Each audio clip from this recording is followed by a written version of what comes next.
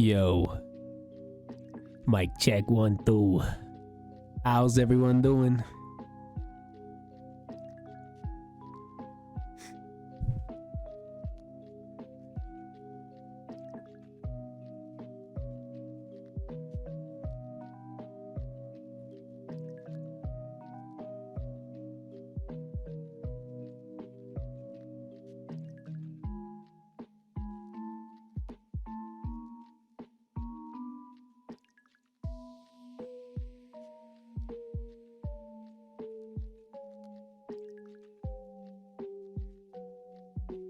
All right, thanks, Pap. I think I'll just smash it out then, because I'd rather give you my full attention.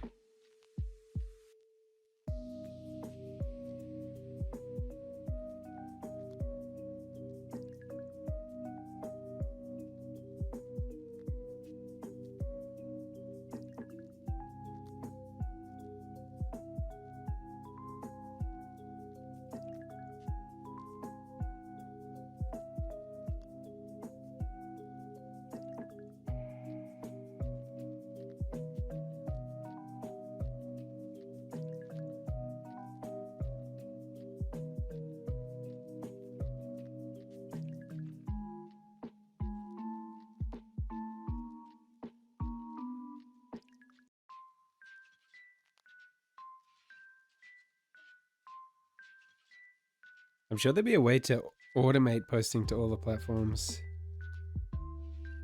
I just have not figured it out. I've not taken the time to figure that out.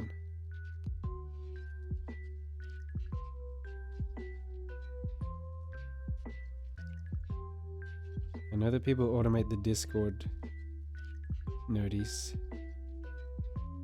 and I'm sure I could do that, but I'd really like to automate everything, every platform, the whole world.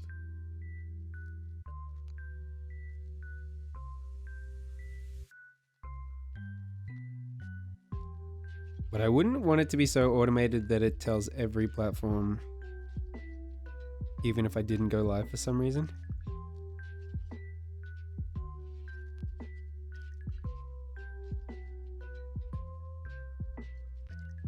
Also, hello, Mr. Wolf.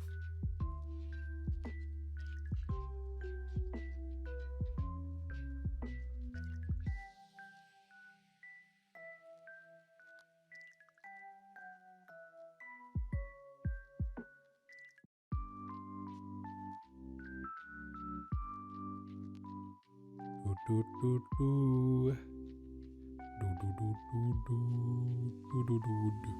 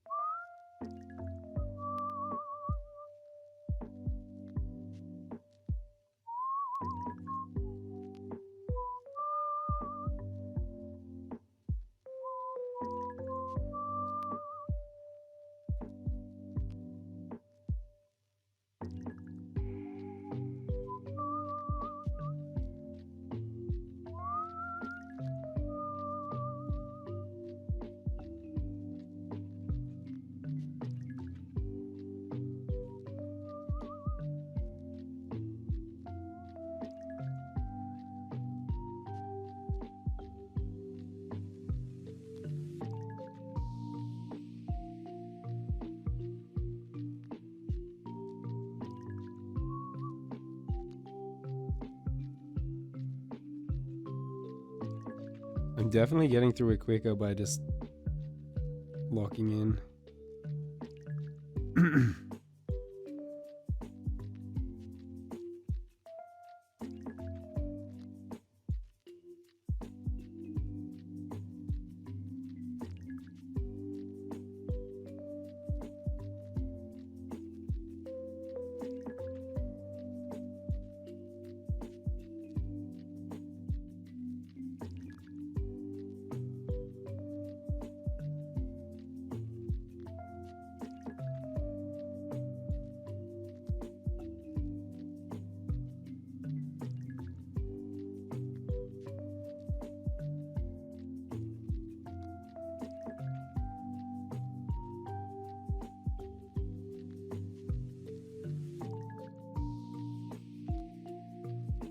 Hello, Nomsky, how are you?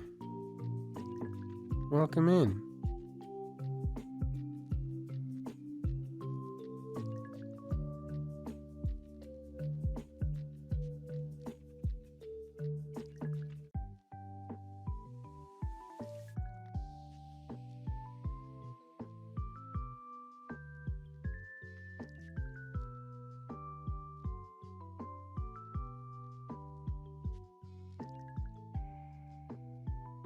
Just woke up 30 minutes ago. I'm alright. How are you? I'm really good, Nomsky. I'm just trying to smash out all the promo so I can give you guys my full attention when I'm done.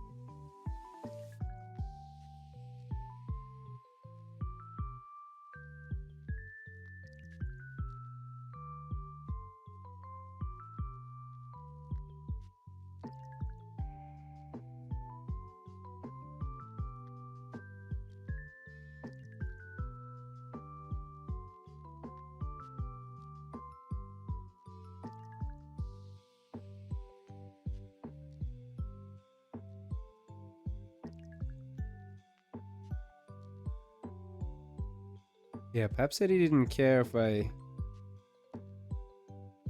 locked in and did the promo first, or if I did the promo. I just don't know which is better. Whether it's better to just get the promo done and then lock in on you guys, or if I do the thing that I've been doing lately where I'm doing the promo and I'm kind of chatting. I'm kind of reading chat. I think it just makes the promo take longer. Do the promo now and give the stream full attention after. Yeah, that sounds good. Seems like we agree, Nomsky.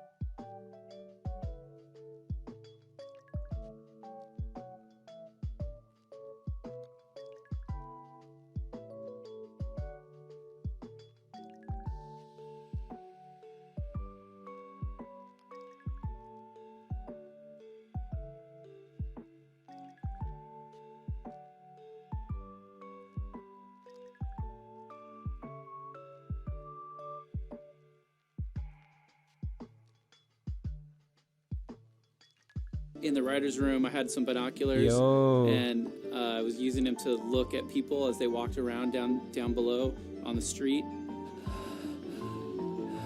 I'd stand right in the window with just staring as people walked towards us, and I did that for 6 months before I realized that you could see right into the writer's room.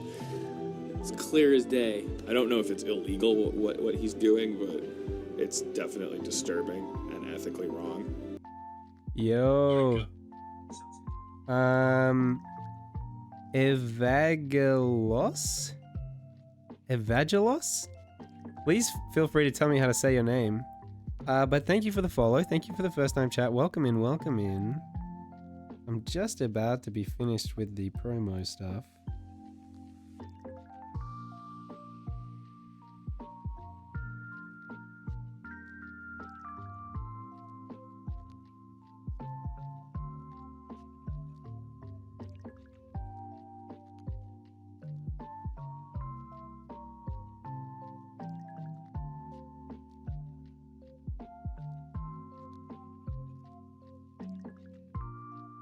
Nomsky asked for a slap.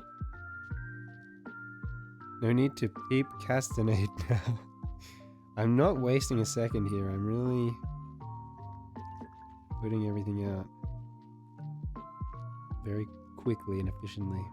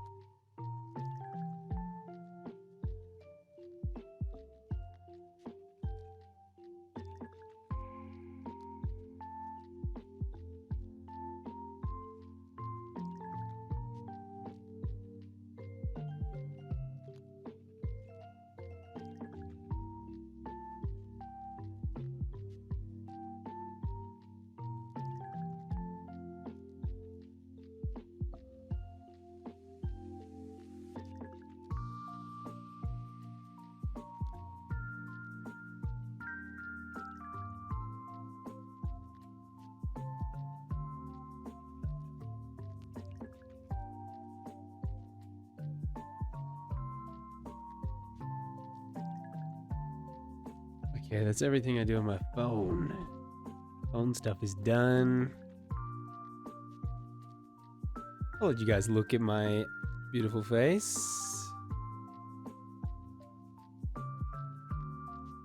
Hello, I'm very low down right now. You hit the floor. Next thing you know, you got low.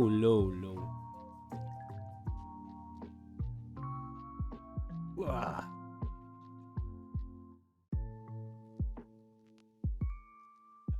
What's this socials real quick? Click, boom, click.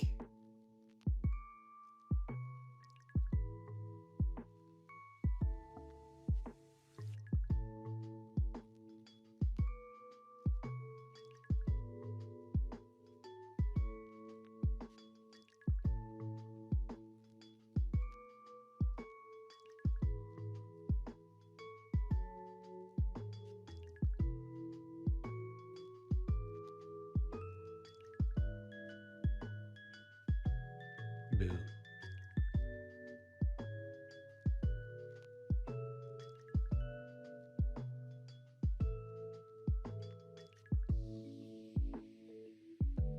So how is everyone? How's everyone doing? Welcome in, everyone. Did anyone redeem the first? I don't see it redeemed, but it looks like it has been redeemed.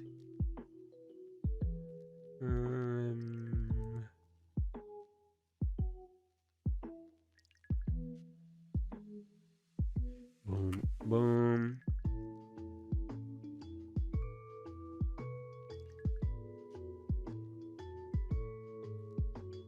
Live now.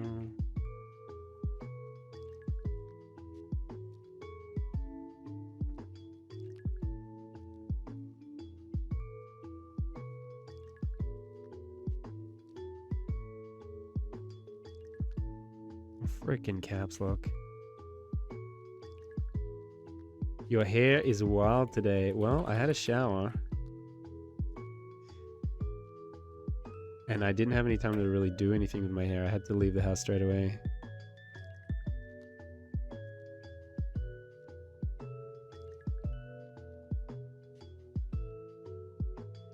Do you like my wild hair?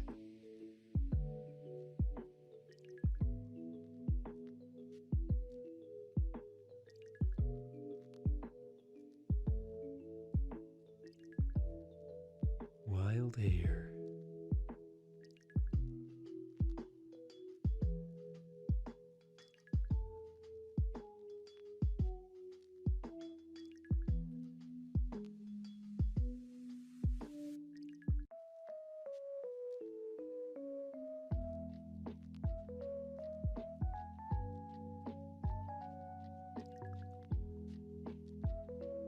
You could be Peepcast with the wild hair, bro. That's what I'm all about. It makes the girls scream and shout, right, guys? And girls, ladies?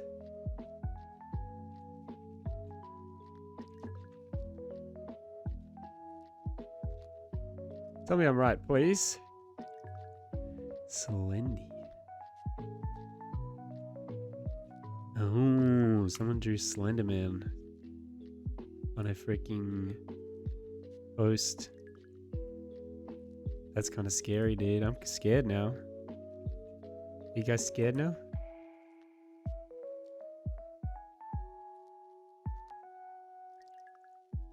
I'm shaking in my boots. I'm like literally like shaking in my boots right now. Please help. Number 8 Burger King foot lettuce. Hi guys, we did the promo. How is everyone? How is everyone? Welcome in, welcome in. Thanks for being here. Let's get rid of that starting soon thing. And yes, my hair is pretty wild today. I might. No. No, what's no? Your hair is a little wild today. Are you on a delay there, old school? Are you on a delay? Are you saying that my hair doesn't drive the ladies wild. Is that what you're saying, bro? He just says no again. Okay, well, that's not very productive. Oh no, it's not what he's saying, I guess. No, that's not what he's saying. But welcome in, Flying Paprika. I'm assuming you redeemed the first, so W's for Pap redeeming the first. That's very good. Good timing. I just saw you in a Tectone video. You know, I got really excited when you said that because I thought that meant that he freaking pulled up my stream or a clip or something. But yeah, I was just in the chat, so it's nothing revelatory. But thanks for pointing it out anyway, Pat. Appreciate ya. 12 minutes 16 on that link if anyone... It's probably just me saying like W or something. I legit paused it there like 30 seconds ago. Very fortuitous timing. Am I just in the chat? No, it's a video calling you out for being racist. Yes, you're just in the chat. Wolf says, oh, adorable. Welcome in, Mr. Wolf. Welcome in. Thank you for being here. Pap says, do you have written permission for this Pokemon content? No, but I've never heard of anyone getting in trouble for playing something like this in the background. My dog is quite racist. I'm sorry to hear that, old school. Could you explain how your dog is racist? Wolf says a good point. I asked if you guys prefer me to smash out the promo before I give the stream my full attention, or just sort of do promo while I'm kind of talking to you guys. It sounds like you guys... It seems like Nomsky prefers me to just smash it out and then give you guys my full attention, and I think that's what I prefer. The dog hates Indians for some reason. Should we speculate on that? Or no? Should we speculate? Oh, I just put it in the reaction content channel. That's an L. Let me whack that in general.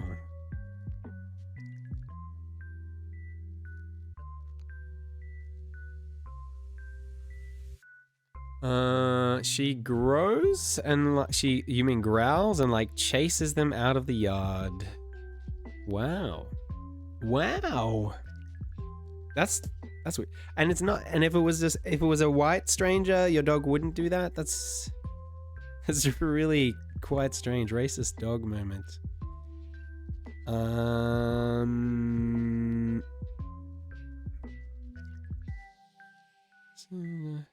Yeah, she likes the white mailman. Okay, maybe it is a racist dog.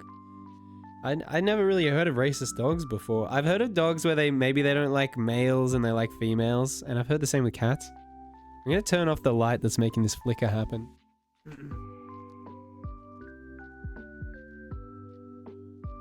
Yeah, I've definitely heard of dogs that like females and not males, and cats that have that going on as well, but I've never heard of a racist dog. That's a new one for me.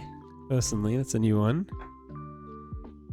No need to beep castinate now. Someone slap me, says Nomsky. We had the first chat from Evaglos. She isn't a big fan of anyone with dark skin. Wow, so that really is just a racist dog. Wow. I mean, often, people talk about their dogs liking women and not men. Because of like traumatic experiences. I wonder if your dogs had a traumatic experience with someone with dark skin. My face was covered with oil from working on the car and she came at me. My assumption there, my best guess there would be that your dog has had a negative experience with someone with dark skin. I feel like that's the only explanation. It couldn't just inherently dislike people with dark skin for no reason, right? That would be cooked. So Pap gave Nomsky the slap she asked for. She said, thank you. Your hair is a little wild today. I feel like it looks really good. Or she's racist AF. I mean, sometimes people are racist due to trauma. People can be racist due to trauma. I feel like people are often sexist due to trauma. Yeah. Racist dog moment. So it doesn't look like anyone's posted anything in the reaction channel. We did a lot of video watching last night, but it didn't seem to do super well for us. Like, people liked the first two videos. I think the Sam Hyde video was way too long. And I think that's why that didn't do great for us last night. The thing is, I feel like YouTube doesn't even necessarily like suggest good stuff to me anyway. So I wouldn't even know. I wouldn't even know what to watch, to be honest. And I don't have a plan for tonight because I freaking spent all day trying to, well, I woke up really late. I'm not gonna lie. I've been staying up really late. And then I got a message from one of the bandmates being like, bruh, we need to meet in like an hour from now. And I was like, well, I need to have a shower.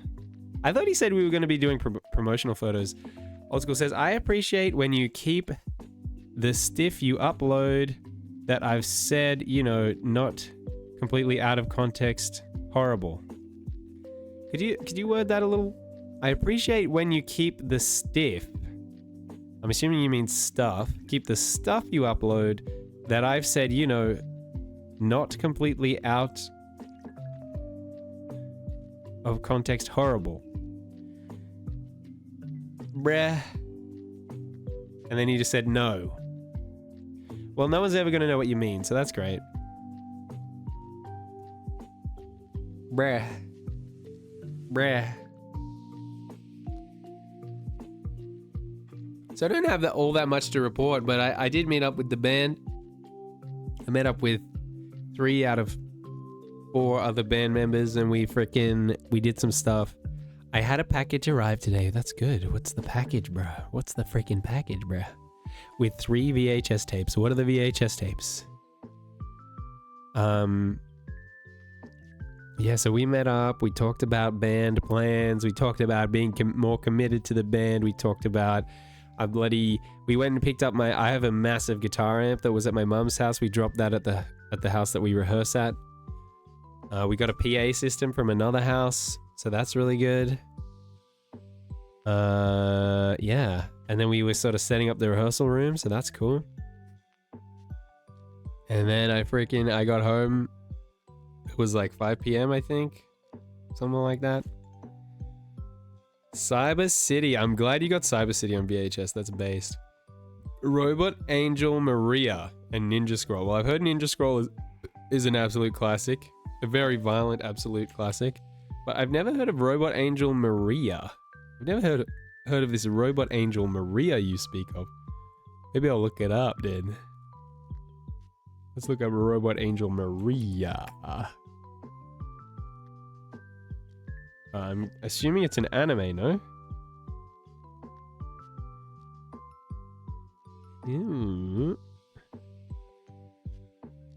Is it an anime? Maybe it's not an anime? Is it not an anime? I'm confused, bro. I'm confused, bro. Broski? I'm also really not convinced that I need the new microphone that I spent all that money on, but here we are. Here we are. This is where we are. Man, it was crazy watching Blunt play Super Mario Bros. And it makes me want to play Super Mario Bros, but I feel like no one really wants me to play Super Mario Bros. Like, I played Super Mario Bros. I feel like no one was watching, no one was chatting. I really don't know what to do, guys. What do you guys want me to do, guys? What do you all want me to do? I could ask Grok what I should talk about on my stream, or what should I do?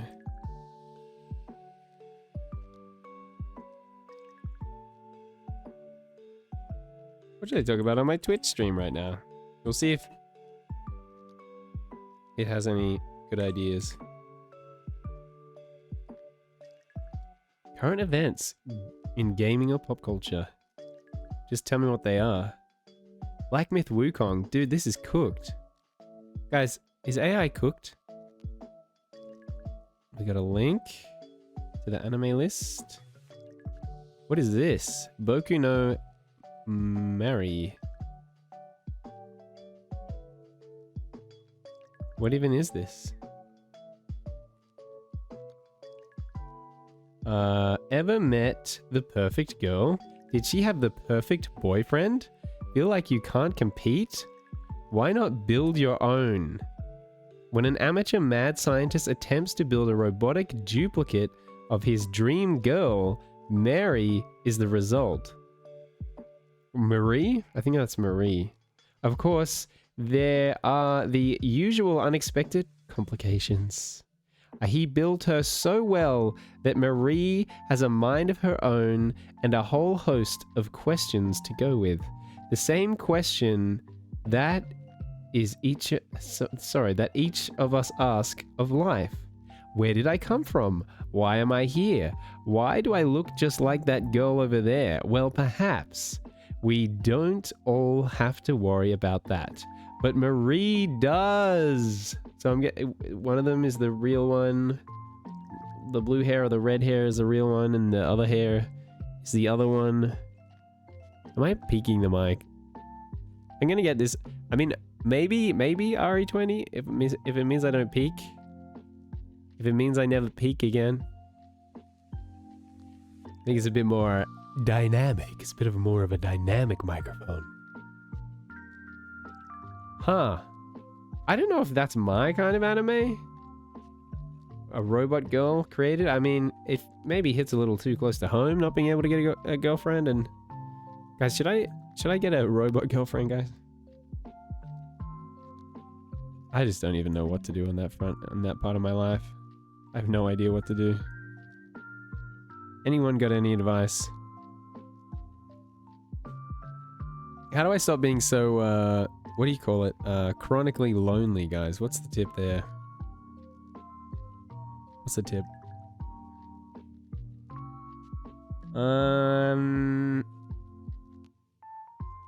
Doop, doop.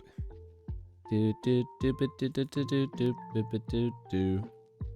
Hey guys, I don't know if I should play a game. I feel like the only one I really want to play at the moment is Super Mario Bros. And then I feel like that scared everyone away. So, and no one's saying, please play Super Mario Bros. Indie games are leaving AAA behind. I think that's true. I don't know if I need a video explaining it though. App says that game is boring to watch, not gonna lie. Okay, fair. That's fair. I will take that criticism on board. The funny thing is though, when Vlunt plays it, it's really freaking engaging because he's like he's doing it with no continues and no warp pipes, and it's actually really intense. There's actually a lot of tension watching him do it, and everyone bets on whether he's gonna get through or not. Would it be engaging if I did that? If we placed bets on whether I was going to get through with my 3 lives?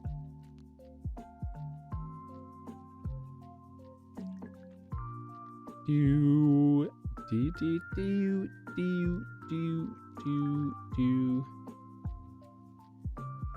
Yeah, guys, I just don't know. What's it all about? Why are we all here? What are we trying to do, guys? What are we trying to do?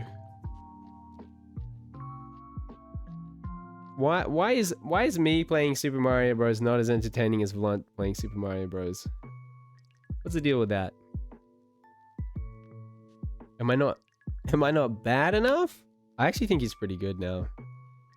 He got very close to beating it. He was like 8-3. I think he keeps getting to World 8 level 3, which is further than I kind of thought he'd ever get. So I'm very impressed. The Joke Machine. Mark Norman is the Joke Machine, it's true, but I feel like I've watched too many Mark Norman compilations on here. If anyone has any reaction suggestions, Pap? If you have any reaction suggestions. Oh yeah, and on the Sam Hyde thing, right? I feel like we've all been like trying to work out if Sam Hyde's actually a neo-Nazi or not. Because we watched the Sam Hyde thing last night, I watched the rest of Extreme Peace. Do you like educational videos? I think I like educational videos if the people watching like them, you know? I generally like educational videos, but I'm worried. A video about the ingenious design of the soda can. It's kind of sick. Dude, that sounds great. Let's watch that. What was I saying? Yeah, the Sam Hyde thing. So we watched the Sam Hyde, I guess it was like a documentary about the history of like $1 Million Extreme and everything. And I was like, okay, all seems pretty cool. It doesn't seem like there's anything wrong here. And then I went and I watched the last episode of Extreme Peace, which is the new show that they put out. And on the last episode, there's a 3D render of Sam Hyde with a swastika on his chest. And the big opening title screen has a gigantic rotating swastika. And then I think the song at the end had like a Hitler speech overlaid over the song. So unless there's some kind of amazing explanation for why they chose to put a swastika on Sam Hyde's chest and a huge swastika on screen for the title card, and then overlay a Hitler speech over the final song, unless there's some miraculous like Deus Ex Machina explanation for that, I think he might be a Nazi, guys. I don't understand why else he would do that. I feel like maybe you could cobble together some kind of argument like it's ironic or something, but I just don't see it. So here we are. So we got to the bottom of that. And now we're going to learn about the soda can. Oh, and we'll stop the Pokemon music. The video's probably going to have music in it. Yeah, swastikas bad, Hitler bad. Crazy controversial opinion. Here we go. The ingenious design of the aluminum beverage can. Every year, nearly 500 billion of these cans are manufactured. That's about 15,000 per second. So many that we overlook the can's superb engineering. That seems fair. Let's start with why the can is shaped like it is. Why a cylinder? An engineer might like to make a spherical can. It that would roll has the around. smallest surface area for a given volume, and so it uses the least amount of material. And it also has no corners, and so no weak points, because the pressure in the can uniformly stresses the walls. Wouldn't want it to roll around. But a though. sphere is not practical to manufacture, and of course, True. it'll roll Yo, off bro, the found table. your Facebook support group. Just wanted to stop and say what's up. Also, dropped a follow. Bender. Thank you so much. Lickety split. Kill all humans. You heard. Kill all humans. Must Thank you for the kill follow. all humans. That alerts Bender, a little wake bit. up! I was Having the most wonderful dream. I And think you were in it. Listen, Bender, where's your The bathroom? bathroom. Bath what? What? Bathroom. What room? What room? Bathroom. What? Ah, never mind.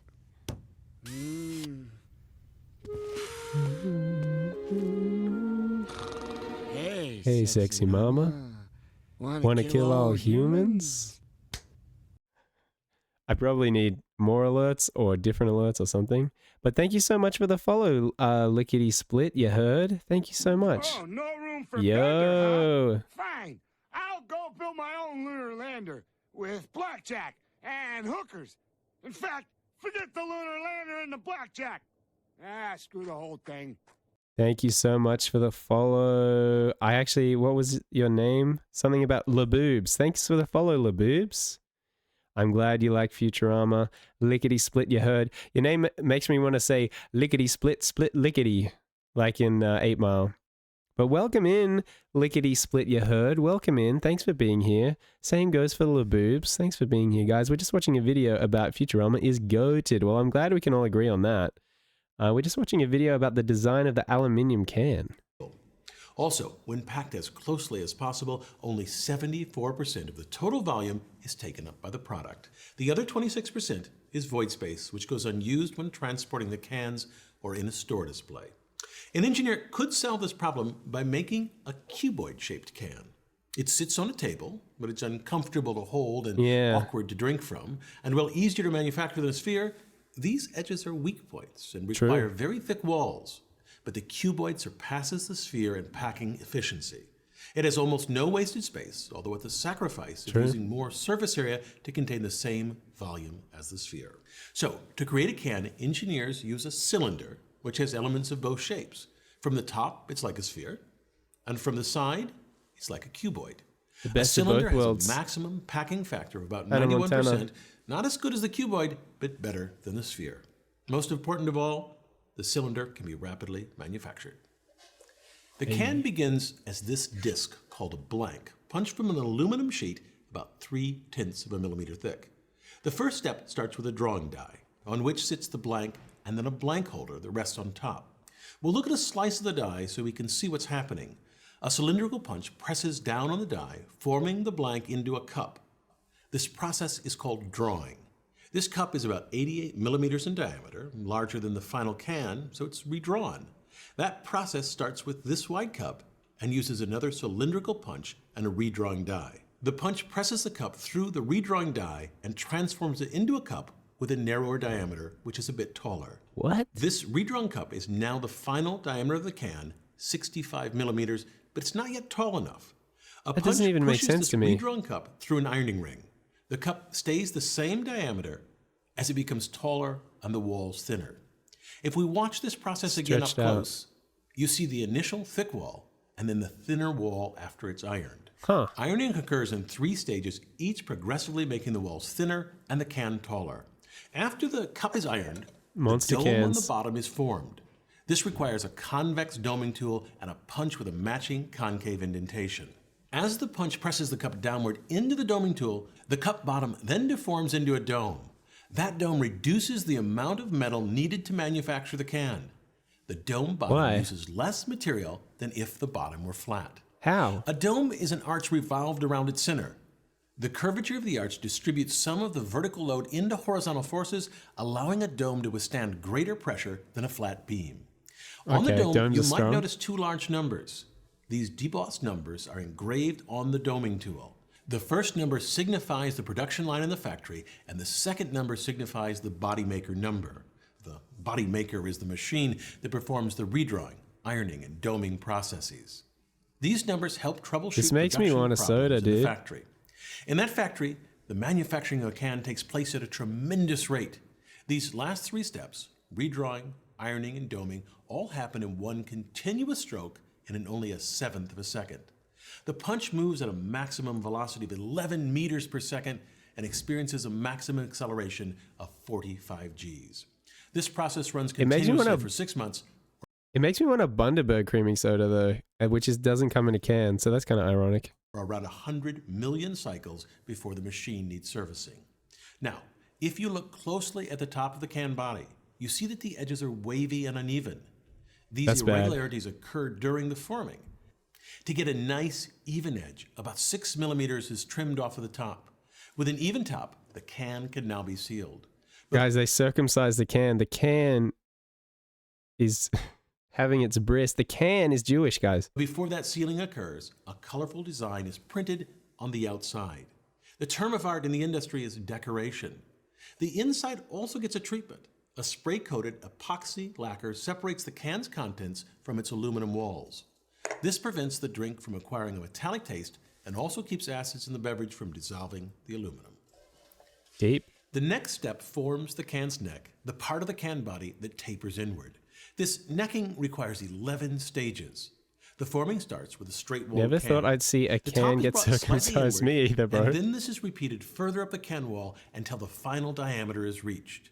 The change in neck size at each stage is so subtle that you can barely tell a difference between one stage and the next. Each one of these stages works by inserting an inner die into the can body, then pushing an outer die, called the necking sleeve, around the outside. The necking sleeve retracts, the inner die retracts, and the can moves to the next stage. The necking is drawn out over many different stages to prevent wrinkling or pleating of the thin aluminum. Since the 1960s, the diameter of the can end has become smaller by 6 millimeters, from 60 millimeters to 54 So they can give us today. less soda? This seems a tiny amount, but the aluminum can industry produces over 100 billion cans a year, so that 6 millimeter reduction saves at least 90 million kilograms of aluminum. So who's going to say $90 million That every year? amount would form a solid cube of aluminum 32 meters on a side. Compare that to a 787 That's Dreamliner, crazy. 60-meter wingspan. 100 billion After is the neck nuts. has been formed, the top is flanged.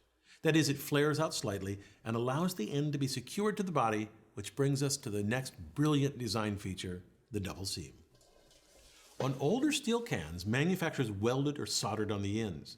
This often contaminated the can's contents. In contrast, today's cans use a hygienic double seam, which can also be made faster. This can is cut in half so you can see the cross-section of the double seam.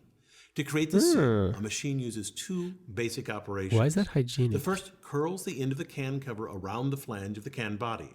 The second operation presses the folds of the metal together to form an airtight seal. I guess it's a better seal. While the operation themselves are simple, they require high precision.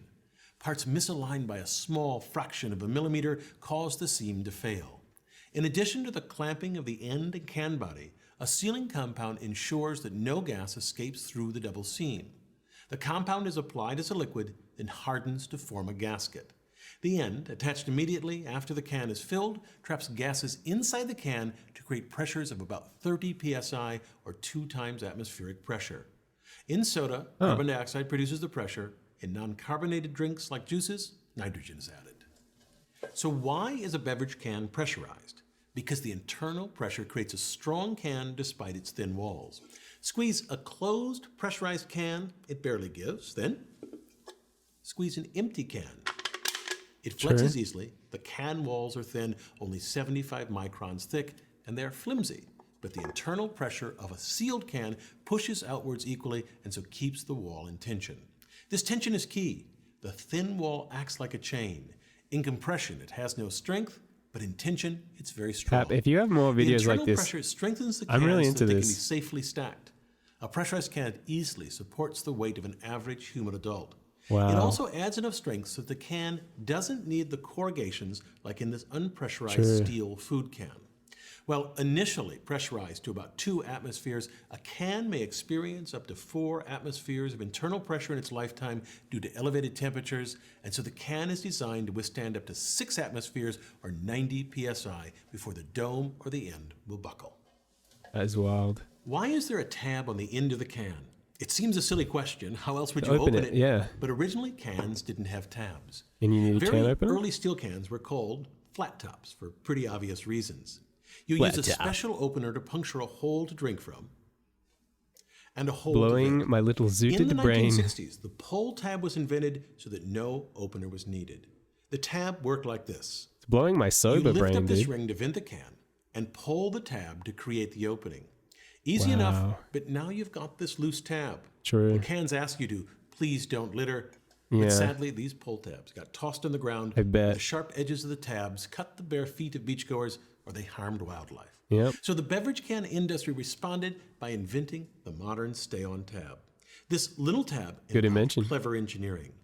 The tab starts as a second-class lever. I'm actually amazed. This is like a wheelbarrow. I never because the appreciated tip of this. The tab is the fulcrum, and the rivet the load. The effort is being applied on the end. But here's the genius part. The moment the can vents, the tab switches to a first-class is lever, sick. which is like a seesaw, where the load is now at the tip and the fulcrum is the rivet. You can see clearly how the tab, when working as a wheelbarrow, lifts the rivet. In fact, part of the reason this clever design works is because the pressure inside the can helps to force the rivet up, which in Wow, turn depresses that's the crazy. outer edge of the top until it vents the can, and then the tab changes to a seesaw lever. What? Looking from the inside of the can, you can see how the tab first opens near the rivet. If you try to simply force the scored metal section into the can using the tab as a first-class lever with the rivet as the fulcrum throughout, you'd be fighting the pressure inside the can. Wow. The tab would be enormous and expensive. I've never Here are thought 2 about this different before, dude. stepwise animations of the entire can forming process. And lastly, these are 2 detailed animations of the cup drawing and redrawing processes. I feel like I totally The took it for aluminum granted. beverage can is so ubiquitous that it's easy to take for granted. Hey. But the next time you take a sip from one, consider the decades of ingenious design required to create this Wow. modern That makes me engineering want to get a model. can, I'm Bill dude. Hammack, the engineer guy. Wow. Okay, Pap, what's next? That was freaking awesome, bro. That actually changed my life. Bravo, engineer guy. Bravo. The plastic soda bottle? Must have designed of the 2 liter. Because I was literally thinking maybe the plastic soda bottle kind of sucks compared to the can. But maybe it's also smart too. A plastic soda bottle begins with this tube called a preform, which is created by injection molding. Why have I heard of The a preform- preform before? Why have I heard of a preform? Is that a thing in like a video game? I don't know why I've heard the term preform before. It's heated enough to become flexible, but not hot enough to melt. Then a blast of air inflates the preform into a bottle. Wow. This isn't a very good-looking bottle. No. But notice that the preform inflates into the cylindrical shape by design. Its walls We were in caves not too long ago. Yeah, I mean relatively, yeah. are thin at the top, tapering to a thicker sides and bottom. To create a perfectly shaped bottle, you need to inflate the bottle in a mold like this. An intense blast of air creates the bottle in the blink of an eye. The mold. To see the steps, let's slow things down. In the mold, a rod enters the preform, and a blast of air at about 100 pounds per square inch starts to inflate the preform. In a fraction of a second, the blast forms a bubble a third to a halfway down the preform, just enough so that the bubble almost Is this reaches reminding the mold's anyone else of wall. any other object? Next, as the stretching rod races to the bottom of the mold, a blast of air at 480 pounds per square inch transforms that bubble in 2/100ths of a second into a fully formed bottle. Generating the air for this process is so A significant light bulb? that other than the cost of making the plastic preform, the energy to create the air is the largest cost. 480 psi is wild. Could you imagine nutting at 480 psi? This inflation of a preform is a quick way to make a bottle, always something desired in manufacturing, but it does more than that. Stretching the plastic is central to the masterful engineering of the plastic soda bottle. The stretching imparts to the bottle its strength. And that's surprising because the bottle feels flimsy, especially if we compare it to its predecessor, the mighty glass bottle from the early 1970s.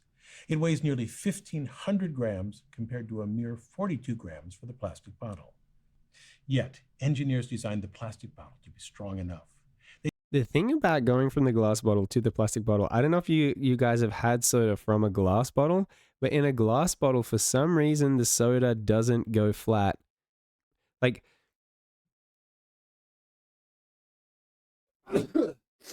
in my experience, when you can drink from a glass soda bottle, you can drink like half the soda, put the lid on, and then it doesn't go flat. But if you did that with soda, doesn't go flat for hours.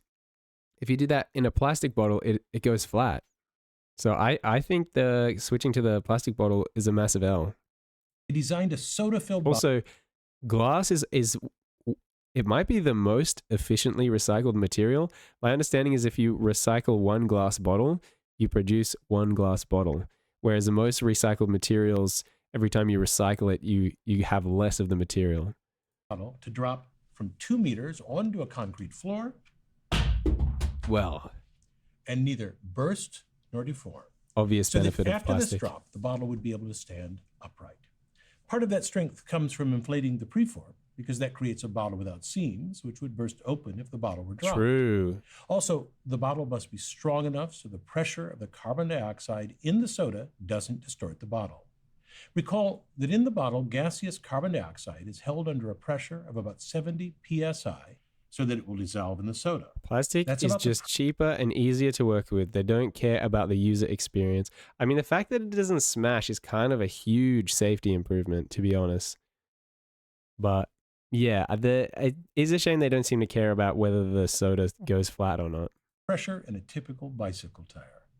That strength, that resistance to bursting, is created at the molecular level by the inflation of the preform.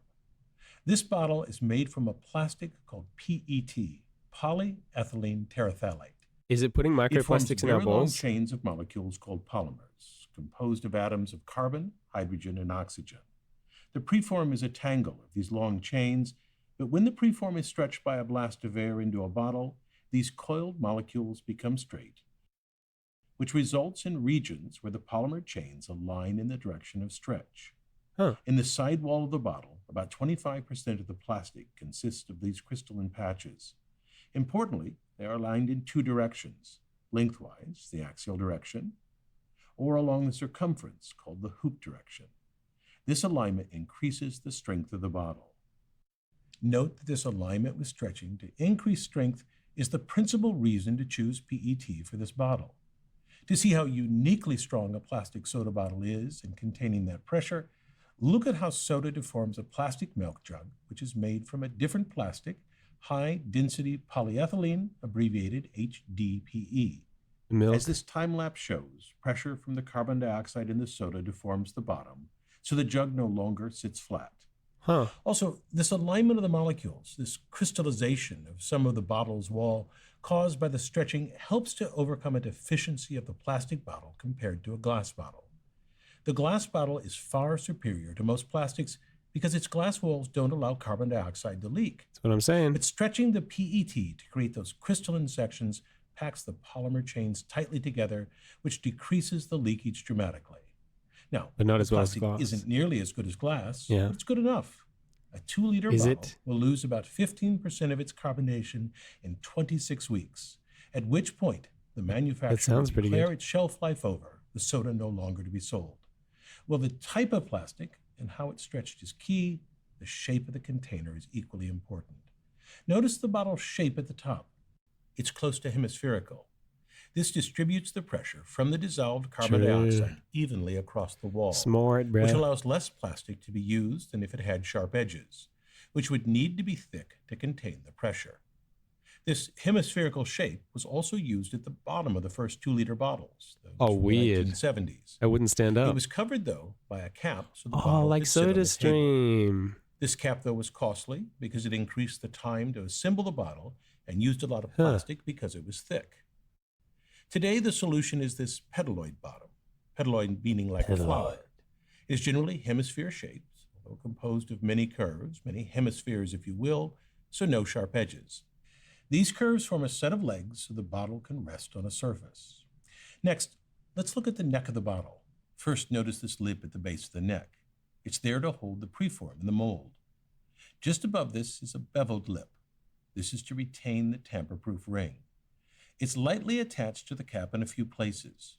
When you remove the cap, the tamper ring detaches to indicate the bottle's been opened. Looking inside, we see how it works. The ring has a clasp that catches on the lip. To show how it works, I've highlighted the clasp with a red marker. When the cap is first screwed on, the beveled lip presses the clasp against itself, and once it slides past the lip, the clasp snaps open and catches. Makes sense. Next, notice the threads at the top. They're not continuous. There's a small I've always section wondered removed. why.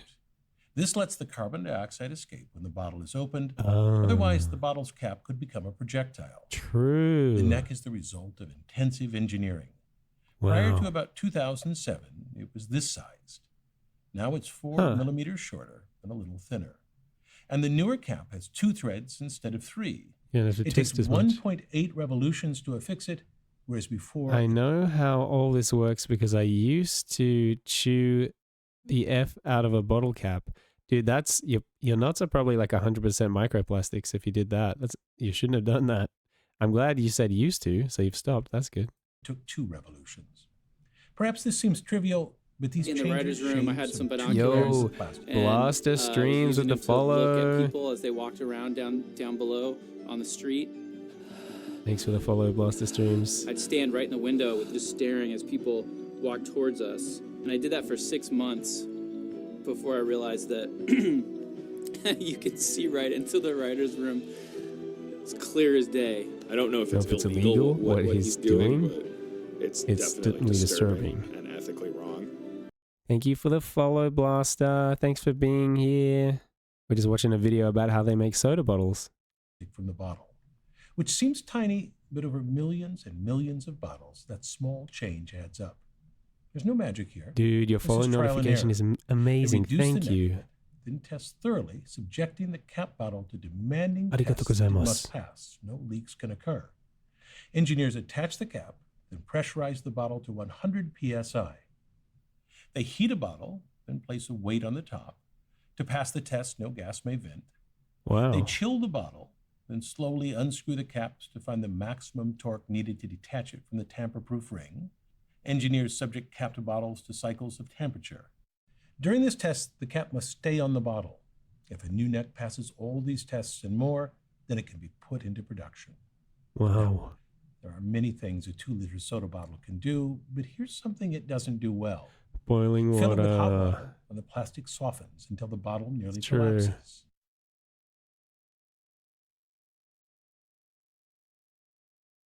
Yet, since its introduction as a soda bottle, the PET bottle has expanded to other beverages, which must Expanded? be filled at 80 to 95 degrees Celsius to sterilize the bottles, like sports drinks, juices, or what the industry calls new age beverages.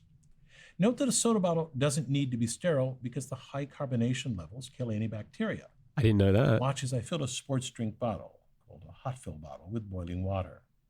Notice that the bottle doesn't collapse. Huh. PET plastic in this bottle was heated. Is that in why the they're so mold good a for little longer bongs? than a bottle used for soda, which created more of those crystalline patches on the wall and so the bottle is more resistant to heat. Still, the bottle changes shape, which is best seen in the cooling of a capped bottle. When the capped bottle cools, its volume will decrease by about 3% and creates a lower pressure in the bottle than the pressure outside the bottle, which sucks the sides in. If I zoom in on the base, you can see the recovery of the plastic during a time lapse. Whoa. You can notice this at home if you examine a large juice bottle. When it comes home from the store, its sides curve in, but when opened, they pop out when the pressure inside and out equalizes. The panels in these hot fill bottles enable this controlled contraction and expansion. These are designed to accommodate the pressure changes caused by a hot. I'm not gonna lie, I always thought the like Powerade and Gatorade bottles were just like that to look cool. I didn't realize it was like an actual functional thing. That's wild. Liquid cooling. The bottom of the hot fill bottle is different than a soda bottle. The graceful petaloid bottom is now replaced with a base similar to a champagne bottle. A flat Yeah, it's outer just lip like champagne. and a raised center with indentation. Same thing, basically. Ribs. Like the petaloid bottom, these ribs add strength, but keep the bottom generally hemispherical shaped. The implementation of these two designs, though, was delayed by a decade because of a patent dispute. Continental Can Company held patents on the hot fill base and the petaloid bottom. But Monsanto, an earlier developer of PET plastic, had patented a base a few years before Continental.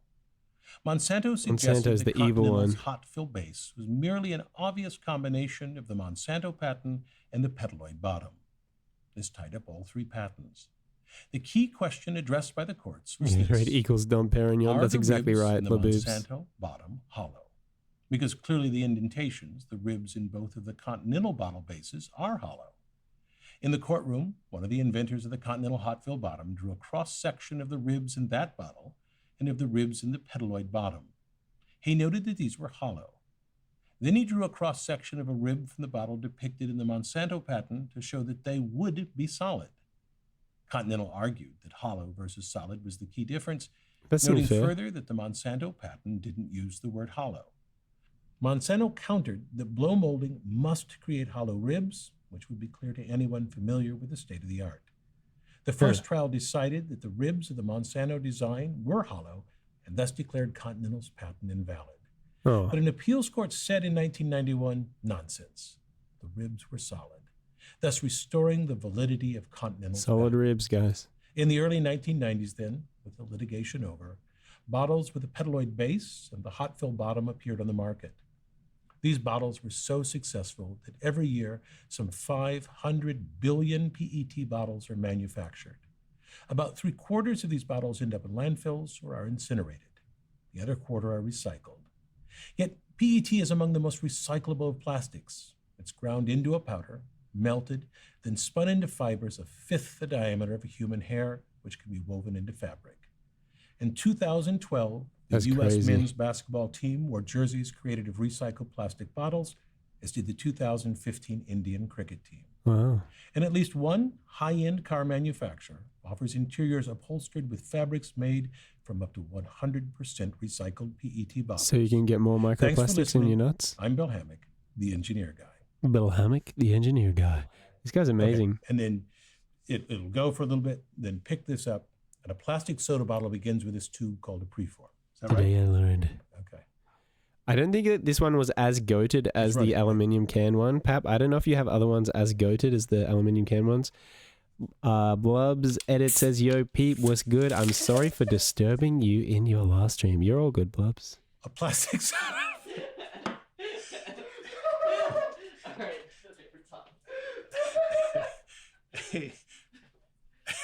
So to be like, I was gonna say you hadn't laughed. Okay. Okay. I don't think it's in us to have a blooper section of the video. I think that might make it at the end. that's what happened. It's crazy. Yeah, Pap, I don't know if you have other ones as good as the aluminium can one, but that one went off. So if you're reacting to videos, can you react to my edits now? Blubs, I think I've made it pretty clear. I don't like that your only interaction you have with the community is telling me to react to your stuff. Blood. You gotta actually be a part of the community, bro. Wait a minute, I'ma be back. Yeah, you're going to go away and then you're going to come back and ask me to react to your edits. You got to be a part of the community, bro. Like everyone else.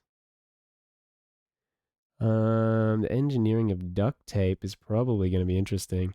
You know, I was thinking about this. Someone told me the other day that duct tape isn't any stickier than electrical tape, but I feel like that's not true.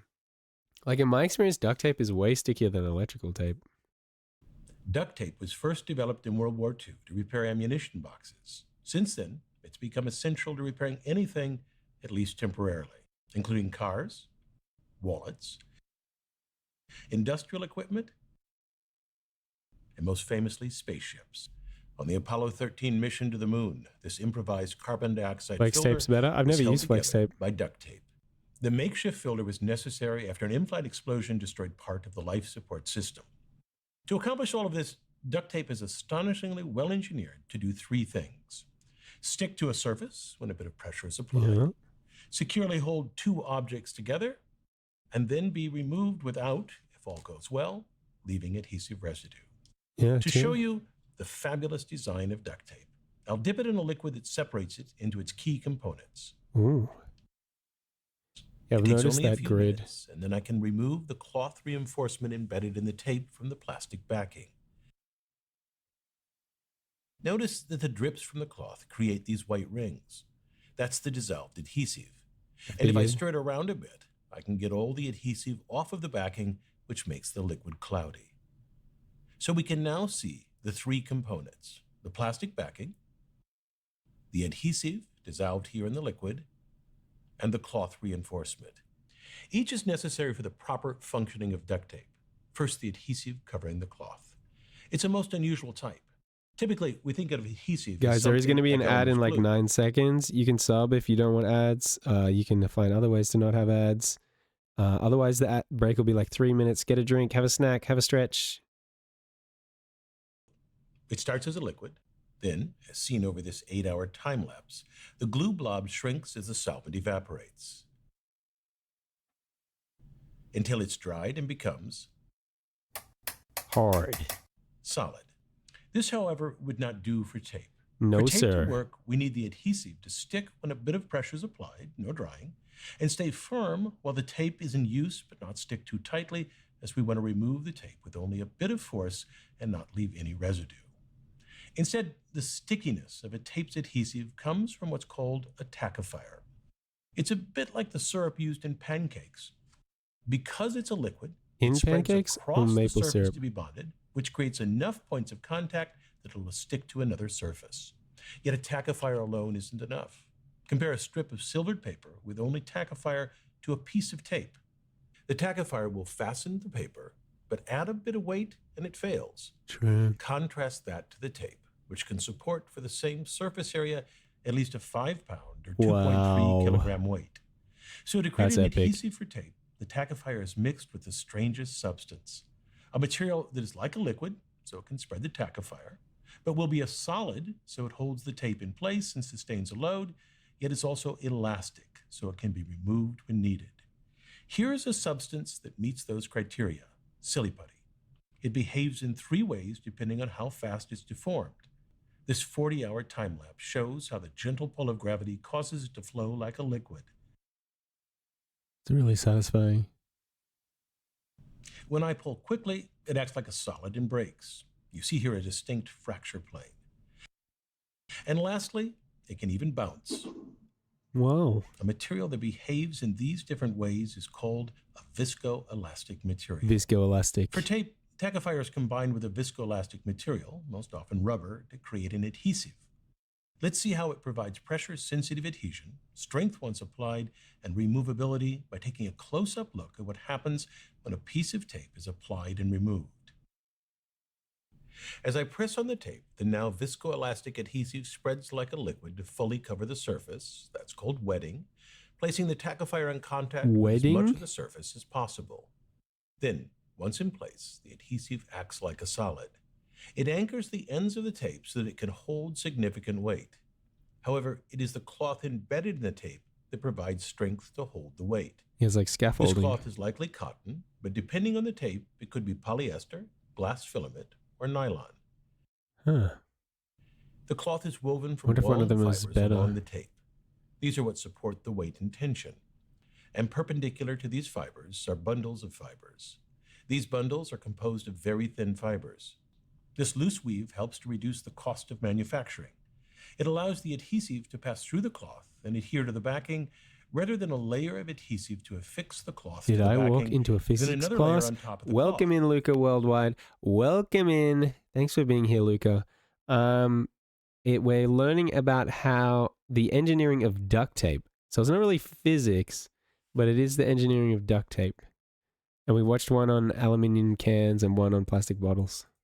This close-up of tape And it's, like, attached way to the more glass interesting than you would shows think. the viscoelastic behavior. This is the tape, and this is its reflection in the glass.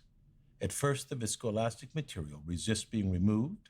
It stretches, becomes filamented, then elastically snaps off the surface, leaving the glass without any residue. That's really cool. That's In an actually ideal epic. world, the removal of tape leaves no residue from the adhesive. Here's a piece I've attached lightly. You can see it only partly wets the surface.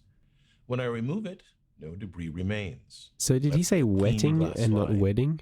But most often, especially with duct tape, it sticks too much.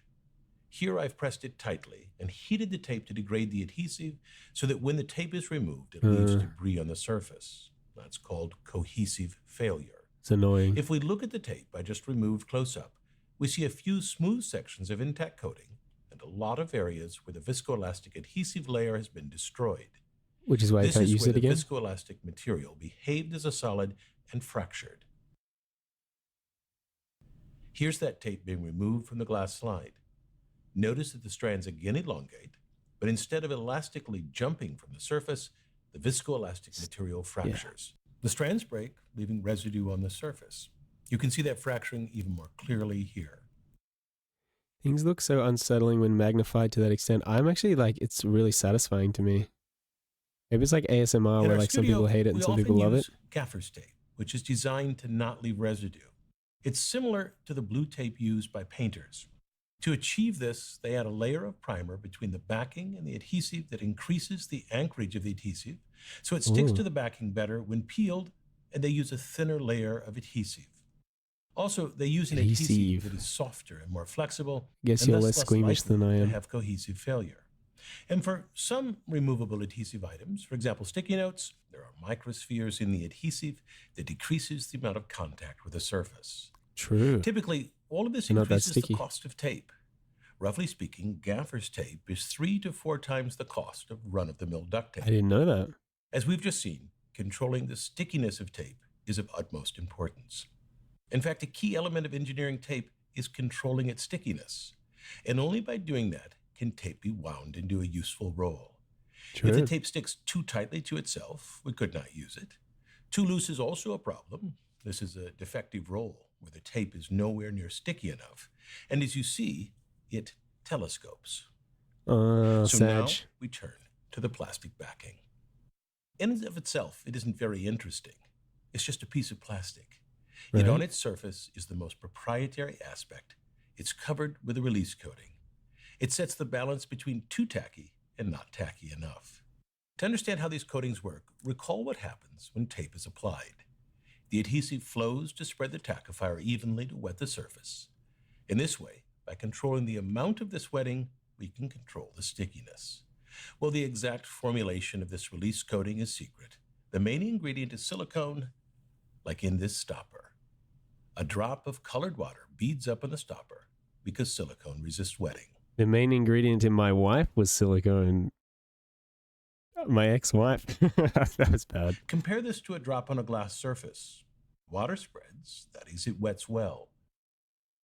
To create then a release coating with just the right amount of stickiness, engineers apply a coating that contains some silicone, not too much or not too little, enough to hold the tape in position, but allow it to be easily unrolled.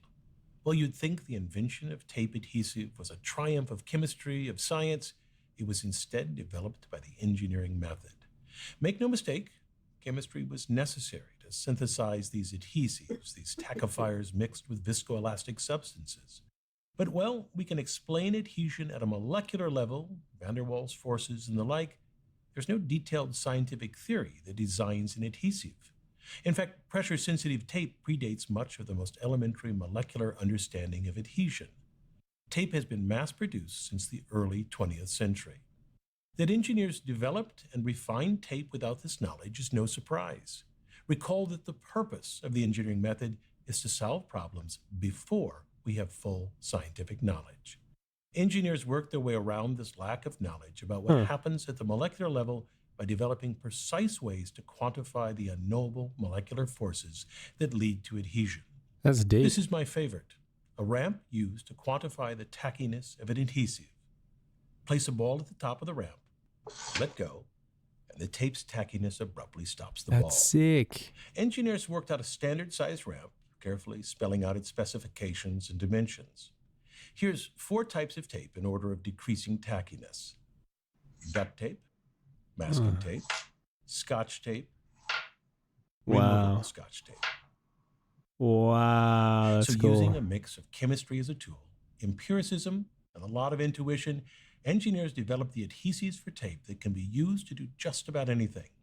Although there is one thing you should not do with duct tape, as noted inside this roll. Do not use it in flues, chimneys, mufflers, or tailpipes. Heat. So don't use it on a duct or anything like it. So why is it Bill called Hammack, duct tape? The engineer guy. Why is it called duct tape if you don't use it on a duct? Please explain. All right, we got another link from Pap. To scale time. Hey, we were talking about how we haven't been around that long. We are like butterflies who flutter for a day and think it is forever. Deep. Wiley, I'll say I again. think we all have a pretty good grasp of what time is. Yes. So why are we doing this? To go deeper. Every human being understands time as seconds and minutes and hours and years. Yeah. But our brains are not wired to grasp how old the universe is. And this is a realm of time that we cannot imagine. Father Time, how long has that clock been going? A few billion years. Why? Well, could you unwind it for us? Man, are you crazy? The best way to Can we turn the video sound up a little? Yeah. The cosmos is to see a timeline that Is that shows you good? the history of the cosmos.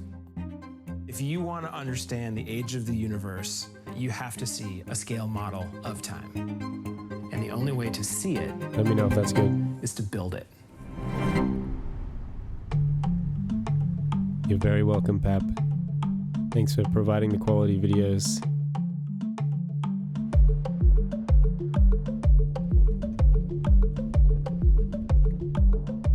Welcome to the Mojave. Welcome back, Blubs. What are we doing here? Watching a video about time. Space like this lake bed, you can take the years of the history of the universe and translate it into distance. So double check my What? math. 200 lights to be safe. How long did you say a kilometer was? We're going to build 2 models. We're going to build a model of the history of human civilization, and then we'll build Thank another you, Pap. model that shows the history of the universe. And by doing that, you can see how small we are in the history of the universe. All right, what's the plan? The plan, let's talk about it. In the next 10 hours, we have to lay out 800 lights, each 10 meters apart, walk 4.5 miles, probably several times in 100-degree heat. And how are we going to convince our friends to come and do this with us? Blubs, if you ask us to react to your edits again, you will be banned permanently. Welcome in, Foreskin. Welcome in. Thanks for being here. Roller Guy says Diamond Steve raid. The raid hasn't happened. So we'll see if the raid actually happens. But welcome in, Roller Guy 2002. Welcome in. Welcome in, Foreskin.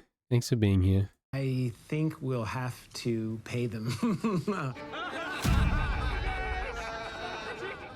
As if this wasn't hard enough, we have to get a single shot of the whole model right at dusk when the light is dim enough so that we can see our lights, but not so dark that we can't see the landscape. Roller Guy, you should wait until a raid has actually happened before you post a raid message. It takes a lot of space up on the screen. We'll only have one shot. No pressure. No pressure. We have to get it right. Are you anticipating any running today? I am not anticipating any running. Why are you running? We're running out of daylight. Must go faster, must go faster. Way over there. So why'd you want to do this, Wiley? I don't know. Ooh, he likes to cut it close. Ready for this? Ready.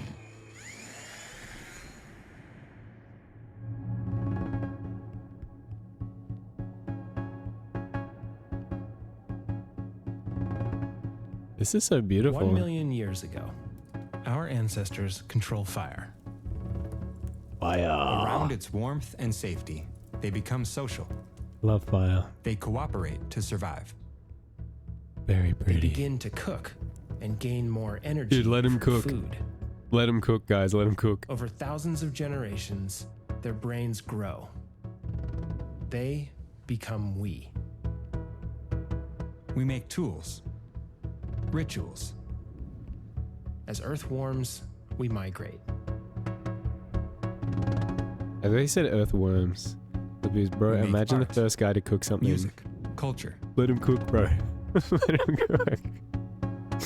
We People are trying to domesticate stop animals, then plants, We create cities, kingdoms, empires, the wheel, writing, math, monuments, religion, conquest, nations, revolution, democracy, modern science, medicine, economy, trade, industry, transport, electricity, communication, technology. and at last, today. Bro, I'm getting chills. This is so well made.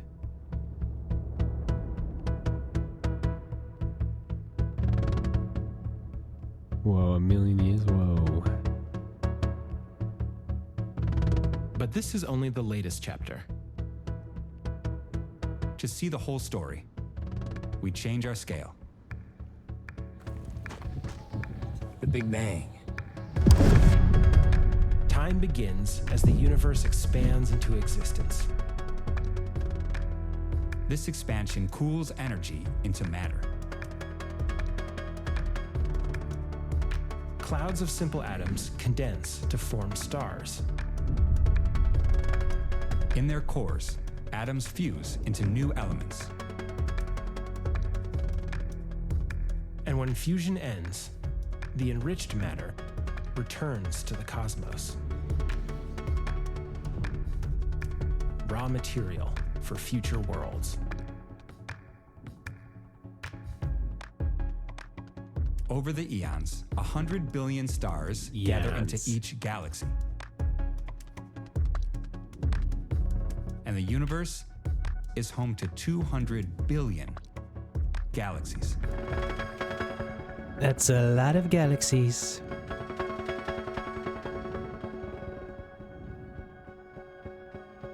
The best galaxies. In one, our sun and planets form. As Earth cools, rain fills oceans. Atoms forged in ancient stars bond into molecules. One starts to copy itself. Life begins. A molecule just evolves randomly to starts live to off copy light. itself? And that fills our air with oxygen. Then, a powerful new kind of cell is born. From it, life evolves into endless forms.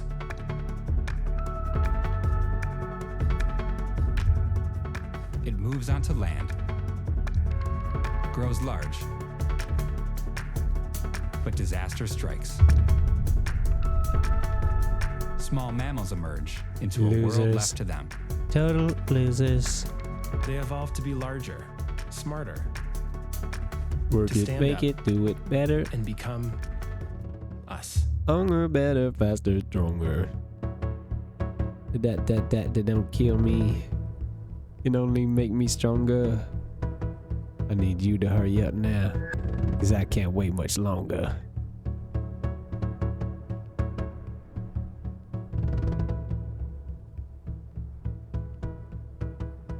We did it! We did it!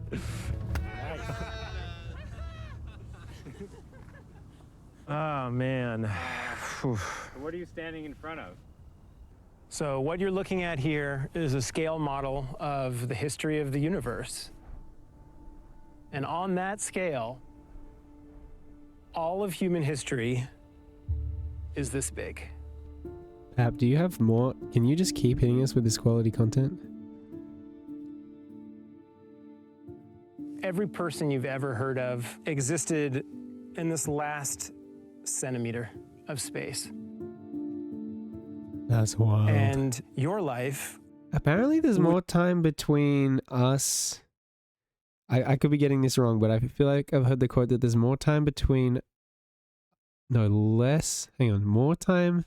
No, less time...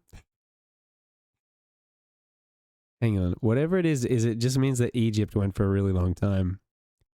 I think it's there's less time between us and Jesus than like the beginning and the end of Egypt, maybe? Something like that? It'd be less than the width of a hair.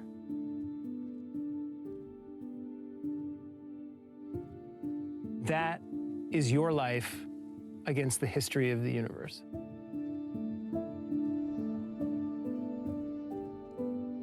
Did I say that right? Less time between us and Jesus than the beginning and the end of Egypt. Oh, man.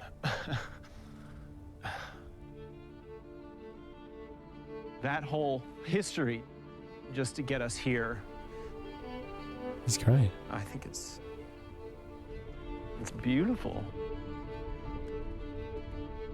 Yeah. I think I look at this and I think, this is it, man. We have one life. True. We are alive. Cleopatra was alive closer to the invention of the iPhone than she was to the building of the pyramids. That might be what I'm thinking of. Thank you, LaBoobs. But that time is a gift from the universe. It's a tiny moment, but what a moment. What a moment. The best moment of all moments. It makes you think about how you want I'm to spend pretty sure your you're own right, time. LaBoobs. What's important with the time you have? Definitely gooning on Twitch.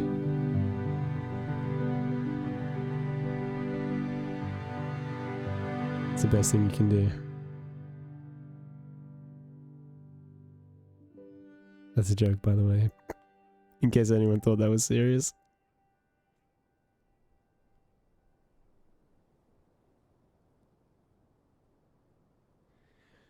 Thank you, Pap. That was freaking goated. That was freaking goated, my brother. Check out 2Scale. They only have 255 subscribers. That's cooked. They should be in the millies, baby. In this video, I'm going to shrink down 10 times every 21 seconds until I'm the size of an atom. I'm going to do this for two reasons.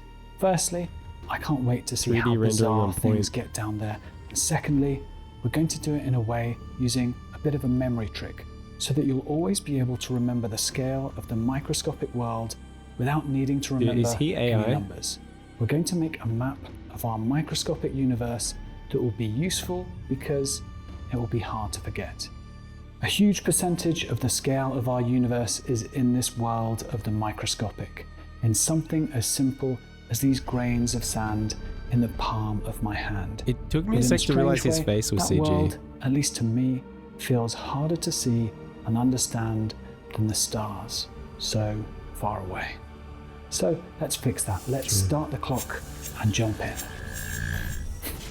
Okay, obviously it wouldn't be a good scale video if I didn't use a banana. So that's step got one him. here. I'll put the numbers here, but 18 you don't centimeters? need to remember them. Micrometers, nanometers, and picometers can get confusing. Just focus on the visuals and try and remember the journey. So I'm now the size of a coin. This is actually a real US quarter, by the way. I've scanned That's it using CG, a bro. microscope and a technique called photogrammetry. So Okay, all the bro. detail here is on an actual coin I own, and I can explore it like it's a painting or a landscape. It was now a that little I'm the too loud for me. I size brought it down a of bit. the edge of a coin. I'm now in the world of these grains of sand from the desert. This for me is the beginning of where things get weird. And this drop of water will need some force to get through. Hello there. This is a tardigrade or water bear. They are tough. They chomp on vegetation in water and can survive the vacuum of space. It's quite a big microorganism, but they are all so very strange. I think they're cute. Happy, you got to keep these videos coming. Terrifying, it depends on how big you are. This is a red blood cell. This is where the red color of our blood comes from.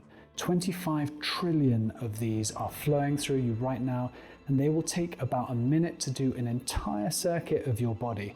They carry oxygen from our lungs and carbon dioxide back out. But they can be damaged by bacteria. This is E. coli, responsible for a lot of food poisoning. They can divide every 20 minutes and can produce a toxin that damages your intestines and red blood cells. 99% of bacteria don't hurt you, but this one does. But this bacteria needs to watch out for a virus. Usually viruses are bad, but this one is actually awesome. It's called a bacteriophage, and it kills bacteria. This one in particular kills E. coli after replicating inside it. We might need to rely on these more in the future as bacteria is evolving to resist antibiotics. But usually, Good thing we have some homies on our side, huh? Like this one. It's called a circovirus, and it's the smallest type. But even things this small require blueprints to construct, which is what DNA is. Instructions like computer code on how to make and run an organism like this. You can see it coiled up, bundled inside. I just need to be a little smaller to get in there. This is DNA, a twisted double helix of molecules, providing the instructions for the organism it's in. These groups of combinations of molecules are called genes, and they can define a trait of that organism, like blue or brown eyes in humans.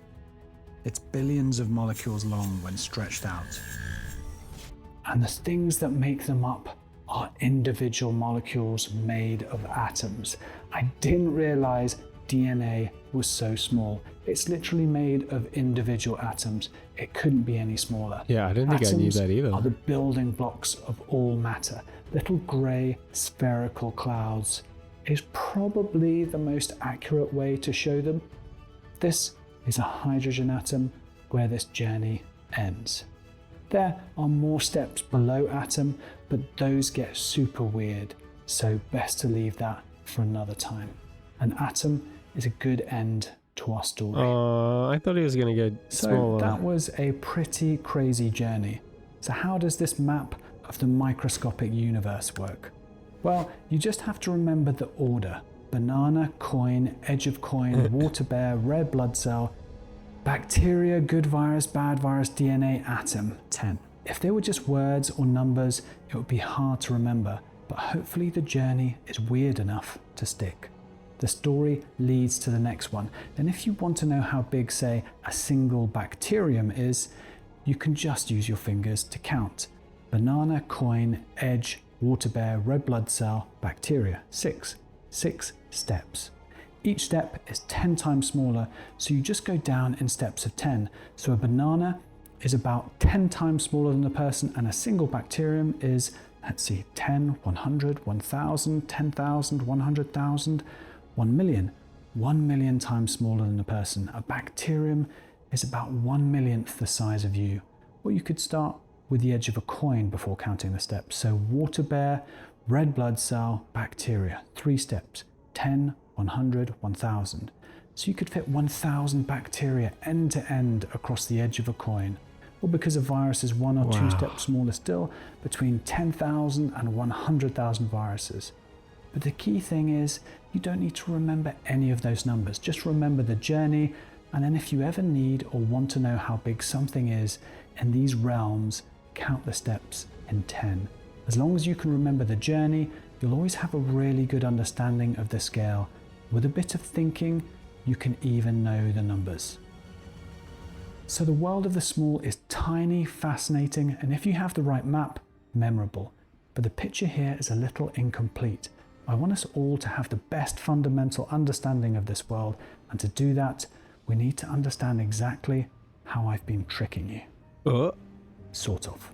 Your AI? The last piece of the puzzle to understand this world is to talk about linear and exponential scale. So, what is that?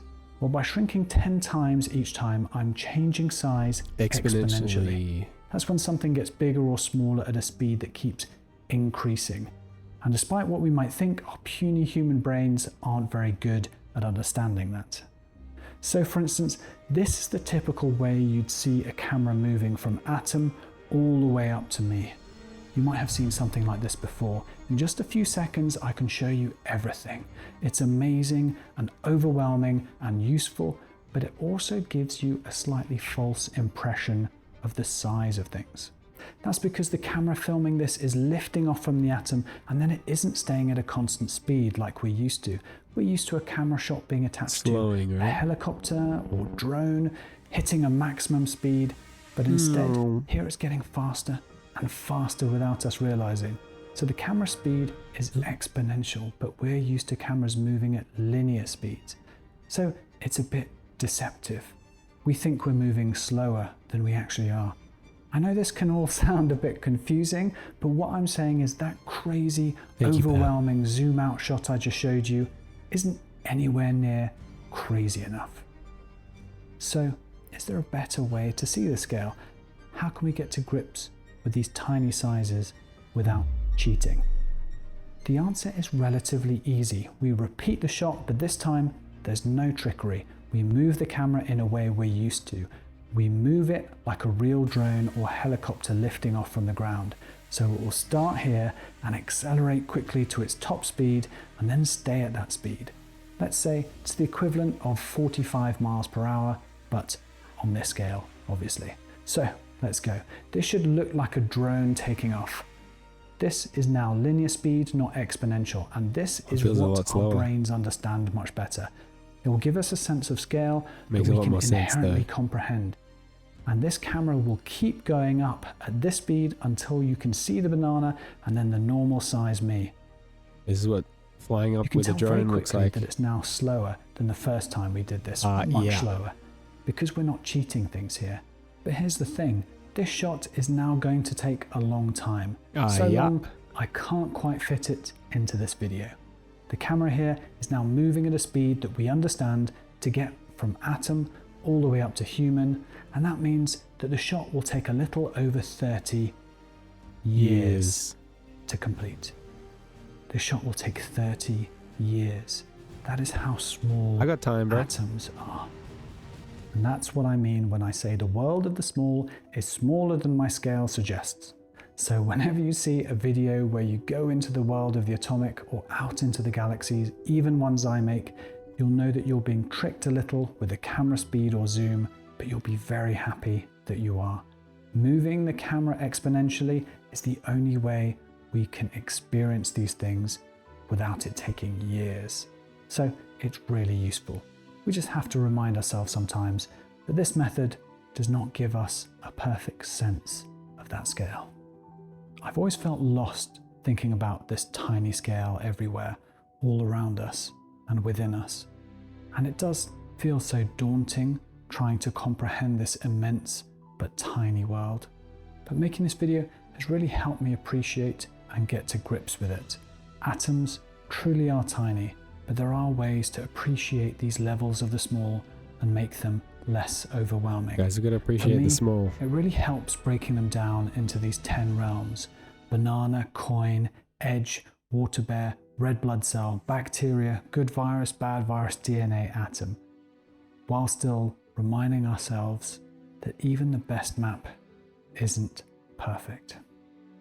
Wow. This might sound strange, but one of the reasons I made this video was because I read a poem once. I don't really make a habit of doing that. I like poems. But the start of this poem has always stuck with me.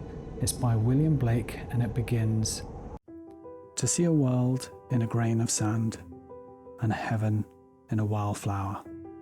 Hold infinity in the palm of your hand and eternity in an hour." We can all interpret poetry any way we'd like. But for me, it's always made me think how easy it is to take the marvel of the world we live in for granted. It's true. I've always known there's a world in a grain of sand, but there's a difference between knowing and going. So I was really excited about making this video and going on this journey into our microscopic world, and I'm really happy that the journey was something I could share. This guy's self-taught. I hope I managed to get some of the wonder in here across and that you found it useful too. I'll certainly be back in the world of the small at some point in future videos because there's so much strangeness and magic here in this immense part of the universe we sometimes forget about. I'll be back amongst the stars in the next video, looking for life beyond our planet. It looks more real in this one. If you did enjoy this journey, please do feel free to like, subscribe, and perhaps join my Patreon. Wow. It's just me making these videos. If you'd really like to support me making them, see behind the scenes as I make the next one, and even be immortalized as an astronaut in each video, then do please join the crew. Thank you everyone here for your support and advice as I make these videos. Here's the link to my Patreon, and it's in the description. Alright, you check him out if you want, guys. Check him out if you want. Legendary guy. Very impressive. On March 3rd, 1972, humanity sent out a message. A golden plaque attached to 2 spacecraft that would leave our solar system and travel for millions of years. A plaque that contained a message for aliens. It was designed by Carl Sagan and NASA, designed so that one day, beings who did not understand our language could ask, what does it say? Where did it come from? And who could have sent it? And they would get an answer. This is the story about how humans talk to aliens and the message NASA wants them to see.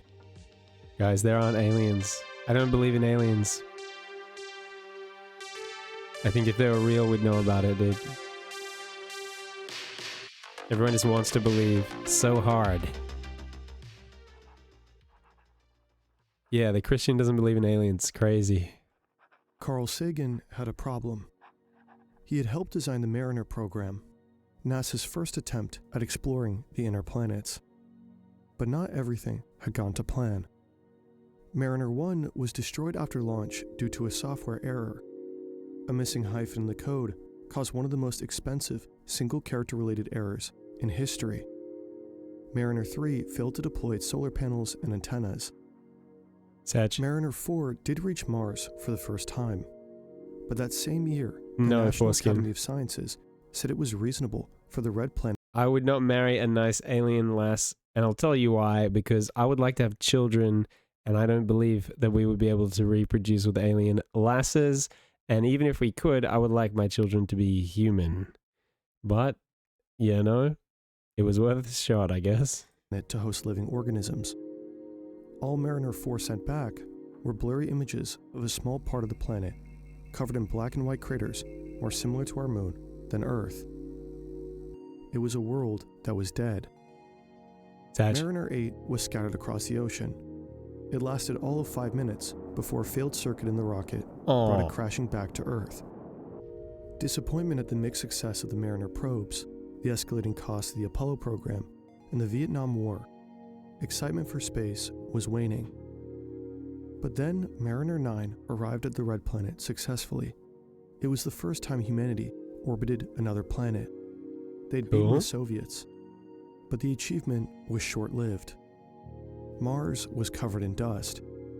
It was supposed to show the planet in a new light, but Mariner 4's dead images seemed accurate. However, there were some who had theorized that Mars's seasonal color changes were not caused by vegetation or water, but by sandstorms. And Sagan was right. When the dust cleared, the world watched. Ancient dry riverbeds, volcanoes, canyons, and channels. It was the first real sight of an alien planet. While some Mariner probes were failures, Mariner 9 was a historic achievement. Sagan got the world's attention, but that success created his problem. Enthusiasm to go much further. In the mid-1960s, the aerospace engineer Gary Flandreau was working at NASA's Jet Propulsion Laboratory, and he discovered something. Roughly once every 175 years, Jupiter, Saturn, Uranus, and Neptune aligned on the same Uranus? side of the Sun. A narrow chance to reach them all. So NASA formed a working group to explore launching multiple probes to the outer planets on a grand tour, before that 175-year window closed. But they weren't going to launch multiple spacecraft that were guaranteed to fail. They needed to make sure that at least one could survive the asteroid belt and the intense radiation of Jupiter. They needed a pioneer. The Jupiter Pioneers were built by TRW Systems of Redondo Beach, California, under contract to NASA's Ames Research Center. The project involved some 25 million man-hours of meticulous work by the government, industry, university pioneer team. It would be the first spacecraft to fly beyond Mars, the first to get through the asteroid belt, and the first to fly past Jupiter. Eventually, it'd go fast enough to be the first to be placed on a trajectory to leave the solar system entirely. For Eric Burgess, this was an opportunity. Pioneer 10 was our first letter to the stars. Can't we attach a message to it, should it ever be discovered by an alien life? He thought. Excited, he brought it up to Richard Hoagland and Don Bain. They in turn brought it up to Sagan, and he agreed. Then NASA accepted. But the idea was easier than action. How do we communicate to beings worlds apart? How do we tell them when and where we came from? What is a human, actually? And could he figure out the answer to those questions in only 3 weeks? 3 weeks is crazy. He and Dr. Frank Drake would design the message. Linda Salzman, his wife, would prepare the final artwork for NASA. The message had to be easy to construct and strong. It had to handle space for potentially hundreds of millions of years, and it had to be small and light enough so that it didn't interfere with the rest of the spacecraft. So aluminum with gold anodization was chosen to make it more resistant. It was a small but strong canvas. By early February, the three began answering the questions. Humans vary in appearance. To represent all of us, each choice could show bias. True. So Linda drew ambiguously. They had to be woke. A man and woman, adult, but of an indeterminate age and ethnicity. They look white to me, bro. I wanted to give the best proportions I could do, and that was the inspiration. I wanted each figure to have different racial features. The woman has very almond eyes and straight hair, and I made the man's hair curly. I made his nose kind of flattened, Broad, yeah, true. so that they were multicultural, that Okay. they had different human characteristics. The man's arm is raised in a universal terrestrial greeting. It shows off our fingers, opposable thumbs, and movable arms. If both raise their hands, it could falsely indicate this pose as a fundamental part of the human body. True. They couldn't hold hands, since that would risk it being mistaken as one being. Well, when they're married. Paying homage to Greek sculptures, they were drawn in the nude. It showed humans did not reproduce asexually, with belly buttons and reproductive organs. Despite being us, the team worried about the reception. So I was torn.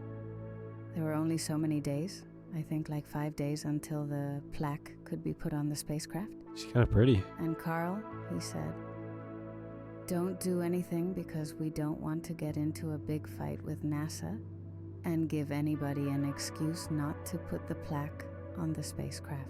The design lacked a line. The woman basically didn't have a vagina. And that was because Sagan was worried that NASA would Vagina. reject it. Vagina too scary, Who knows guys. what could Penis have fine, happened. but vagina scary. But his concerns were unfortunately justified. Did you guys see the NASA subtitles? was They very said that was sensitive to effing this disgusting. Because there were some members of Congress who, in the American Congress, who were very conservative. Bruh. It's a drawing of a man and a woman. And they were offended that the taxpayers' money was being used to send smut to space. Smut. Images of the plaque made headlines. For many, Wow. it was the first time naked humans were seen in newspapers.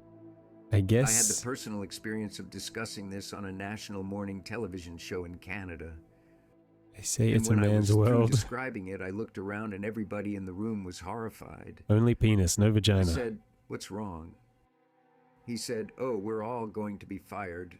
We're going to lose our jobs. What? This is the first time a naked human has ever been shown on Canadian television. Wow. Yeah, it's such a horrifying image, Despite isn't the it? criticism, Linda's interstellar nudes pushed through. Interstellar But with the nudes, let's deadline go. looming and so many moving pieces, they couldn't afford to wait. The team had to take risks, decisions that were critical to the mission's success. Language on Earth is complicated. There are thousands, even more regional variations. It's true. Instead of words, they needed something universal. Penis. 1 + 1 always equals 2. That's it true. will be on Earth, on Mars, or circling an alien sun thousands of light years away. But a number can be denoted by an infinite amount of symbols. Also Sagan true. and Drake needed something simpler. Binary can represent any number as an increasingly long string of ones and zeros. Binary is more Instead of 10 confusing, individual no? symbols, binary just needs 2, 1 and 0, or a vertical and horizontal dash. One of the shortest Penis. strings of vertical and horizontal dashes is next to the woman. Since there are 4 digits, the string can be read from left to right. 1 0 0 0. 2 raised to the power of 3 on, the rest off. 8. But 8 what? Drake and Sagan had narrowed how to count, but they needed a universal measurement. And luckily, they had one. Hydrogen is the simplest element. 1 proton, 1 electron. It makes up 75% of all matter in the universe. When the electron in a neutral hydrogen atom changes its spin state, it produces a photon in the form of a radio wave. It has a wavelength of 21 centimeters. Since hydrogen is widespread across the universe, the strength and direction of this radio wave can help locate large hydrogen clouds and map the structure of the universe. Sagan and Drake assumed that any advanced alien society would know this wavelength. On the plaque, the 2 circles represent the 2 states of hydrogen. The pin on the outside indicates a single electron, flipping directions relative to the single proton. Between the 2 states is a single binary symbol. This wavelength is what Sagan and Drake Booba? wanted the aliens to be counting. 8 times the wavelength is 168 centimeters, 5 feet 6 inches, the average height of humans. The figures are drawn in They should have front of the drawn a Pioneer banana for spacecraft, scale. relative to scale, allowing the reader to check their work. And if they could communicate the length of humans, they could scale it up to the level of the universe. Wow. That's pretty awesome. Pioneer 10 was launched towards the Eye of Taurus. It would take 2 million years to reach our neighbors in Aldebaran. Pioneer 11 was shot in the opposite direction, towards the Scutum constellation. It could arrive at the closest main star in 4 million years. In order to find Earth in the vast scale of our galaxy, they needed a galactic scale form of triangulation. After a supernova, stars can leave behind a tiny, powerful neutron star, pulsars. They emit high-energy particles at each magnetic pole. Pokeball. This causes a unique, predictable, invisible pulse of radiation when they rotate. They're a cosmic lighthouse. Bright and have lifespans measured in tens of millions of years. Drake picked out some of the longest living and brightest. Hey, Although I'm Drake. triangulation can be achieved with as few as 3, Drake included 14. It was Yeah. more than what was needed, but there were still some issues. Pulsars 14. are found in 3 dimensions. The plaque my has favorite only number. 2. This cluster of radio lines is a map of the nearest pulsars from our sun. They'd X and Y, but they needed a Z. So Drake added a 15th line. That's This right. line represents the distance from the center of the galaxy, the galactic plane. When the angle between the galactic plane and the pulsar is positive, the star is above the galactic plane. Negative, it's below. The length of each of the pulsar's lines, relative to the galactic plane, are we telling produces the a aliens relative where we distance to are? the sun and the center of the galaxy. But the pulsar map actually had one more dimension. Since pulsars gradually decrease in frequency at a predictable rate over time, Sagan and Drake's map could be used to determine the age of the spacecraft. However, they could narrow down our location even more. Brett. Planets lying in the habitable zones of solar systems are fairly common, but our system has a rare configuration. 4 small rocky planets near the Sun, with 4 larger gas giants further out. An ordered system. I'm somewhat of a gas At the giant bottom of the myself. plaque is our unique solar system. The line to the 6th planet represents Saturn's rings, Pluto at the end. The launch of Pioneer coincided with the brief cosmic blip in our history where Pluto was still considered a planet, and they hadn't figured out that Saturn wasn't the only one with rings. Either way, it didn't matter. The diagram told the readers that our solar system has roughly 9 planets, with the binary indicating the distance from our Sun. Here, however, they made a decision under the constraint of time. Earth is about 148 million kilometers from the Sun. They would need a binary string of 40 digits to indicate the distance, and they didn't have enough space. By mid-February, Drake had finished calculating the binary values for the 14 pulsar maps, which left the planetary distances on the back burner. So they rushed. They replaced the existing dashes with serifs, capped at the end like a capital I. It was a sloppy but new value, 1/10 the semi-major axis orbit of Mercury, or about 5.7 million kilometers. It wouldn't be possible to determine this value without examining our solar system, but still, the combination of the planetary system and the pulsar map were a good enough hint. However, they made one more controversial anthropocentric decision. A line drawn from the third planet indicates the spacecraft's rough path, tipped with an arrow. Whether the arrow was a universal symbol or primarily a human one is left an open question. I think it's a great symbol. By the end of February, they were out of time. The diagrams were etched 0.1 millimeters deep to remain readable even after micrometeorite damage. It was mounted in reverse on the antenna support, faced inward to reduce damage. According to Sagan, the message finally agreed upon is, in our view, an adequate but hardly ideal solution to the problem. What's ideal, though? Pioneer 10 launched on March 3rd, 1972. Pioneer 10 waits for launch atop a new 3-stage version of the Atlas Centaur rocket. And Pioneer 11 launched a year later, on April 6, 1973. Like the Mariner program before it, there was concern about whether each spacecraft would even make it to Jupiter, let alone interstellar space. But by February of 1973, Pioneer 10 emerged from the asteroid belt. By November, color renderings of Jupiter were returned in almost real time to Earth. It captured the first close-up images of the Jovian icy moons. Now the pull of Jupiter's gravity speeds it up to a fantastic 82,000 miles per hour. In effect, this crack-the-whip left turn gives Pioneer another rocket stage to fling it out of the solar system.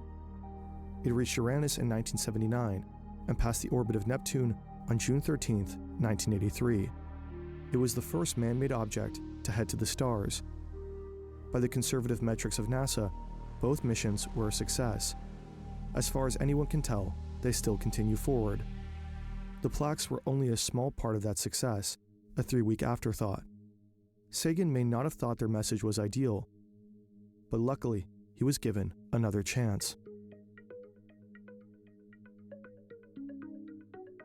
Second Chance Pro, dude.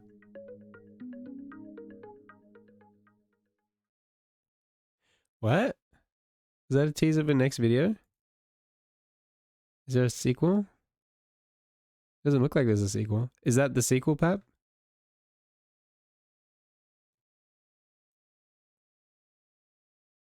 In this video, we're Restoration of Ave Maria. No. That's the same thing? In this video, we're going to follow along the rest. Just another one like it. And was this the one we just watched? Yeah. On March. All right, Restoration of Ave Maria. Here we go. Follow along the restoration of an icon of Ave Maria on wood. When this piece arrived, I was impressed with the extent of the damage and just how precarious the piece was. As you can see, there are massive sections of loss. Is this loss? Completely detached from the wood structure. The paint is flaking all over, and it's incredibly dirty. So before I can even begin to think about any restoration procedures, I have to address the fact that all of this paint is literally detached from the wood support. So carefully, I'll remove the pieces of paint that have completely detached, and I'll place them on an acid-free piece of foam core. I'll try to keep them aligned so that I know where they'll be returned to during the restoration process. I'll also use digital photography to document the location of these pieces so that they aren't lost or misplaced during the next steps. In this case, the main reason for the separation of the paint from the panel was not only due to the movement of the wood, but poor preparation of the panel itself, as the paint layer separated Crazy at the spinner. gesso. This guy's channel is I'll super remove all of the interesting old and gesso, relaxing, all of the yeah. old rabbit skin glue, and any other materials I find on the panel Feel to very reveal relaxed. the raw wood so that I can stabilize it and prepare a new layer for the paint.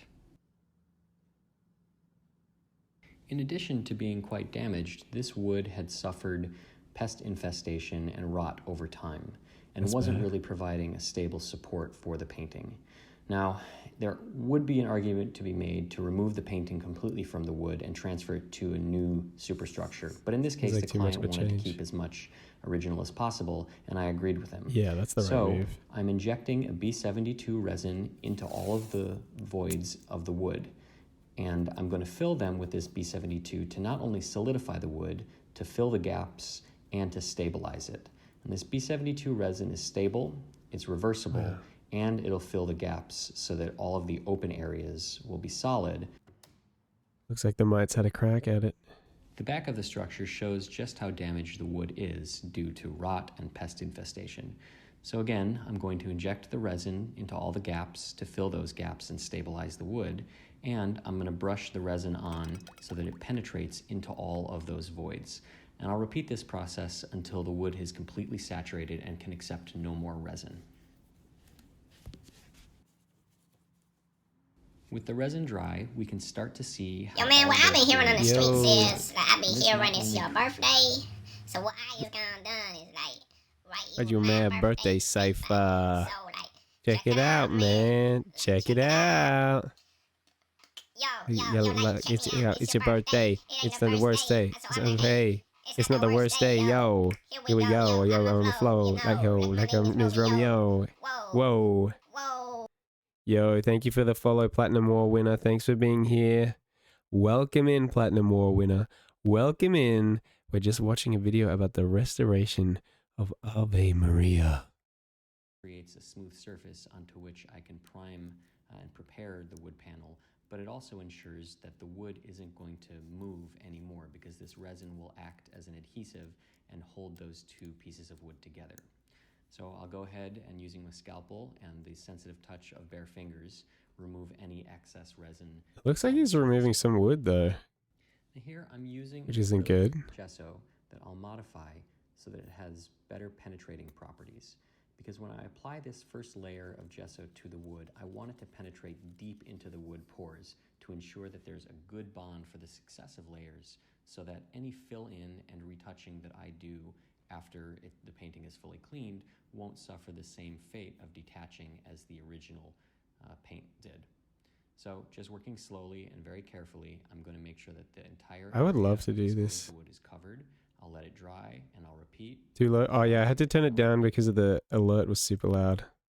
Thanks for letting me know. Repeat over and over again. I think that's as loud as I can get it.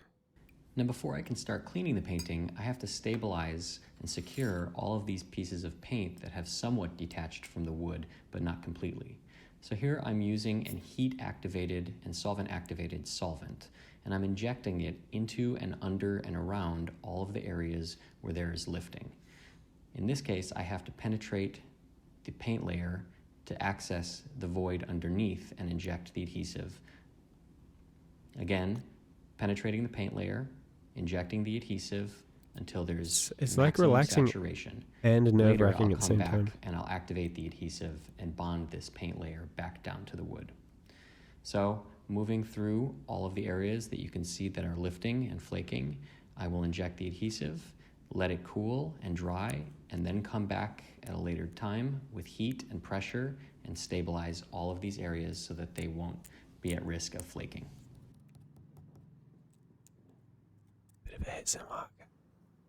Now with all of the loose paint layers stabilized, I can lay down a layer of adhesive and to begin to put the puzzle back together.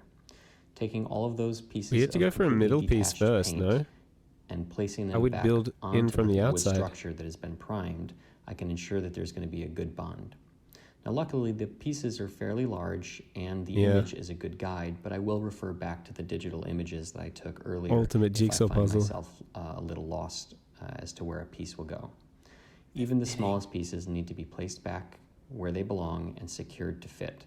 Once this adhesive dries, there's not much room for maneuvering the pieces of paint layer, so I want to make sure that I have a good solid fit from the get-go. That looks so good, so satisfying. I feel like I would Now, with love the to do adhesive this. fully dry, I can begin bonding all of those pieces of paint back down to the wood. The ones you didn't put in So are just here actually I'm using missing? a heating iron, That's a so piece sad. of silicone release film, and a piece of felt to apply even, distributed, and mild heat to the surface of the painting. The silicone release film makes sure that nothing sticks.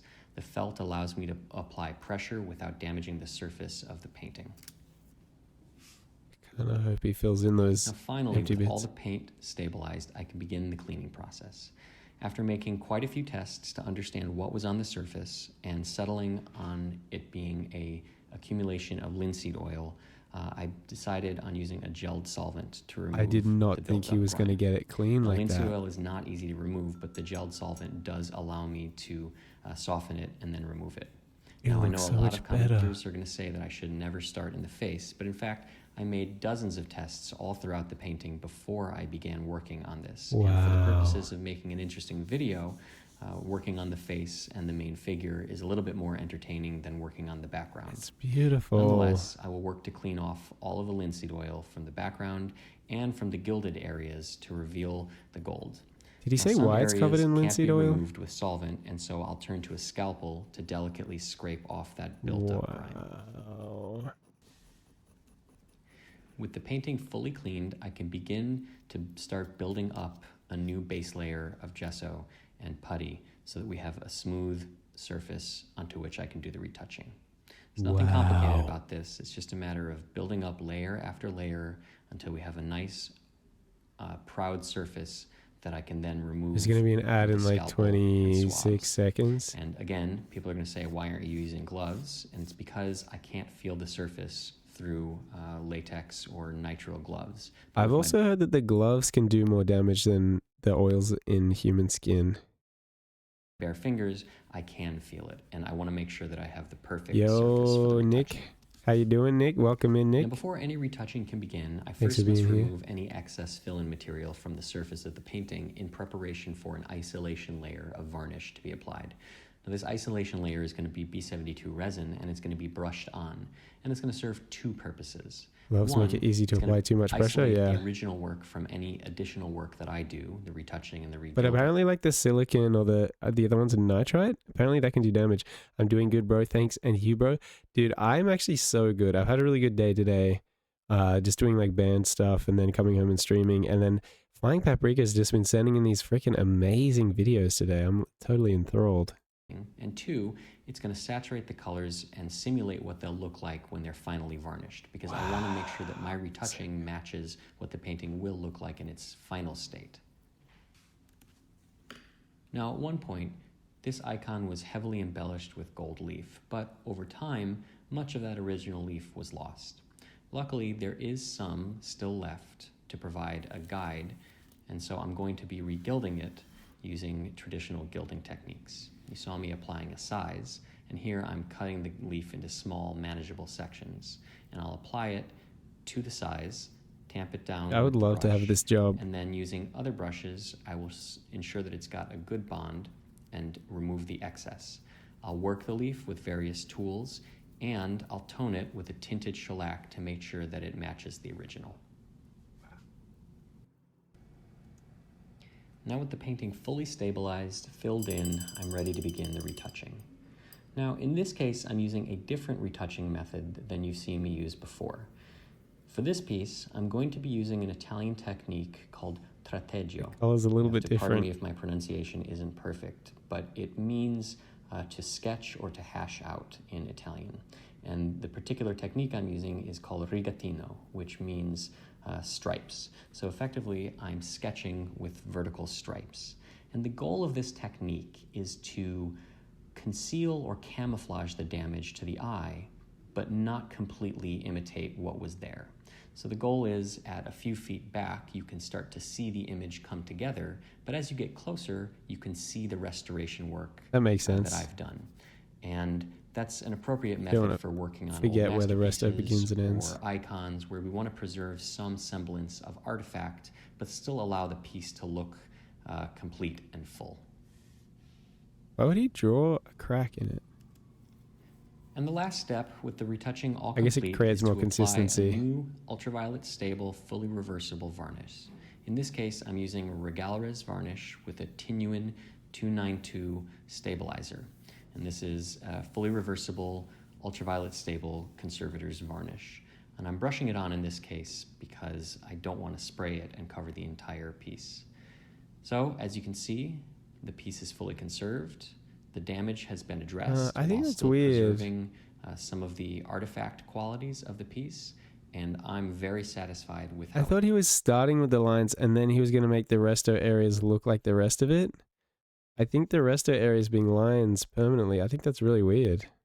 Why not just do it properly? turned out, and I'm excited for my client to see it too. Ideally, people wouldn't know that it's been restored. So I hope you enjoyed watching the process of restoring this icon of Ave Maria.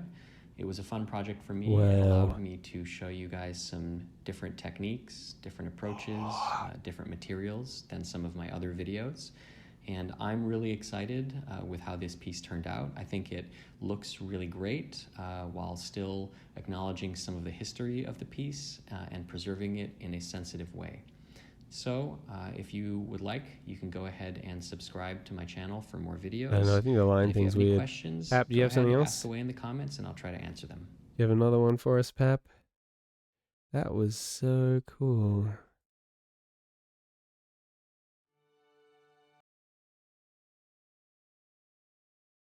That's his most popular one. Conservation of an old master, mother, and child.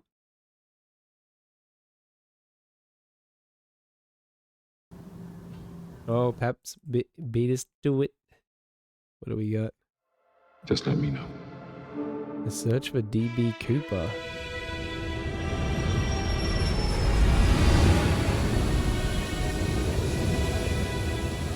I don't know who DB Cooper is. A daring parachute escape from a flying 727 somewhere between Reno. A search was made of the plane immediately. We don't know who he was, where he came from, or where he went. I expect that we'll keep looking until we find him or find out what happened.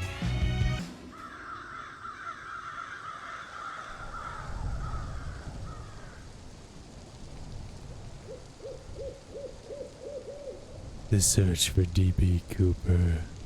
Apparently he's a Chad. I bet he is a Chad. If Pap likes him and he jumped out of an airplane and they can't find him, sounds like a Chad. In the afternoon of November the 24th, 1971, a middle-aged man carrying a briefcase walked into Portland International Airport and purchased a one-way ticket to Seattle, Washington. The man identified himself as Dan Cooper, and along with 36 other passengers and a crew of 6, he soon boarded Northwest Airlines Flight 305. Once aboard, Cooper made himself comfortable in the middle of the last row of seats on the right side of the cabin. Middle he ordered seat. a drink and had a smoke because this was the 70s. Let's Once get back to the flight was cleared 70s. For departure, Cooper turned around and handed an envelope to flight attendant Florence Schaffner. Inside the envelope was a note featuring a handwritten message stating he had a bomb. Schaffner reluctantly sat That's down not beside Chad. and glimpsed what appeared to be 8 sticks of dynamite inside his briefcase. That's not Chad. That's Cooper's terrorism. demands were quite simple. He wanted $200,000 in cash and 4 parachutes. He also demanded a fuel truck to stand ready to refuel the aircraft. He's once a they landed bad in guy. Seattle. Should they fail to comply with his demands, he threatened to, quote, do the job. Bruh, he's like a beta Once the cock. flight was airborne, Schaffner went to inform the cockpit crew, while another flight attendant by the name of Tina Mucklow remained by Cooper's side. He can be By both? using a telephone in the Nah. rear of the cabin, Mucklow acted as Terrorism an is intermediary bad. between Cooper and the rest of the flight crew for the remainder of the hijacking. For the next hour and a half, Flight 305 maintained a holding pattern near Seattle, while local and federal authorities scrambled to procure the ransom as well as the 4 parachutes. 10,000 $20 bills were collected from a local bank, while the owner of a nearby skydiving Definitely school a different supplied time. the chutes. Briefcase of At dynamite. 5:45 p.m., more than 2 hours past its scheduled arrival, Flight 305 finally touched down in Seattle. By this point, it was well after sunset, and the aircraft was brought to a remote section of the tarmac. Once the flight came to a stop, both the ransom and the parachutes were handed over to Mucklow, who then brought them back aboard. In exchange, Cooper permitted 2 of the flight attendants as well as all the passengers to disembark, many of whom had not yet realized the flight had been hijacked. Oh wow. With the ransom paid and only 4 crew members remaining on board, Cooper told Mucklow to inform the captain that he wanted to fly to Mexico City. Huh. They were to fly with the landing gear down, the flaps at 15 degrees and below 10,000 feet. The lights in the cabin were to be switched off, and the aft stairway, which opens from the underbelly of the fuselage, was to remain extended. Why? 2 of so Cooper's he can jump demands out. Could not be satisfied. First of all, Is the this flight configuration he'd requested PUBG? would not allow for a non-stop flight to Mexico City. Is this As such, Warzone? Cooper proposed a refueling stop in Phoenix, Yuma, or Sacramento before they all agreed on Reno, Nevada. Second of all, it was not possible to depart with the ventral staircase extended. Cooper agreed to retract the stairs on the condition that Mucklow remained by his side and taught him how to extend them once the plane was airborne. Parked for nearly 2 hours due to complications with refueling, Flight 305 was back in the air by 7:36 p.m. Less than 5 minutes after takeoff, Cooper told Mucklow to head for the cockpit and that from this point onwards, he was not to be disturbed. The last time she saw Cooper, he was standing in the middle of the aisle as if though he was preparing to jump. Wow. Mucklow joined the rest of the crew, locked the cockpit door behind her, and some 3 hours later, Flight 305 safely landed in Reno.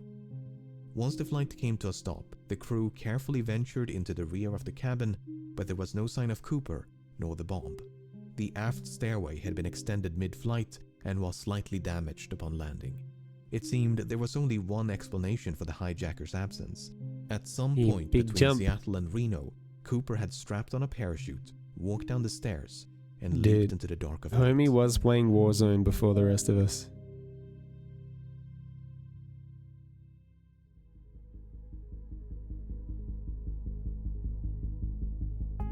And manhunt begins. As soon as it became clear that Cooper was no longer on board, dozens of FBI agents converged upon the aircraft, Makes only sense. to discover a disappointing amount of physical evidence. A black clip-on tie, Clip-on. I thought he was classy. butts, and 2 of the 4 parachutes were all that 8 Cooper left ciggies, behind. 1 flight. It's Evidently, wild. he brought the ransom and briefcase along with him. In interviews conducted on the night of the hijacking, Cooper was described by the crew and passengers as a white male with brown eyes and dark hair. He appeared to be in his mid-40s and wore a dark trench coat, a dark suit, a white shirt, a black tie, and dark shoes. Clip-on Soon after tie, though. boarding, he'd also donned a pair of sunglasses. Based on this description, the FBI produced the first of several composite sketches. Before they could mount a search, however, He the looks like FBI Sean had to Connery. figure out when Cooper abandoned ship. But that was easier said than done. None of the 4 crew members witnessed Cooper jumping from the plane, nor did the pilots of 2 fighter jets which escorted the flight between Seattle and Reno, which is not all too surprising given it was the middle of the night. Although the flight crew did report something odd, the last communication with the hijacker occurred at approximately 8:05 p.m. when the crew used the intercom to offer assistance, which Cooper declined. Within the next 10 minutes, the crew experienced what they described as an oscillation or vibration of the aircraft. At the time, the crew suspected it might have been produced by Cooper's jump, and a subsequent recreation of the hijacking supported that conclusion. Makes sense. Okay, so that took care of the when, but what about the where? While Cooper was very explicit about the flight's configuration and destination, he never specified any kind of route. In fact, Cooper grew so impatient with the slow refueling in Seattle that he dismissed the captain's request to file a flight plan and simply told him to, quote, get the show on the road. As such, the captain chose to fly along an airway known as Victor 23 without any input from Cooper. By using Victor 23 as a guide, authorities estimated the most probable location of the flight at the approximated time of the jump was about 40 kilometers north of Portland. And so, at the break of dawn, the FBI mounted an impressive search operation using helicopters, airplanes, and ground troops. The problem was, even if the estimated bailout point was accurate, Cooper's eventual landing or drop zone was far more difficult to pinpoint. True. The loosely defined search area covered a vast stretch of mountainous wilderness occluded by a dense forest, so it was truly like finding a needle in a haystack. Apart from the difficult terrain, the search was further complicated by low temperatures and inclement weather, which persisted for days. Despite their best efforts, authorities never managed to find a single trace of Cooper, nor the items he'd brought along with him.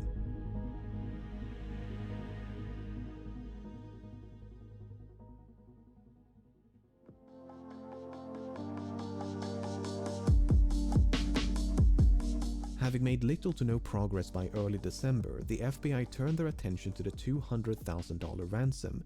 The money had been collected from the Seattle First National Bank, which maintained a ransom package of $250,000 just for such an occasion. Should have gone for the $250,000. The serial numbers of the $10,020 banknotes given to Cooper had been documented in advance. A complete smart. list of which were quickly made available to financial institutions, So they don't even have to mark the agencies, bills. and the general public.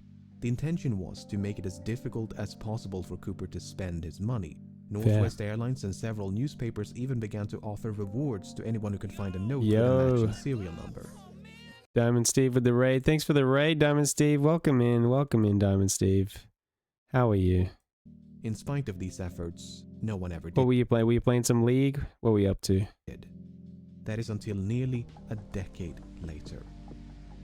In early 1980, a young boy named Brian Ingram was building a campfire on a small beach in southern Washington.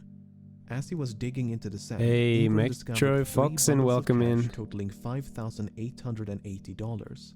Having heard about the infamous skyjacking, Ingram's parents brought the severely degraded bundles to the FBI. The notes were promptly inspected, and sure enough, the serial I'm numbers great. Just about to head to matched bed. those of Tired as F. But League was good. That's Once good to the hear, excitement Steve. subsided, however, the money managed to raise Won most of your far games? more That's good. questions than it answered. The most significant of which was how? How did the money end up so far away from the drop zone? Looking at this map, it might be tempting to think that Cooper simply dropped some of the money, which then fell into the Lewis River. Big the booty bundles could then have been Steve. carried further downstream Hey, by the hey, roller Columbia guy. River. Big Booty Steve is a strange thing to say about your own son. Yeah, but I gotta get up early, so I'll talk to you later. Good night, Diamond Steve. Good night. Thanks for the raid. Thanks for being here. Before finally being washed ashore at Tina Bar, which is the name of the beach. Tina Mucklow, Tina Bar. Coincidence? Yeah, coincidence. Anyway, the problem with It's this been his idea name is that all the life. Columbia River flows Big Booty in the Steve. opposite direction. This has led some, including members of the FBI, to re-evaluate the initial drop zone assessment. For instance, if the drop zone was much further southeast, close to a river called the Washougal River, it is conceivable, albeit improbable, that the money floated all the way down to Tina Bar. Alternatively, the bundles may have simply landed on the He beach dropped if the the flight money? path was further He to the literally west. dropped the bag? Even so, natural explanations struggle to explain how 3 independent, potentially free-falling and/or free-floating bundles of cash ended up at the exact same place on the same beach.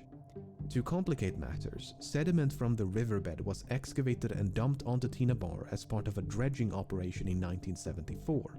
And according to one analysis, the money was discovered above this layer of sediment. If true, that would mean the money came to rest at Tina Bar sometime after 1974. But a re-examination of that analysis found that what was believed to be a layer of deposited sediment might actually have been a perfectly natural layer of clay. Not only that, but the sediment was clearly dumped some distance away from where the money was discovered. Furthermore, when Ingram discovered the bundles, the rubber bands which held them together were still intact.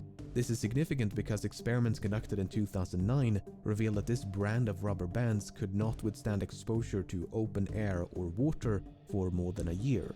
So, unless the bundles were somehow bad rubber protected bands. from the elements, they must have become buried at Tina Bar within a year of the hijacking. The most probable explanation, therefore, seems to be that Cooper or someone else deliberately buried the money. Did Cooper survive and bury the money himself? Did someone else bury the money after stumbling upon Cooper's remains?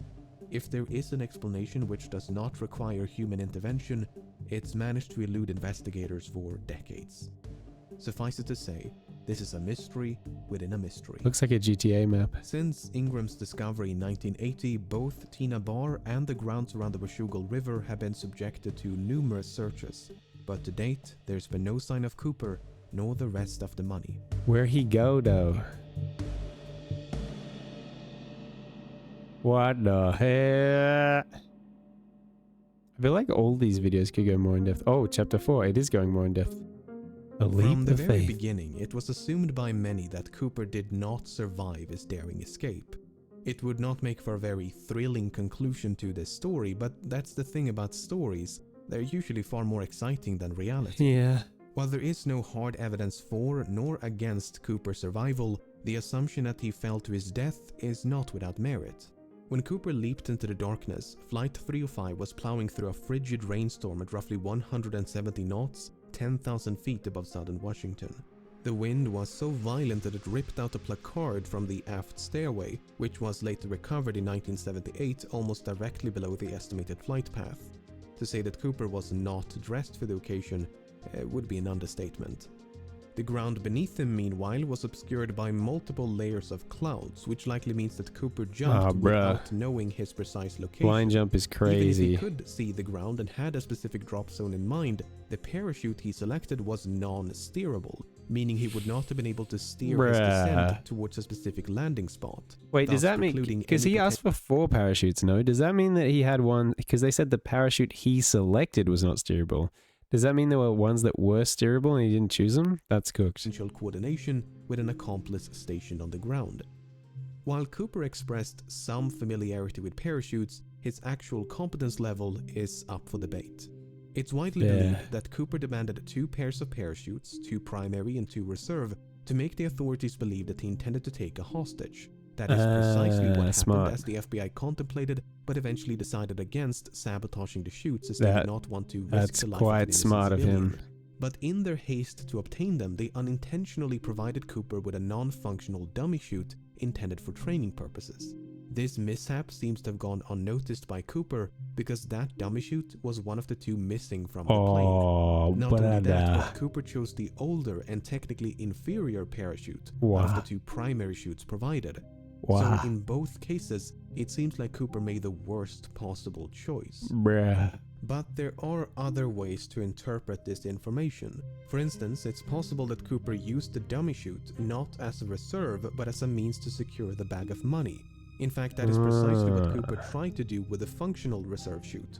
First, he tried to place the money in the chute's canopy before removing some of the suspension lines and wrap them around the bag. Perhaps he used the dummy chute for a similar purpose. And Cooper's decision to use the older primary chute is not necessarily an indication of inexperience. It could also be a sign of familiarity because the chute he left behind was a civilian luxury chute, while the one he used was a military chute. The argument is that Cooper might have been trained as, say, a paratrooper, and chose the older military chute because that's the one with which he was most familiar. I could see that. And there is at least one other reason to suspect that Cooper had a military background. While the flight was in a holding pattern near Seattle, Cooper mentioned that the McCord Air Force Base was only 20 minutes away from the Seattle-Tacoma airport. At the time, that was an accurate assessment and might suggest a military background. Apart from the potential military connections, Cooper may even have had links to the Central Intelligence Agency. Oh, really? You see, the type of aircraft which Cooper chose to hijack, a Boeing 727, was also used by the CIA to covertly drop agents and supplies during the Vietnam War. A task for which the Boeing 727 was uniquely qualified due to its distinctive aft stairway. So it's fairly safe to assume that Cooper chose to hijack a Boeing 727 specifically because it provided a relatively safe means of escape. How are you, Time? Welcome in, Time. Welcome in. Thanks for being here. We're just watching a video, The Search for D.B. Cooper, about this guy who hijacked a plane, held it hostage, had a suitcase full of dynamite. I'm awful. So tired. I'm sorry to hear that, Time. I'm sorry to hear that. Why didn't you sleep more? What did you go to sleep too late? Was something stopping you from sleeping? He learned of this from the CIA or came to that conclusion independently is another question. However, the fact that Cooper chose to hijack a flight operated by Northwest Airlines was apparently random chance. When Tina Mucklow asked Cooper about his motives, he responded, "It's not because I don't get a lot of sleep. I have trouble sleeping." I am very sorry to hear that. It does seem like you only sleep for a few hours, which is kind of wild. Yeah, I don't know. I usually, if I have trouble sleeping, I go like no screens for a while before I go to sleep. I don't really know what else. I use a hot water bottle. You guys probably wouldn't want that because it's hot in the US. I don't know. A routine, I feel like, is a big deal. I always brush my teeth, you know, while I boil the kettle, fill the hot water bottle, put the hot water bottle at the foot of my bed so I'm going to have nice warm feetsies when I get into bed. It's a routine. Put my phone on charge, leave it away from the bedroom. These are the things I do to help me sleep. Have a grudge towards your airline. It's just because I have a grudge.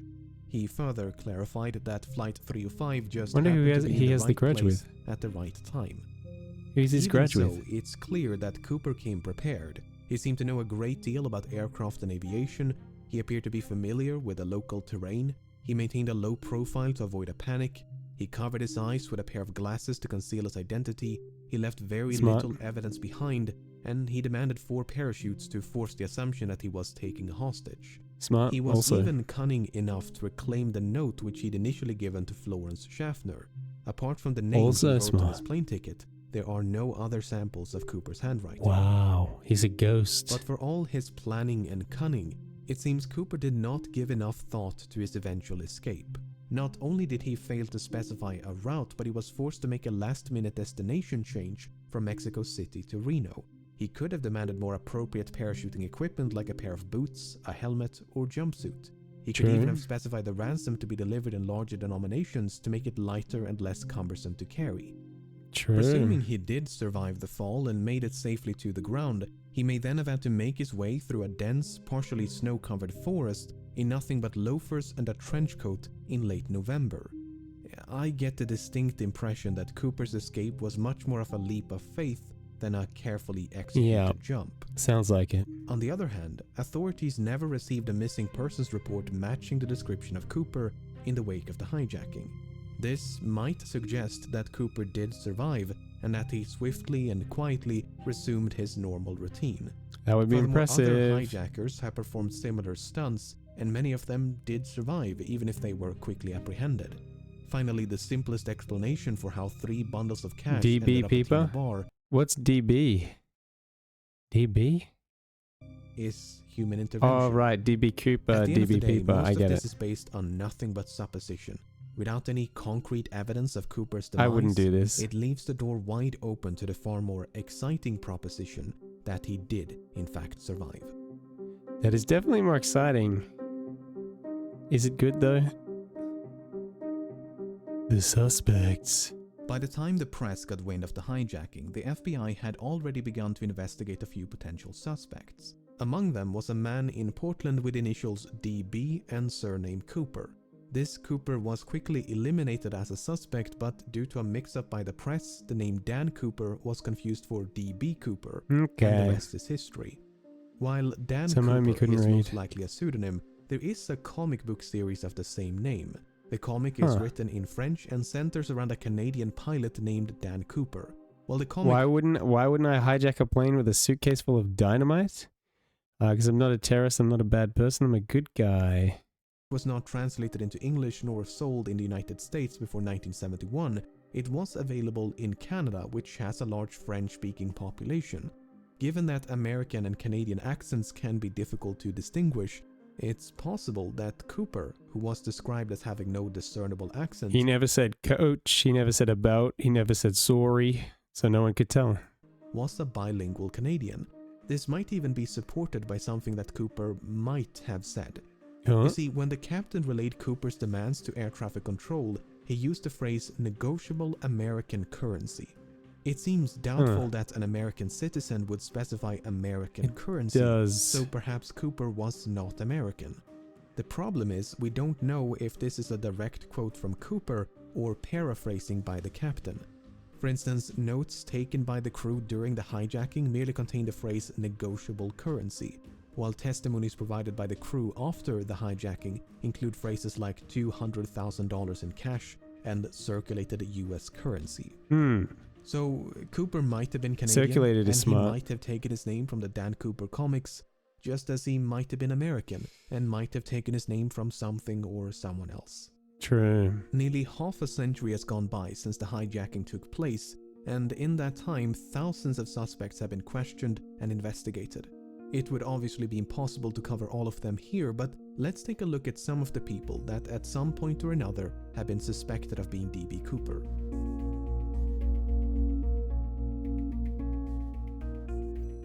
Robert Rackstraw first became a suspect in 1978. Kinda looks like the guy. He seems like a solid candidate. He was a decorated Army paratrooper and helicopter pilot. He had experience with explosives. He had an extensive criminal record. He had an uncle named John Cooper who was an avid skydiver. He was expelled from the army only months before the hijacking, which might suggest a motive. After all, the hijacker did say he had a grudge. When confronted by journalists and private investigators, Rackstraw would neither confirm nor outright deny that he was D.B. Cooper. Instead, he'd say things like, "I could have been," or "I would not discount myself." On the other hand, Rackstraw had light-colored eyes, which Cooper did not. More significantly, Rackstraw was only 28 years of age at the time of the hijacking. This is well outside the range of ages reported by the crew and passengers, most of whom believed Cooper was in his mid-40s. Kenneth Christensen first became a suspect in 2003 when his brother noticed certain parallels between him and Cooper. Christensen had briefly served as a paratrooper in World War II, and since 1953 he'd worked for Northwest Airlines as both a mechanic and a flight attendant. He was 45 years old at the time of the hijacking. He was left-handed, which Cooper might have been. For instance, Cooper used his left hand to interact with his briefcase, and the clip-on tie he left on board was affixed with a tie clasp applied from the left. The clip-on tie is wild. Before he died in 1994, Christensen had supposedly told his brother, "There is something you should know, but I cannot tell you." After his passing, his family discovered over $200,000 in his bank accounts. To top it all off, Florence Schaffner stated that photographs of Christensen bore a strong resemblance. That's got to be the guy then. On the other hand, Christensen did not match the physical description of Cooper. He was both shorter and lighter. While Schaffner did see a strong resemblance, she remarked that Cooper had more hair. And didn't they say he was wearing like a trench coat or something? I feel like a trench coat could make you look bigger, heavier than you actually are. That is supported by the composite sketches. And there was nothing suspicious about the large sums of money which he'd simply earned by selling land. Okay. Richard McCoy first became a suspect in 1972 when he hijacked a Boeing 727 and escaped via the aft stairway, much like D.B. Cooper. Because of the significant overlap between the two hijackings, some believe they must have been committed by the same person. McCoy used a fake name, he used a fake hand grenade to threaten the crew, he used handwritten notes to issue his demands. Both McCoy and Cooper used the phrase "no funny stuff" as a warning to the crew. McCoy demanded $500,000 in cash and 4 parachutes. McCoy also bailed out the back of the plane once they passed over his hometown in the state of Utah. Apart from the similar modus operandi, McCoy had also served in the Vietnam War as a demolitions expert and a helicopter pilot. It's adding up. McCoy did actually survive the fall and managed to evade authorities for 2 full days before he was apprehended and sentenced to 45 years in prison. Before his death in 1974, McCoy refused to confirm or deny that he was D.B. Cooper. On the other hand, McCoy was an avid recreational skydiver and even came prepared with a skydiving helmet and jumpsuit. He gave very specific instructions about the flight path. In addition to the fake hand grenade, McCoy also used an unloaded handgun to threaten the crew. He failed to retrieve one of the notes he'd given to a flight attendant.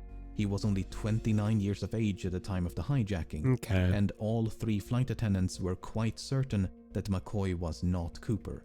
While there are meaningful parallels between these 2 cases, McCoy might simply have been a copycat who'd read about D.B. Cooper in the news. That probably is what it was. Dwayne Weber first became a suspect in 1995 when, shortly before his death, he supposedly told his wife, "I've got a secret to tell you. I am Dan Cooper." Following his deathbed confession, Weber's widow recalled a number of fascinating details. She claims to have found a bank bag resembling the one used in the hijacking. She claims Weber had sustained a knee injury after jumping out of a plane. Weber supposedly had a nightmare about leaving his Yo, Dark BMXs with the raid. Thanks, Dark BMXs. Appreciate you. 10 viewer raid.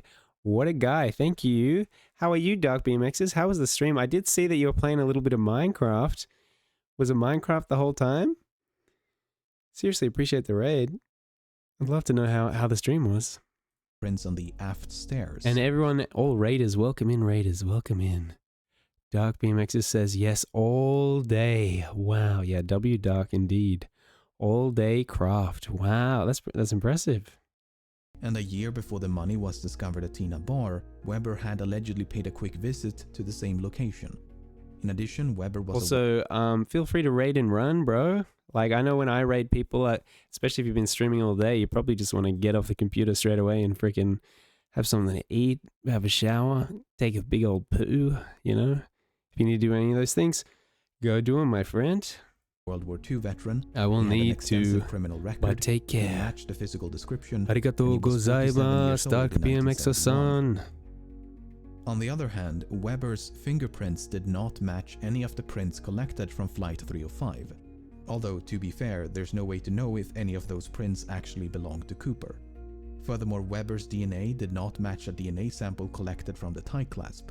But once again, there's no way to know if the DNA on the tie clasp actually came from the hijacker and not someone else. Oh yeah, and for the people that have just come in, we're watching a video, The Search for DB Cooper.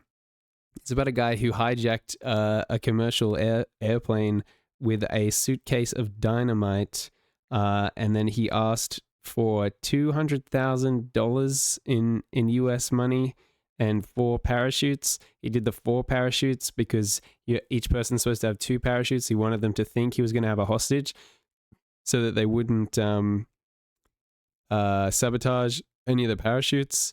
But then he might have used a bad parachute anyway, but also they don't know if he survived and if he is one of the dudes that they're talking about right now. So this guy's been running through all the suspects, talking about all the reasons why they could be DB Cooper, and then talking about all the reasons why they can't. Like here, we've got the fingerprints didn't match, the DNA didn't match the sample. Are we on Conspiracy Tube?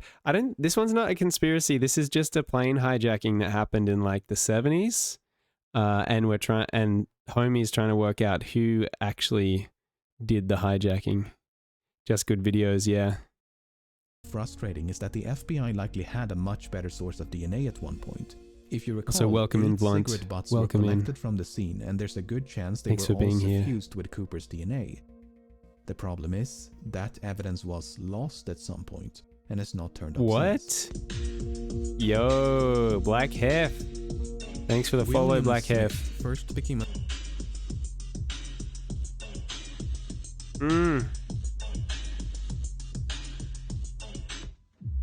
Thanks for the follow, Black Hef. Welcome in, Black Hef. Welcome in. A suspect in 2018. Smith. It is Conspiracy Tube. DB was never real. I don't think that's true, bro. Served in the Navy during World War II and likely had some experience with parachuting. And he looks old. 43 years old at the time of the hijacking. The right age. He had dark brown eyes. He matched the physical description. He shared a certain likeness with the composite sketches, especially this speculative sketch of older DB Cooper. A student named Ira Daniel Cooper, who was killed in World War II, attended the same high school as Smith. Smith worked as a yardmaster for a railroad company for most of his life, but in 1970 the company filed for bankruptcy. As a consequence, Smith lost his pension, which might suggest a motive. He could, for instance, have developed a grudge towards the airline industry for the role in bringing about the downfall of the rail transportation industry. And DB said that he didn't have a grudge with the airline, he just had a grudge. So that kind of checks out. They speculated that Smith could have used his knowledge of railroad networks to hop on a train and escape undetected. Wow. On the other hand, Smith spent his entire life in the northeastern United States. Given that the hijacking occurred on the other side of the country and was committed by someone who at least appeared to be familiar with the local terrain, Smith is not the most ideal candidate. He could have studied it, maybe. The fact that Smith worked as a yardmaster is interesting. You see, the tie that Cooper left behind was recently examined using an electron microscope, which uncovered various metallic particles. Some of these particles, especially pure titanium, were quite rare in 1971. This might suggest that Cooper worked as a manager at some sort of chemical or metallurgical facility, or possibly a rail yard. Huh. I don't know what to If make of nothing that. else, I hope this limited selection of suspects illustrates just how difficult it is to be certain when you have so little evidence to work with. These 5 individuals You reckon the last look guy is him? nothing alike, yet any one of them could be D.B. Cooper. The sketch isn't that Was good. Cooper really in his mid-40s, or did he simply look old for Ty his convince age? you? Did Cooper really serve in the military? Which The last one of did seem these the most sketches convincing. most closely resemble Cooper? In 2016, the FBI had to admit defeat and officially close down the case. Unless someone stumbles upon Cooper's remains or manages to track down the rest of the money, it seems there is little hope of resolution. Did Cooper survive? I have no idea. But as long as that possibility cannot be dismissed, the legend of D.B. Cooper WDB. will no Do you have our next video, Pap? That was crazy. That was wow. What a wow chow. Not very mild.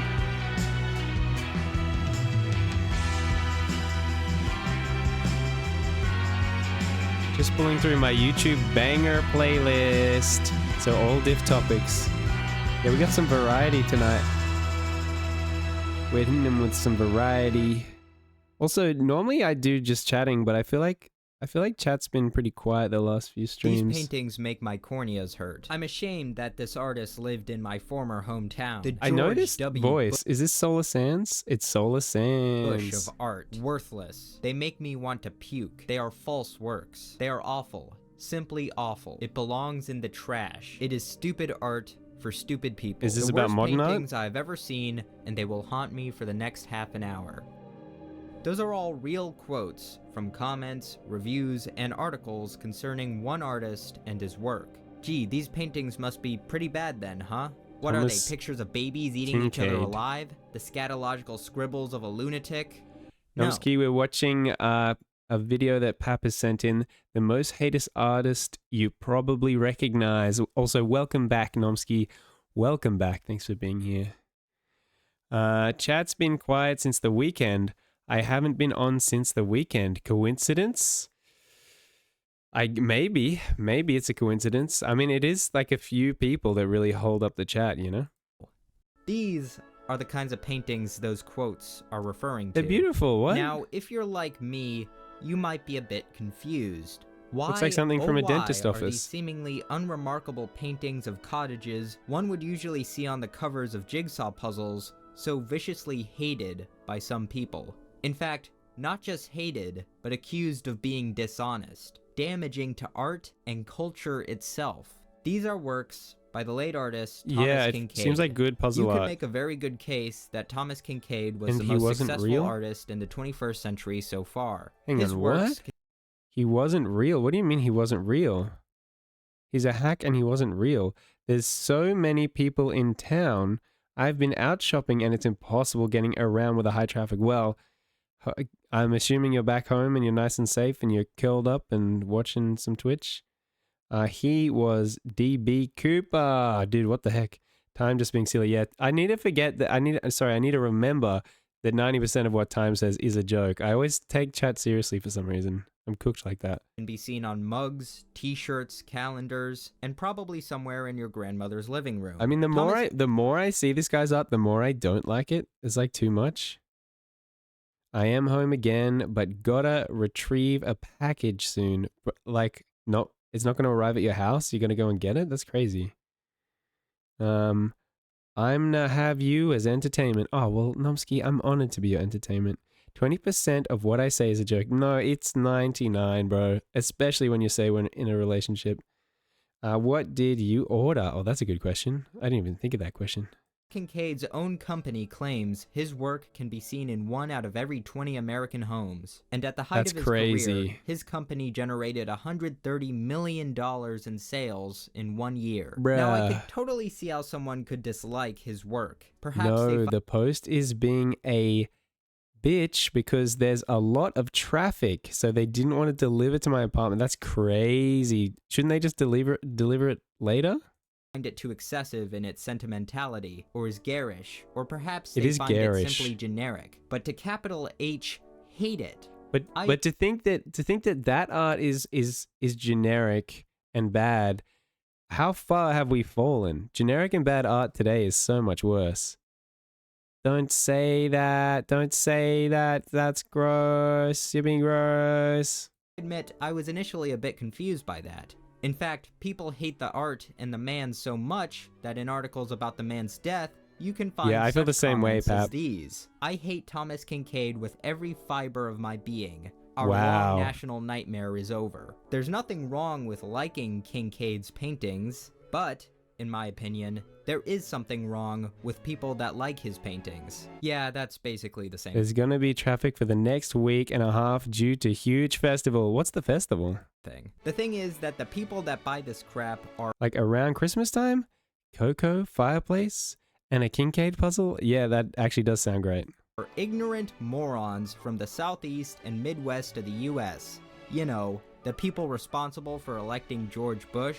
Their opinions on art are about as valid as a Gibbons opinion on quantum physics. Bruh. Sir or madam, I know this is the internet, but if you could kindly remove your head from your own rectum, I think you'd be doing yourself a favor. What could have possibly prompted such venom from a few cottage paintings? What you'll find is that the reason for this hatred may have less to do with the art itself Gibbons' and more to opinion do on with quantum matters physics. of taste, the art world, and even as you saw in the last comment, politics. Today we'll learn about the many reasons to hate a Thomas Kinkade. Wow. Solar Sands is so good.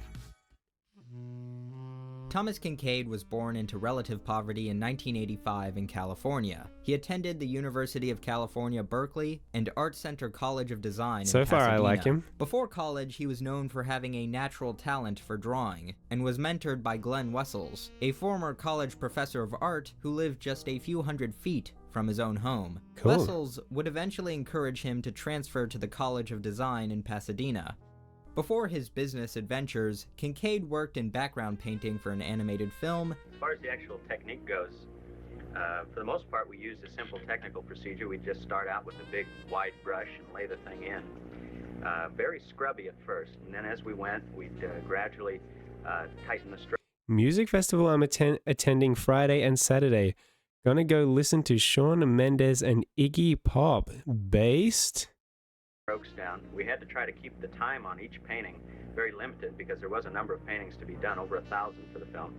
And traveled by freight train across the country sketching with James Gurney. When Kinkade was 20, he reportedly experienced a Christian reawakening. These newfound brother. values Let's seeped go, their brother. way into his art, which now focused on optimism, natural beauty, and inspirational settings. Let's Kinkade go, was brother. able to amass such profits from building up hundreds of Thomas Kinkade signature galleries, which sprung up all over the country at their height and eventually spread internationally. These signature galleries sold high-quality digital reproductions, where one Ooh, could have that's the kinda option cringe. of having a specially trained assistant highlight the canvas-textured reproduction one was about to purchase. This highlighting consisted of the assistant adding small dots of color to give it detail and texture that was unique to that painting. The stores themselves were also That's kinda illuminated and cringe. decorated in a way totally opposite to the sterile white environments True. usually seen in other galleries, creating a cozy and homely atmosphere. It's kinda nice. Kinkade excelled at building his brand throughout every aspect of the purchase. Thomas Kinkade was in the money-making business.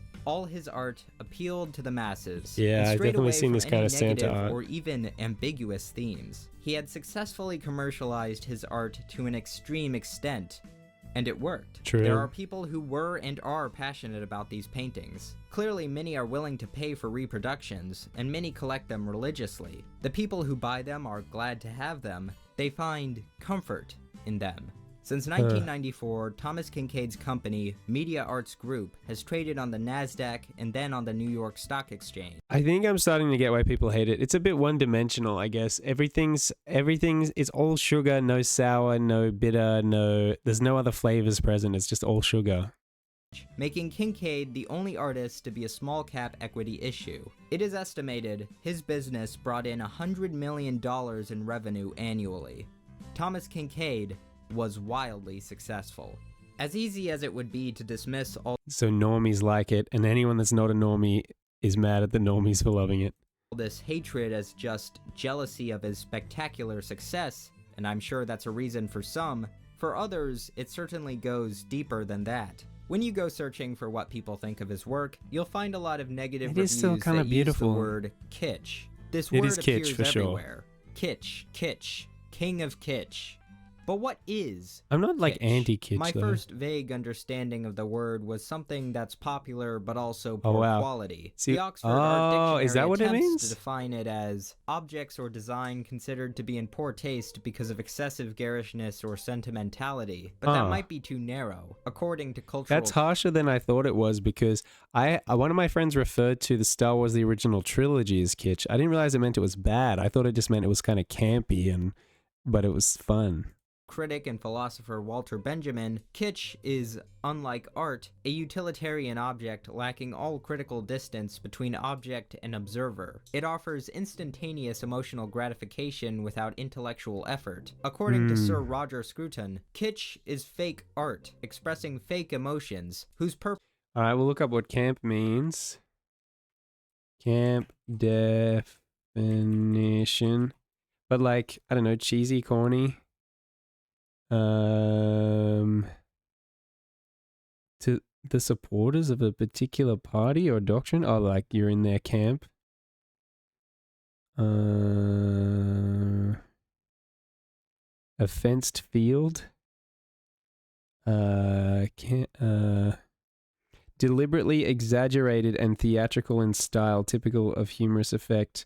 Extravagantly flamboyant or affected in a way stereotypically associated with gay men. But yeah, I'm thinking deliberately exaggerated and theatrical in style. I mean, I feel like a lot of superhero stuff, especially like the first thing I think of is like 1966 Batman. That's like the pinnacle of camp, I feel like.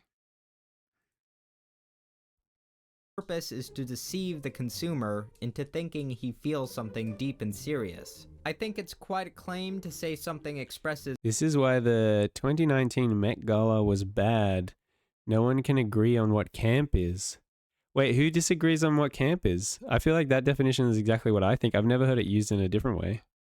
Fake emotions, but it might give a better idea of what kitsch is. Even famous, well-established contemporary artists have been accused of using kitsch. My general understanding is art that is not challenging, not complex. But ultimately, the word is hard to define. Its vagueness allows it to be applied to a wide range of stuff, and for that reason I find it inadequate to fully describe why people and art critics would hate this kind of work. Articles and reviews will also frequently use terms like garish, overly sentimental, and nauseatingly cheerful. All understandable reasons for disliking something, but even so... I definitely liked this stuff when I was a kid. It's kind of hard to look at it as an adult and be like, oh yeah, this is good art. How does that translate from just mediocre art to art being a national nightmare? Thomas Kinkade has been frequently compared to Norman Rockwell. It was the theme for 2019... and people just went crazy with no correlation. Haha. I'd never want this in my house. Yeah, probably not, but it's cozy to look at. Yeah, I'd want it in my grandma's house, but not in my house. Mainly because of his appeal to American values and usually cheerful scenes. Some have even put both their work into the same dreaded category of kitsch scenes. Some have even who's the other? Nightmare. Thomas Kinkade has been frequently compared to Norman Rockwell. Norman mainly Rockwell. Because of his appeal to American But people like Norman Rockwell, no? values and usually cheerful scenes. Some have even put both their work into the same dreaded category of kitsch. But I think a more fitting comparison is Bob Ross. Both made serene art that appealed to large mainstream audiences. I like Norman Rockwell too. Both mostly consisted of landscapes without people. And both lives were even cut short at around the same age. Aww. Now, I love Bob Ross. I mean, who doesn't? But I wouldn't really call his work challenging. Yeah, in fact, one can make the case that it is kitsch. No, the significance of Bob Ross is not really his art, but the hundreds of PBS videos he made painting that art. Bob Ross was able to reach millions of people and inspire them to pursue oil painting through easy-to-follow alla prima techniques and the soothing, earnest commentary that works both as a tutorial and as relaxing meditation, and that I find extremely valuable. Both Thomas Kinkade and Bob Ross sought to comfort their audiences through painting. However, when it came to them as people, Thomas Kinkade was no Bob Ross. He's not nice. Thomas Kinkade was very vain. He branded himself as Thomas Kinkade, the painter of light, trademarked. Look, even if you like his work, making everything glow is not something I would consider a remarkable use of light. These guys are painters of light, not Thomas Kinkade. He's also said things like, "God is my art agent," and "We have a grassroots movement emerging in my art and in the country, and there's 10 million people out there that if I give the word, will go out and picket any museum I want them to." In one case, he bet journalist Susan Orlean $1 million that a major museum would hold a Thomas Kinkade retrospective in his lifetime. This video triggers me. Why does it trigger you, Nomsky? Thomas Kinkade was also not shy to talk about his Christian beliefs and conservative family values. Amen, brother. The prominent light so often seen in his paintings, he said, represented the light of God penetrating the darkness, as well as Jesus's light But I actually think the paintings would be more effective if they depicted some darkness, and then you can actually see the light through the contrast between the light and the darkness. He quite openly resented the elitist art world, insisting that his work was I can relate to uplifting that. and a positive influence on the world, while modern art was nihilistic and ugly. Is he In wrong? one interview, he said, Is he wrong? "The number one quote critics give me is, 'Tom, your work is irrelevant.'" Now that's a Whoa. fascinating comment. Yes, irrelevant to the little subculture, this microculture of modern art. But Maybe here's the that's point. right, though. My art is relevant because it's relevant to 10 million people. That makes me the most relevant artist in this culture, not the least, because I'm relevant to real people. Thomas Kinkade also allegedly frequently engaged in shady business practices, such as defrauding authorized Kinkade dealers and exploiting Peep, I like what? Chiaroscuro? What is that? Chiaroscuro.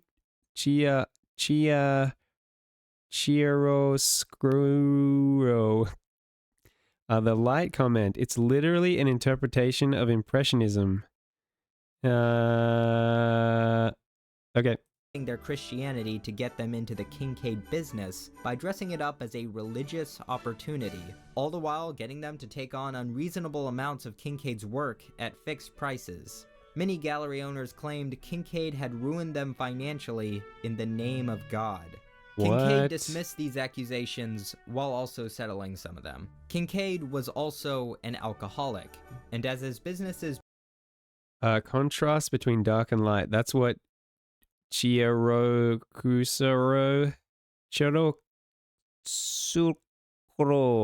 began to decline, he engaged more frequently in drunken episodes where he was prone to cursing, heckling performers, that's not one good. accusation of groping, urinating Do you reckon on a he's Winnie actually the Pooh Christian? statue while yelling, "This one's for you, Walt," which I don't even think that one's bad, that's hilarious. Yeah, and that's kinda drunk based. driving, which is less hilarious. Not and funny at eventually, all. on April 6, 2012, he was killed by an accidental overdose of Valium and alcohol. Bruh, the irony. Even after his death, a legal battle over his estate between his estranged wife and girlfriend took place, all prompted from these drunken, barely comprehensible wills. Eventually, both parties settled out of court. These events are made even more ironic just by going onto YouTube and watching some of the painting demonstration videos he made before his death. The ones where he actually explains his techniques are fine and decently informative, but on others, the man can't do 2 minutes of actual painting without cutting it off and giving a speech about how God inspired him and how we should all be looking toward the light or something. Religious beliefs Hey, is he wrong? aside, are you trying to give an informative peek into your process, or are you just going to preach to the audience? Considering how interested The man's he was about to in die, come maintaining on. his positive image and Christian values, my guess is the latter. If you're still wondering how people could hate a Thomas Kinkade artwork for That's pretty political rough, that one. reasons, That one's well, crazy. it's because the artist himself politicized them. Okay. He fueled the rift between the art world and people outside of it. And to be fair, it Wait, seems let's some read of the fueled quote. the rift. I think it's impossible to not see him as somebody who did a lot to inflame culture wars and to make a lot of money articulating to people that they were on the outside, that people were looking down at them, that the art world was laughing at them. Is he wrong? I don't know. Between the art world and people outside of it. And to be fair, it seems some of the art world fueled this conflict as well. And oh boy, does Thomas Kinkade's opposition What is get this? I am ugly. Objectively speaking, you're gorgeous. But I don't feel gorgeous. Facts don't care about your feelings. Political. That's how you can get articles like Thomas Kinkade, the George W. Bush of art. Their reasoning? Kinkade, like Bush, peddled a falsely simplified image of the world. True. And that the same bad taste that made people invest in fraudulent galleries also elected George Bush and sent their children off to die in a war. There's even another article titled, Is George Bush a better painter than Thomas Kinkade? Which argues that George W. Bush's recent painting escapades are more interesting than Kinkade's work because they are more inventive and emotionally resonant. they're kind of bad. As Elisa Bennett quite bitterly explains in her article, A Dream from Christmas Cottage, though Kinkade's paintings often pander to evangelical Christianity, which is probably the most legitimate reason to hate them, the primary reason that the art world has erected aesthetic and conceptual barriers around him is one that echoes Clement Greenberg's 80-year-old essay on the avant-garde and kitsch. We think it's stupid art for stupid people. That is, those who are too intellectually flabby to spot the difference between the real and a charlatan's flattened approximation of it. Yes, to some, hating a Thomas Kinkade painting has political dimensions to it. But I think a slightly more charitable explanation that is less political and more merit-based comes from the art critic Jerry Saltz. The reason the art world doesn't love Kinkade isn't that it hates love, life, goodness, or God. We may be silly or soulless or whatever, but we don't automatically hate things with faith and love or that other people love. The reason the art world doesn't respond to Kinkade is because none, not one of his ideas about subject matter, surface, color, composition, touch, scale, form, or skill is remotely original. This might be the most succinct and clear explanation of an aspect of why some people hate his art. It was something I suspected from the beginning, but it was just never actually written down clearly until this man finally gave a beautifully specific reason. Now I agree, in fact, that they are unoriginal in those aspects. But, and I know this is like a cardinal sin according to art critics, I don't hate Kinkade's art. There's some paintings I like. Some I wouldn't mind having a print of. Quite a few I find excessive, and quite a few I find downright horrendous. But I don't hate everything he has ever painted. People often insult Kinkade's work by calling them greeting card illustrations. Well, greeting cards need illustrations, don't they? Or else they would just be white pieces of folded paper with text. And hate them or love them, his paintings fit that purpose. You aren't going to find academic history paintings or Basquiat art on Get Well Soon cards. That would be tonally incongruous. But a cozy cottage, if the man had just accepted that his art wasn't going to be seen in high-class museums, very technically maybe the kind apt, of vicious hatred for his art from the art world still seen today would be reduced. I think people mostly don't like the lack of originality and the lack of, I guess, creating interest. If everything is just bright and shiny and beautiful, it kind of doesn't mean anything. People can be overly critical of his art, but the man also fueled that conflict. What is Thomas Kinkade's legacy? Can a man be defined by his worst attributes? Was he really just a hack that used religion and falsely soothing images to swindle people out of their money? Or was he a flawed businessman of faith that produced art that may not be wholly original, but tried to instill some sort of simple beauty in an ugly world, who in moments of weakness succumbed to his worst tendencies? I can't really give you a good answer, but Kinkade will certainly not be the last of his kind. John McNaughton has been described as the Thomas Kinkade of Christian nationalism. His paintings are some of the most overtly political and excessive oil paintings out there. And like Kinkade, they are technically competent. I wouldn't say they are. Are we talking about a new artist? I must have missed it. But Kinkade will certainly not be the last of his kind. John McNaughton has been described as the Thomas Kinkade of Christian nationalism. His paintings are some of the most overtly political and excessive oil paintings out there. And like Kinkade, they are technically competent. I wouldn't say they are breathtakingly skillful, but he's probably a better painter than most people. Now, whether you agree or disagree politically, you have to admit that these paintings are a bit much. Bit on the nose. They are extremely dramatic and far from subtle in their messages. But it's still art. In fact, not only is it art, it's fascinating art. It reveals the inner psyche of the artist and the I wonder how this guy feels about Trump being on the Epstein list. Zeitgeist of large swaths of the American population. These paintings aren't just some crude Jihad Photoshop squad. that your grandpa shared on Facebook. These are huge canvases that required technical skill, planning, True. and time. They contain all the nuance of political cartoons, but upgraded to far more detailed, loosely realistic paintings.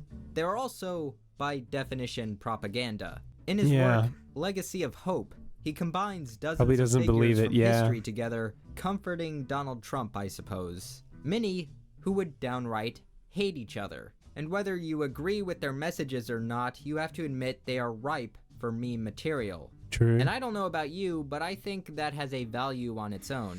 I Yeah? also find this quote from McNaughton quite fascinating. I'm just honestly a little perplexed. I have no idea where buyers are hanging them. I just know I sell a ton. Sometimes Wow. I'm shocked at how many I sell. That one I told you about, Obama burning the Constitution. When That's I painted crazy. it, I worried, this thing is just hideous. Why would it? That is hideous. That's terrible. And what, like, is Obama anti-constitution? He probably doesn't believe it. He responds with, if Bill Clinton is on the list, would you lock him up? I mean, also fair. They're probably both on the list and probably both should be locked up. Waskin, I mean, propaganda's a fairly neutral term. I kind of disagree. I feel like people do this thing these days where they say that everything's propaganda, but like there's propaganda and there's propaganda, bro. Obama wasn't even that liberal. Yeah. Every president since Bush should be pictured burning the Constitution. Anybody hang that in their living room? It's not, he says, the kind of warm, happy work people typically want in their homes. This is where McNaughton it's and not. Kincaid diverge. It's true. McNaughton does not seem to be as interested in making money, and at least appears to have some self-awareness that his work will likely not be accepted as high art. However, McNaughton may be a sign of something greater. Maybe Kincaid will eventually win his museum bet, but not in his lifetime. In some bizarre twist of fate, museums of the future may display his work in the I don't think museum people are Kincaid people. context of the beginning of a movement of populist conservative art. They may be seen as not aesthetically or emotionally significant, but historically significant. I think that's and fair. Who knows, maybe the tides of the art world will change and Thomas Kincaid's work will be seen in a new respectable light.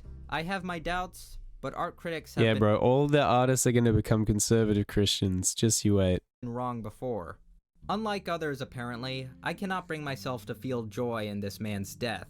The life of Thomas Kincaid is a life of tragedy. The man had talent, and dishonest or not, attempted to bring some sort of positivity into the world, but was stunted by greed and mass appeal. It seems he wanted to be loved by everyone, and when he wasn't, he turned hostile. He preached That about kinda family sucks. values and God, and yet endangered others. Was killed prematurely by the hand of his own addiction, and left his family fighting for his legacy because of his failed relationships. His brand was one of optimism, faith, and comfort. His paintings were serene, peaceful, perfect scenes without pain or suffering. Ironically, his life was anything but. Behind the artificiality of these idyllic scenes is the all-too-real reality of human folly. Facts, bruh. And I think that's why interesting art explores negative aspects of ourselves in life as well as the positive. He's got another banger. Before I even asked, he's got another banger. Antarctica is a continent where basically no food grows. True. Penguins regurgitate seafood to feed their young. Yum. And we caught a bird feasting on the placenta of a newborn seal. Heck yeah, dude. Breakfast. Art is just money laundering for the rich. Yeah. It's like investment. That's all it's ever been. I don't think that's all art has ever been, Time. I think that's ridiculous. But I would say the current state of art is, yes, rich people put their value into... Yeah, it is a reductive take, Pap. I think you're right. But these days, the art scene is rich people putting their money into paintings because they're going to appreciate and value more than money sitting in a bank. That's a crazy statement. It is a crazy statement. Totally agree. Here. So, what are we, now hardened Antarctic explorers, supposed to eat? Wait, they're gonna freaking live in Antarctica? I guess they're gonna eat a placenta and seafood. Was this Arlo and I Actual were statement. Yeah, basically yeah, bro. obsessed. Just double down. Just when everyone disagrees, just double down. Yeah, but Peep, what you're describing is just investing, not money laundering. Well, they can do it for money laundering as well. Wake up, sheeple. That's my new thing. Wake up, sheeple. Yeah, no one said that before. That's new. Stop eating nuts. We're about to order a pizza. Bruh. If you're gonna get a slice of pizza 20 minutes before dinner time, I'm at least gonna shame you. Is that it? Ew. I want to slice a pizza 20 minutes before For dinner good time. reason. That's the fuel. Yeah. Tom Senti is the culinary manager at McMurdo Station. The amount of Guys, calories I don't needed usually eat on for stream, but somebody this is working making me out in hungry. the field can be 32 to almost 5,000 calories every day. For context, the USDA recommends average adults to consume between 1,600 and 3,000 calories per day. Not only is working down here just by nature very physically demanding, but the extreme cold also itself causes you to burn more calories to keep warm. And we're not just making this up. Loads It's of true. scientific research supports it. So we craved food, especially carbs, all the time. There's like 3 more pounds of pasta in there. And it's not just us. My second year, I decided to go on a diet, and my diet meant no thirds. So no what? No thirds. So What are you devouring? I'm eating a steak. The station is home to around 900 people in summer. So the kitchen staff is responsible for feeding a lot of very hungry mouths. And a huge amount of food needs to be prepared to keep the station running. Wow, this is big. Everything in here is like supersized. Yeah. Like that is a tub of chips. And that takes a lot of planning. So we're creeping on almost thinking a million meals. I usually eat too much at one time to too. make sure I don't run out of bacon right at the end. If you I find going really protein heavy. I used to like live on carbs and I would always overeat. I would just like stuff myself with like pasta and pizza. But now I eat mostly protein and I just don't have that problem anymore because protein just actually makes you feel full. It's a fuel source that actually lasts. But I only eat like twice a day, maybe. You only eat like twice a day, maybe twice a day. Protein and fat best in slot. Completely agree with you, Pap. A massive food order is placed in May for the following year. All the food then gets shipped down on a boat that arrives in January. And that food needs to feed the population for the next year. That's unfathomable. That's crazy. You're planning for a million meals. Is it all frozen? 18 months in advance. Right. So It used to be how do easy they to do keep it frozen, right? What is the secret sauce? Our first clue can be found here. In the historically preserved hut of Robert Falcon Scott. So is everything that we're seeing in here vintage from? Yes, it's exactly as it So like that pot. That pot, yeah. Scott used that pot. Yeah, Scott used that pot. And this table. Oh, sorry. I probably wasn't supposed to touch it. We'll cut that part out. I don't want to be cringe, but if anyone's enjoying the stream, please follow so that you can find my stream later. I will watch people after a raid, enjoy the stream, forget to follow, and then never find the stream again. So if that's something you want to do, please do it. I'll go either 16 to 24 hours between meal. Do you mean meals? Most days? That's way too long. I'm losing weight.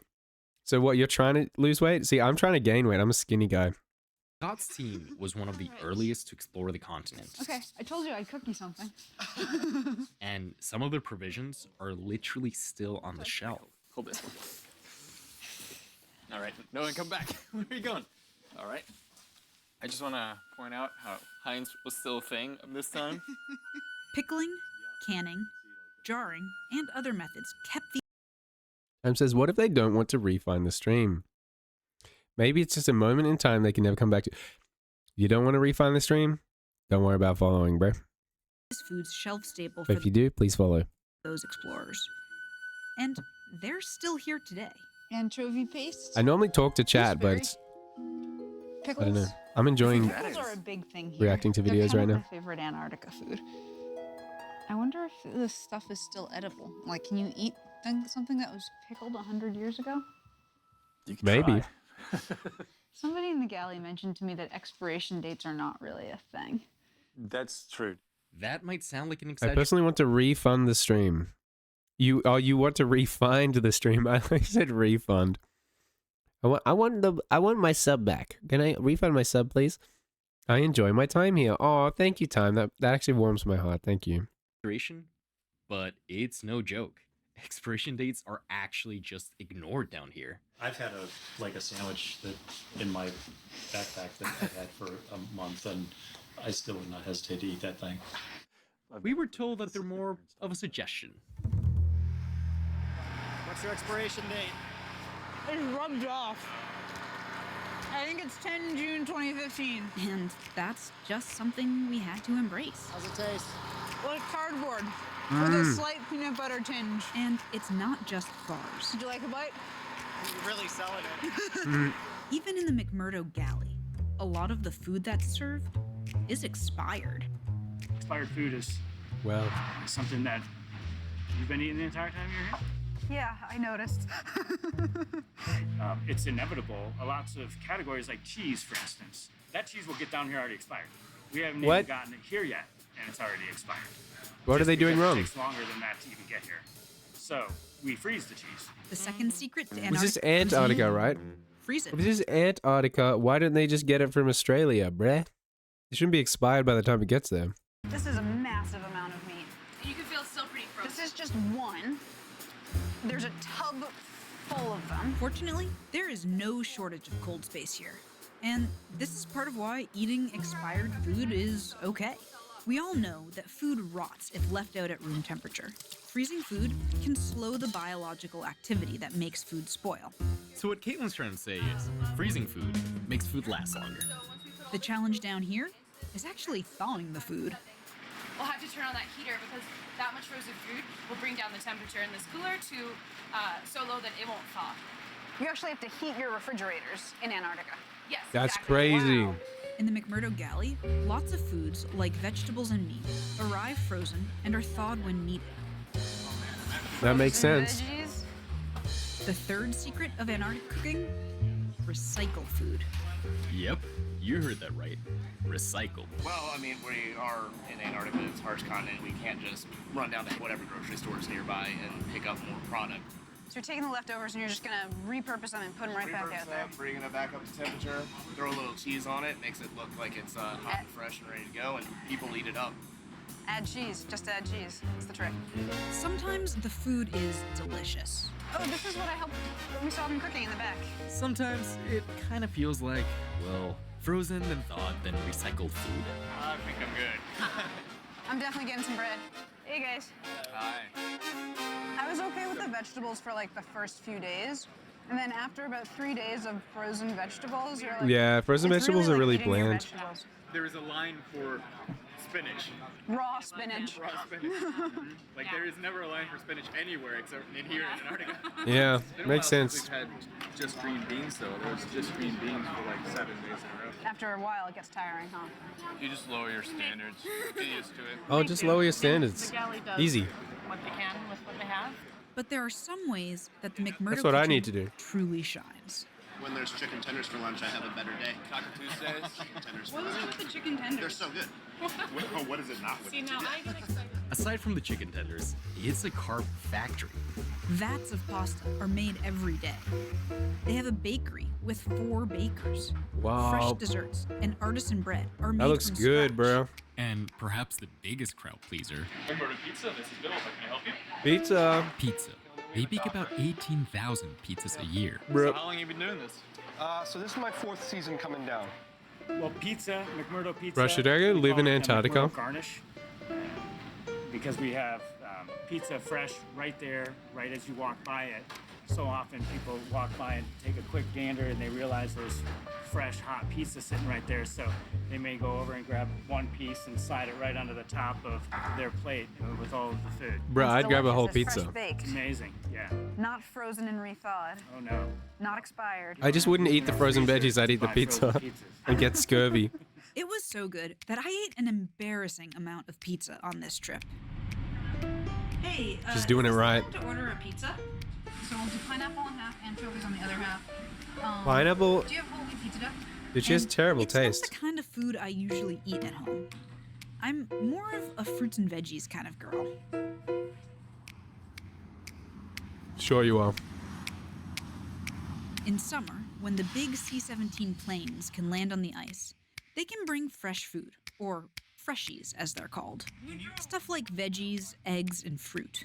And it is coveted. We haven't had any fresh food in. Mm. We haven't had any fresh food for, what was it, a week? 10 days. 10 days? Do we wash That's these? crazy. Time for a quick tour of camp. While McMurdo is equipped with an industrial kitchen, Welcome to the Wellens Ice Stream. a lot of scientists are living and working at field sites far from the station.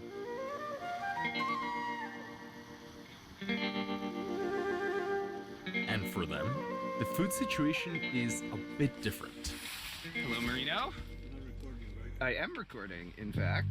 Before they head out into the field, So down this aisle we have teas. they pass through McMurdo and pick up everything they'll need. Oh, peanut butter. That's important. Peanut butter and jam. Very important. So a lot of the condiments. Peanut butter and chili. That's Yeah. going to be my staple Yeah. when I'm out there. Yeah, so we have basically shelves PB&J. and shelves of all of the different types of food that folks would need to make a pretty good meal out in the field. So there's cereal, there's chips, there's crackers. And because they especially there will be is, working and living out in the cold, dehydrated. they get access to this shelf. I love the bumper bars too. I don't know if you all have had bumper bars. So I've never heard of a bumper bar. Where I go, I feel like a kid in a candy shop.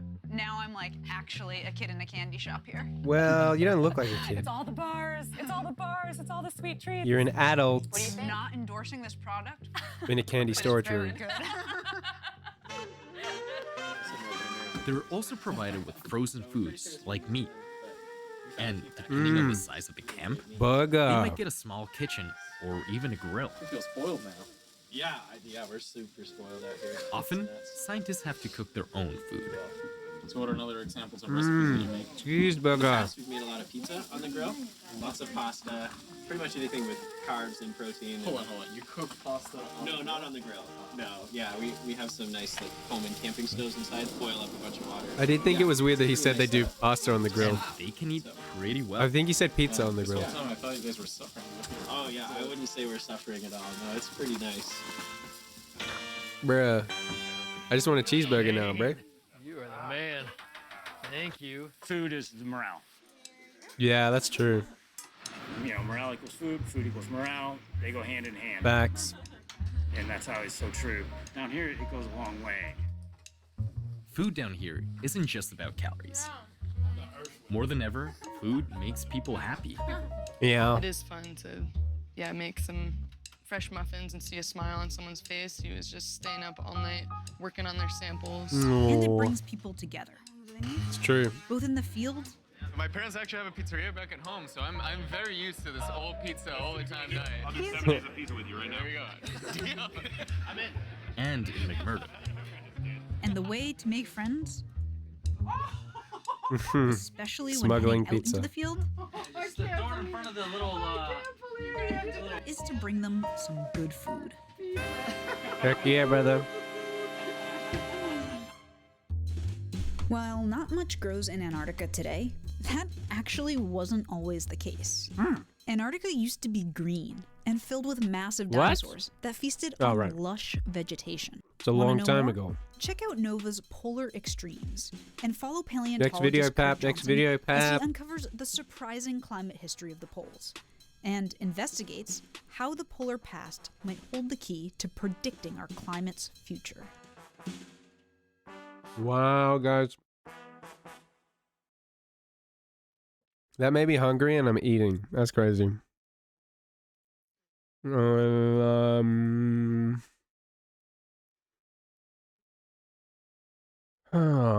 Ringtone business was absolutely diabolical. Do you guys remember when they used to charge money for ringtones? That's crazy. John Howard ruined everything. I don't even think Australians care about that. Paprika needs a second, guys. Guys, what if we were just chatting stream for 1 second? Guys, my name's Peepcast. This isn't how I actually talk. How do I actually talk? I talk like this, guys. Hello. We're just hanging out here. We're just having a beautiful time together. I love streaming, and I'm parasocial, and I love you. But I recommend not being parasocial and just seeing this as entertainment. That's probably a lot healthier for you. Don't be like me, guys.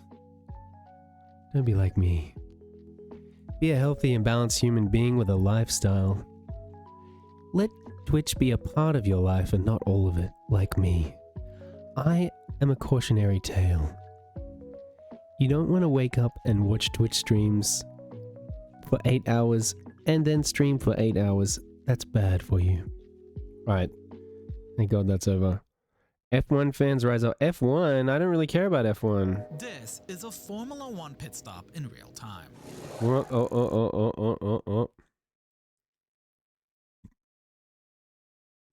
This is a Formula One pit stop in real time.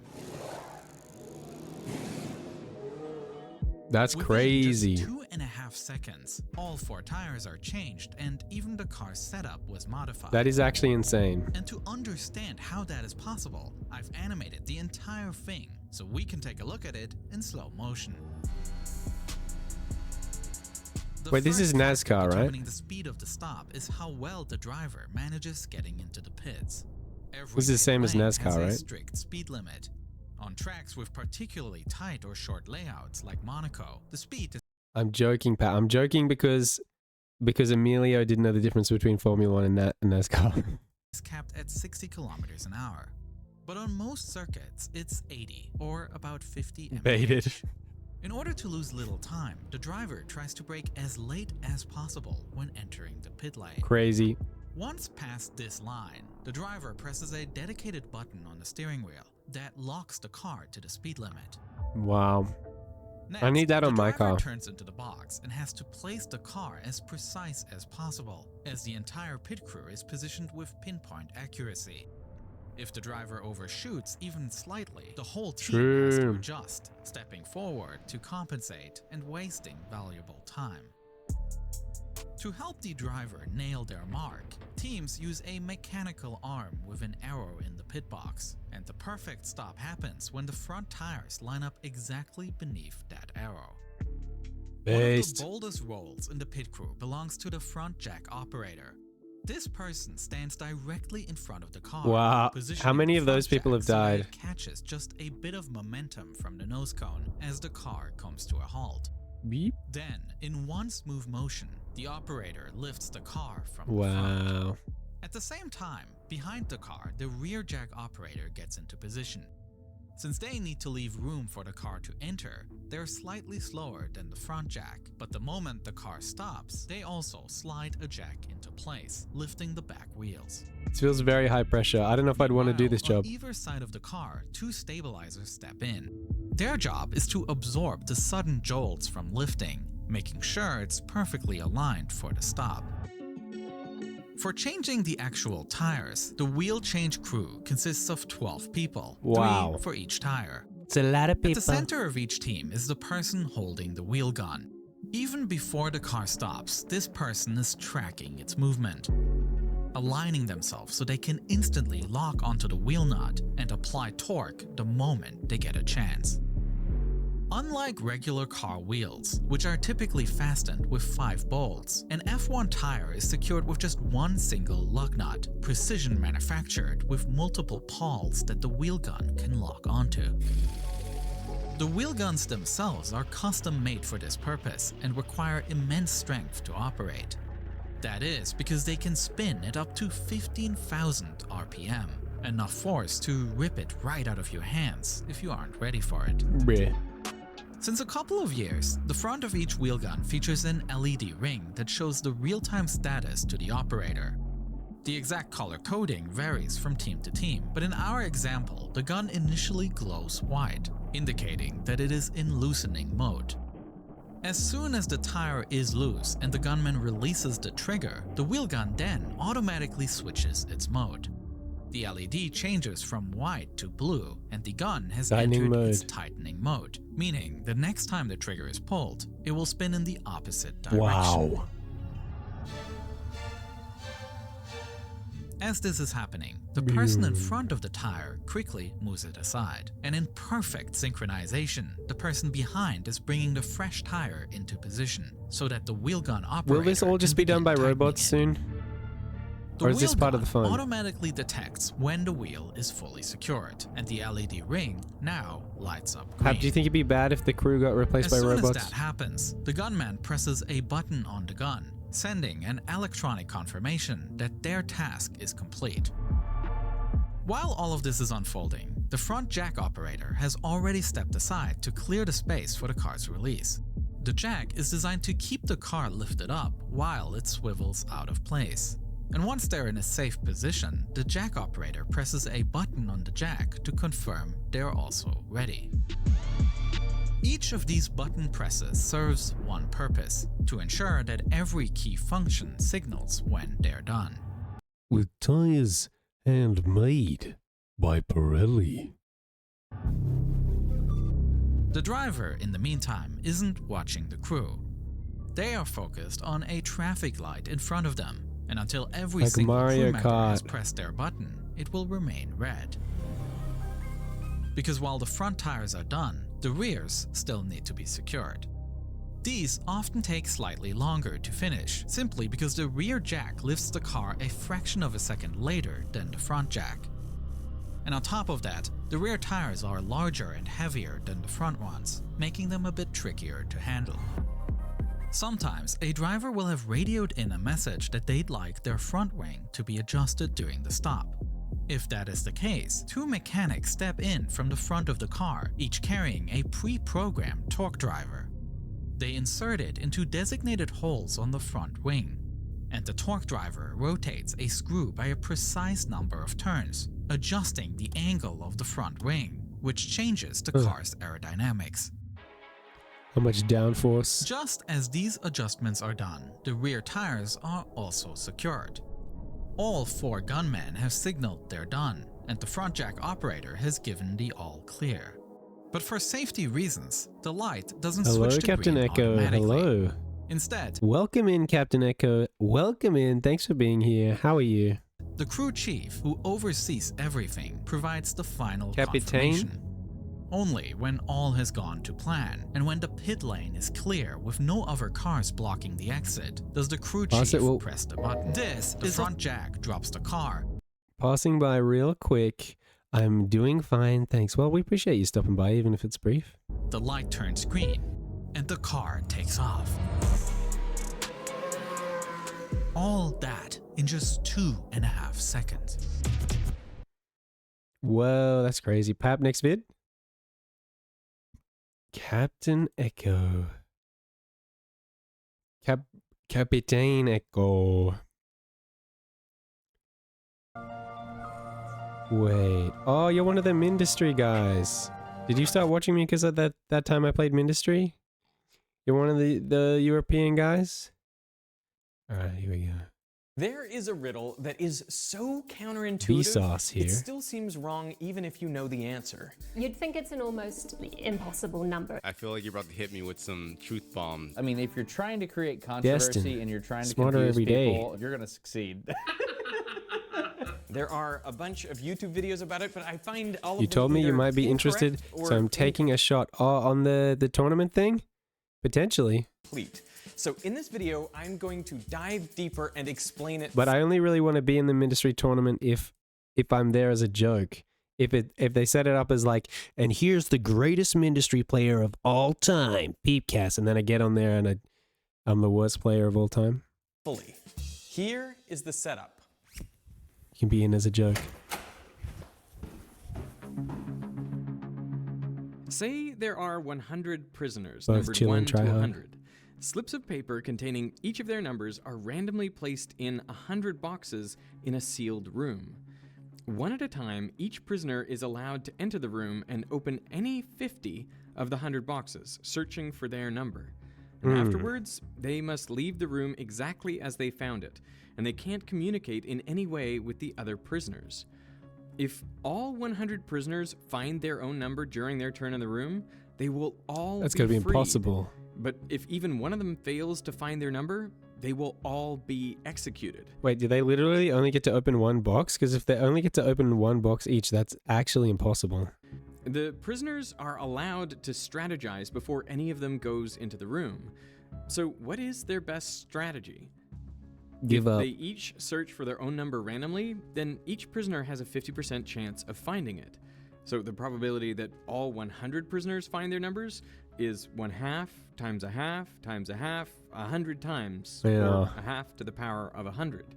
This is equal to 0.000000030 That's what I'm saying, and bro. then Impossible. to put this probability into perspective, 2 people have a better chance of picking out the same grain of sand from all the beaches and deserts on Earth than by escaping this way. Wow, But that's what if I crazy. told you that with the right strategy, What if I told there's a you? way to raise their chances to nearly 1 in 3? It improves their odds over random chance by nearly 30 orders of magnitude.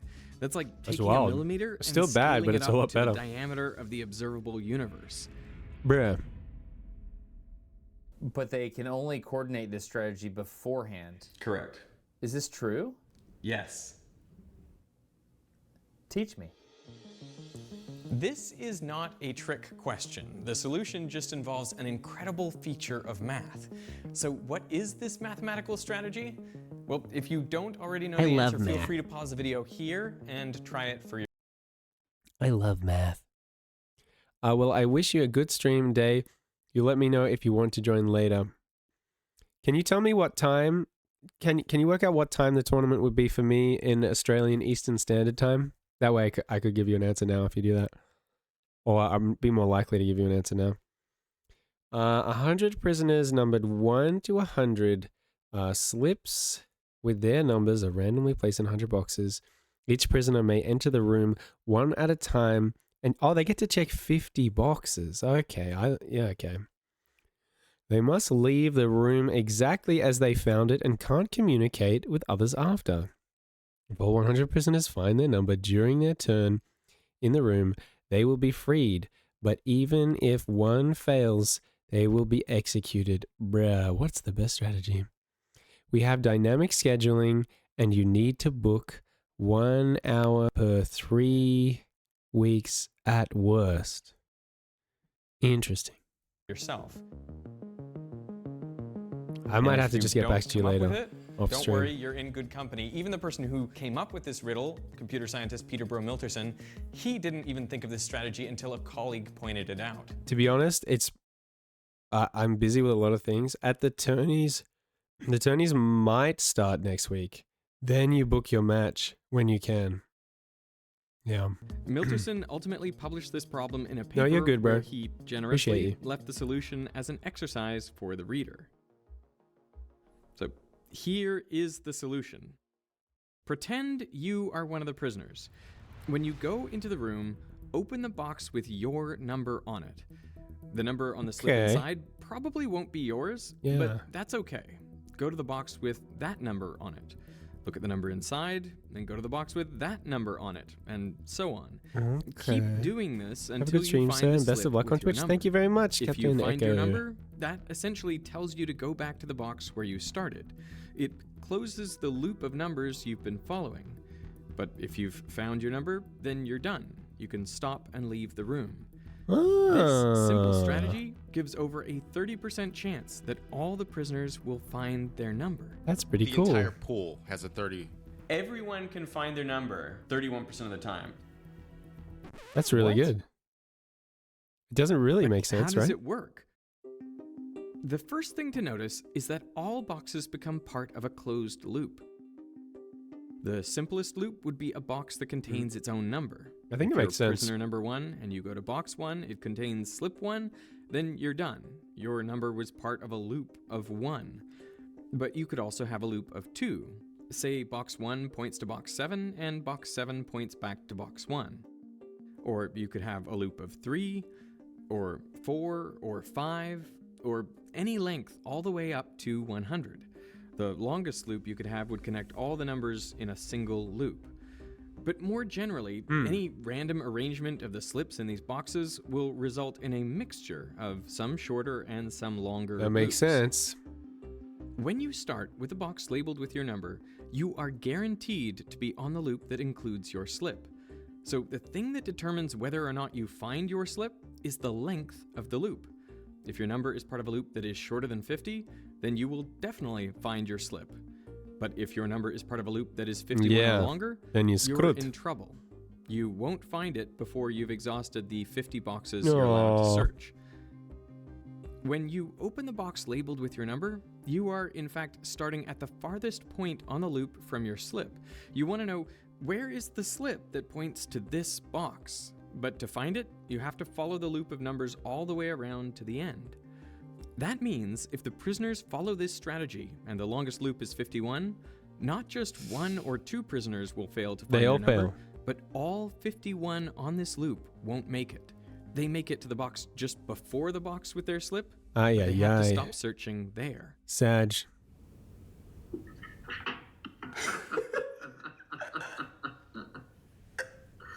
So the probability that all of the prisoners succeed is just the probability that a random arrangement of 100 numbers contains no loops longer than 50. Now, I promised that this probability would come out to around 1 in 3, but how do we calculate it? Well, imagine writing down all the different ways that you could connect 100 boxes to form a loop of length 100. So you could have box 1 It's a bit numbers heavy for me, bro. Box 2 points to box 3, to box 4, and so on all the way to 100, and then box 100 would point back to box 1. Or you could have something random, box 5 points to box 99, to box 17, and so on, and let's pick the last one, is 63, and box 63 points back to box 5. So how many different arrangements of these 100 boxes, or permutations, could you have? A lot. Well, for the first box, I have 100 different boxes that I could choose from. For the second box, because I've already used one, I can only pick from 99 boxes. True. And the next one, I got can pick from 99 98 boxes. and so on down And to the this very ain't last one. box. I don't really have a choice. There's only one box left I could put in the last position. So the total number of different permutations would be 100 times 99 times 98 times 97 all the way down to 1. That is just 100 factorial. There are 100 factorial different ways that you could create a loop of 100 boxes. Factorial. But what we can't forget is that these are not just lines of numbers, they are loops. Circles. So some of these lines that look different are actually the same loop. For example, 2, 3, 4, 5, and so on up to 100 and then 1 is the same thing as 1, 2, 3, 4, 5 to 100. You can rearrange the way you write these numbers 100 different ways, but they all represent the same loop. So the total number of unique loops of length 100 is 100 factorial divided by 100. So what is the probability that any random arrangement of 100 boxes will contain a loop of length 100? Well, it's just equal to the number of unique such loops that we just calculated, 100 factorial over 100, divided by the total number of ways that you could put 100 slips in 100 boxes, which is 100 factorial. So the answer is 1 over 100. So there is a 1% chance that a random arrangement of slips results in a loop of length 100. And this is a If you're wondering what number 100 factorial would be, it's this number. So I can see why you're saying 100 factorial. result. The probability that you get a loop of length 99 is 1 over 99. The probability that you get a loop of length 98 is 1 over 98. So the probability that there is a loop longer than 50 is 1 over 51 plus 1 over 52 plus 1 over 53, etc. Add all these up and it equals 0.69. There is a 69% chance of failure for the prisoners, meaning a 31% chance of success, where the longest loop is 50 or shorter. I still find it difficult to believe. This feels a bit Of like course. magic. using the loop strategy, Nice. all the prisoners are more likely to find 69. their numbers Nice. than even just 2 prisoners choosing at random. So, using the loop strategy, what is the probability that each prisoner alone finds their number? It is still 1 in 3. 50%. Hang on, Each what? prisoner 50%? can still only open half the boxes, so their individual chance is still 1/2. Oh, true. That makes But sense. these probabilities are no longer independent of each other. Imagine running this experiment 1,000 times over. If everyone is guessing randomly, you'd expect that on most runs around 50 prisoners would find their number. On lucky runs, the number would be a bit higher, on unlucky runs a bit lower. Makes sense. But using the loop strategy, all of the prisoners would find their numbers 31% of the time, and 69% of the time, fewer than 50 find their number. The prisoners all win together, or the majority loses together. That's how this strategy works. Well, why are you assuming that your number will always be on the loop that you're on? I feel like understand that. Always. This is a key question, right? Not always. I feel like it's possible to start and go on a complete loop and not come back to your own number. Exactly. Because you got on the wrong loop. Exactly. And then you'd have to get on another loop. So I don't know that I buy this. Right. Now, the big question everyone asks is, how do you know that if you start with a box with your number on it, you are guaranteed to be on the loop that contains your slip? You're not, right? Well, if you think about it, the slip that says 73, if anyone sees that, they will definitely go to the box with the number 73. So the slip and box with the same number essentially form a unit. They're like a little Lego brick. And then every slip is hidden inside another box. So as I start laying out slips and boxes randomly, you can see that there's no way that we can end up with a dead end. It's not like you can just get to a box and then stop, because every box contains a slip and that points at another box. So the only way for you to see only boxes when you walk into the room is for every slip to be contained within a box. And that necessarily will mean that we are forming loops. So I don't when quite I get that. start with box 73, I must eventually find slip 73, because then and only then will I be directed to go back to box 73, which closes the loop. It just could be a loop Who is the warden to this bigger prison? than 50. What kind of sadistic mathematical warden are you dealing with here? This is awful. Now, what if there is a sympathetic prison guard who sneaks into the room before any of the prisoners go in? Well, then they can guarantee success for the prisoners by swapping the contents of just 2 boxes. That's because there can be at most 1 loop that is longer than 50. And you can break it in half just by swapping the contents of 2 boxes. And now I have 2 separate loops that are each shorter than 50. But what if there was a malicious guard who figured out that the prisoners were going to use this loop strategy? Well, then they could put the numbers in boxes to ensure they formed a loop longer than 50. True. In this case, are the prisoners doomed?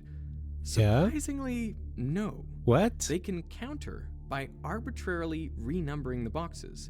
They could, for example, add 5 to each box number. The loops are set both by the locations of the slips and by the box numbers. Renumbering the boxes is essentially the same as redistributing the slips. So the problem is back to a This is random arrangement crazy. of loops, meaning the prisoners are back to their 31% chance of survival. Now, what happens if you increase the number of prisoners? Fun fact, nobody knows if, as you have more and more prisoners, it's going towards a limit, or if it'll eventually go down to 0, or what. That is my friend Matt Parker. And I think what he meant to say is we know exactly what happens as you increase the number of prisoners. With 1,000 prisoners, each allowed to check 500 boxes, you might expect their chance of success to drop dramatically. But you can calculate it like we did before, and it comes out to 30.74%. Only half a percentage point lower than for 100 prisoners.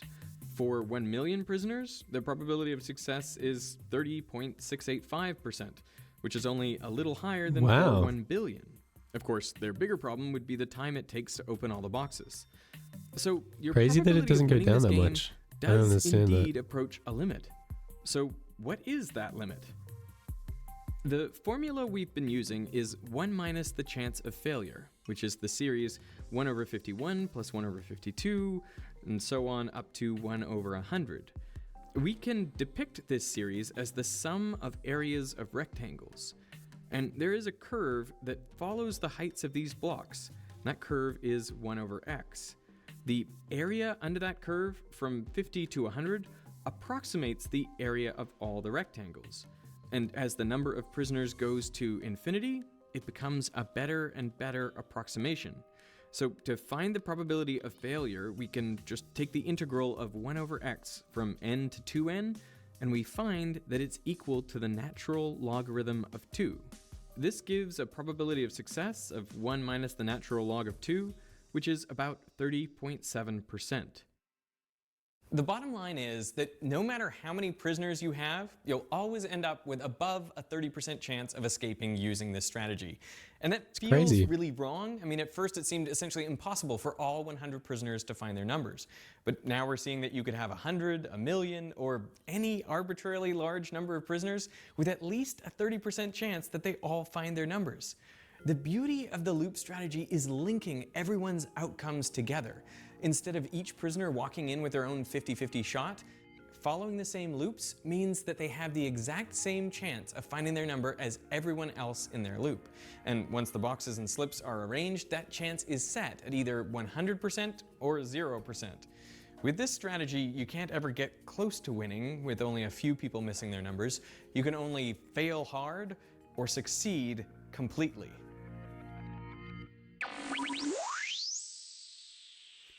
That was very mathy for me, bro. Do you have something less mathy? I've never been a huge maths guy.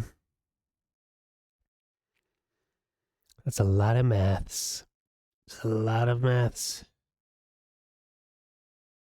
Well, do we have something, Pap? What do we got? Oh, what do we got, Mr. Paprika? Mr. Paprika. Hey, look at him go. Less math. Just let me know. Vanishing of Flight 370.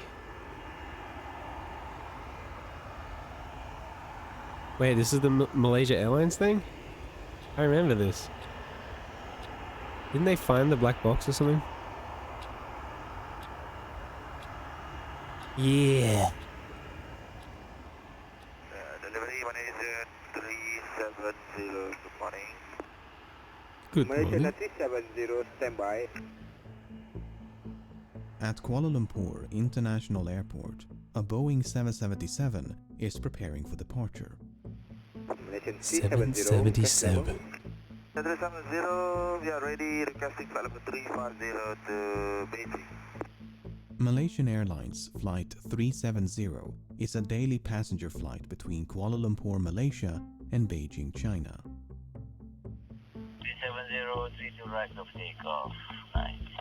That's alright, Captain Malaysia 370, 42 minutes past midnight, Flight 370 is given clearance to depart. On board are Captain Zahari Ahmad Shah, First Officer Farik Abdul Hamid, 10 cabin crew members, and 227 passengers. Number control, Malaysian 370. Malaysian 370, Lumpur radar, good morning, climb flight level 250. Morning, level 250, Malaysian 370. Malaysian 370, climb flight level 350. Level 350, Malaysian 370. Less than an hour into the flight, the plane is cruising over the South China Sea at an altitude of 35,000 feet. The night sky is clear and the weather is calm. Flight 370 is then instructed to signal air traffic control in Ho Chi Minh, Vietnam, as it is about to enter Vietnamese airspace. The flight controller in Kuala Lumpur says goodnight, with no sign that anything should be amiss. Malaysian 370, maintaining level 350. Malaysian 370. Malaysian 370, maintaining level 350. Malaysian 370. Malaysian 370, contact Ho Chi Minh 120.9. Good night. Good night, Malaysian 370. 1 minute and 43 seconds later, the aircraft suddenly vanished from radar screens at Kuala Lumpur, Ho Chi Minh, and Bangkok. That is this weird. form of positional tracking depends on a signal being emitted by one of two transponders aboard a plane, and so its disappearance would suggest both transponders ceased to function, or the system was manually deactivated by someone on board. Probably the second All one, right? subsequent attempts to contact and ascertain the whereabouts of Flight 370 are unsuccessful. The aircraft has seemingly vanished without a trace. After missing its scheduled time of arrival in Beijing some 4 hours later, Flight 370 is officially declared missing. And in the wake of that announcement, the most expensive search effort in aviation history is about to commence.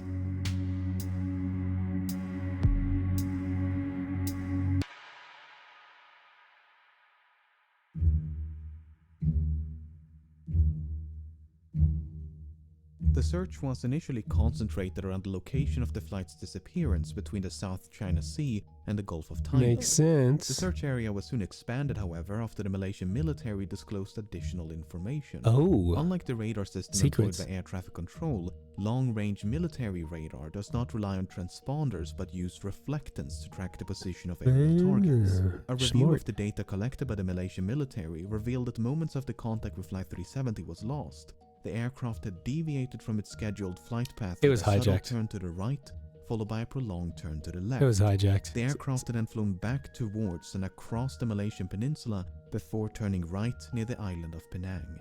It maintained this northwesterly heading until it escaped the radar's coverage. I guess that's where Penang Over the curry next comes few from. days, the Strait of Malacca, the Andaman Sea, and the Bay of Bengal was scoured by a multinational fleet of aircraft and vessels, but there was no Yeah, the trace. fact that there's two transponders, both of them turned off, and then immediately after they were turned off, the plane flies it in a completely different direction, it has to be hijacked.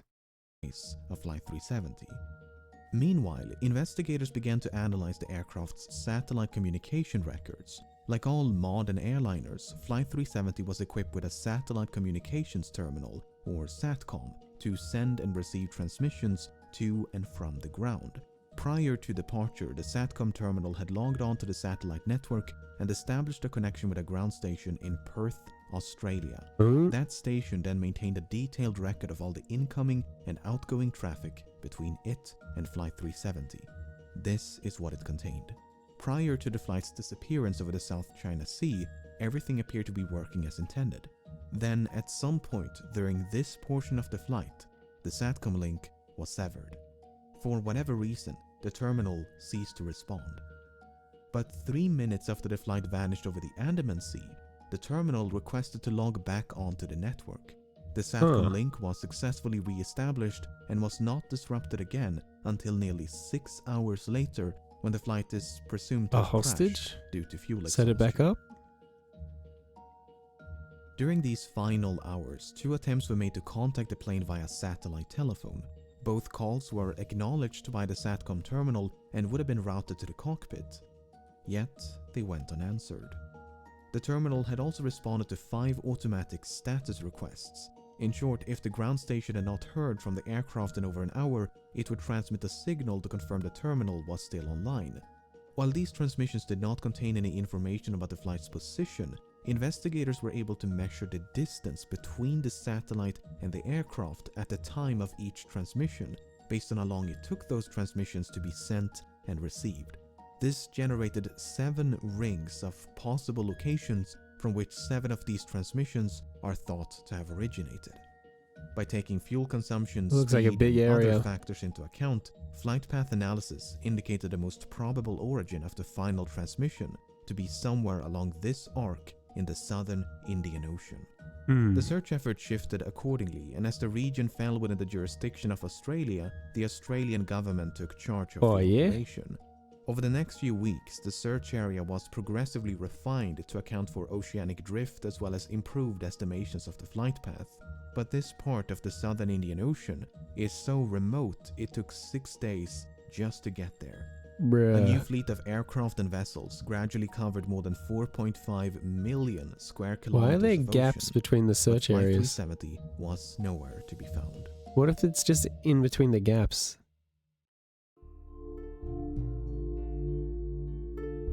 If the impact with the ocean had been sufficiently forceful, it was possible the resulting sound had been recorded by underwater listening devices known as hydrophones. This possibility was I'm not a investigated, hydrophone. and 4 hydroacoustic monitoring stations had recorded something.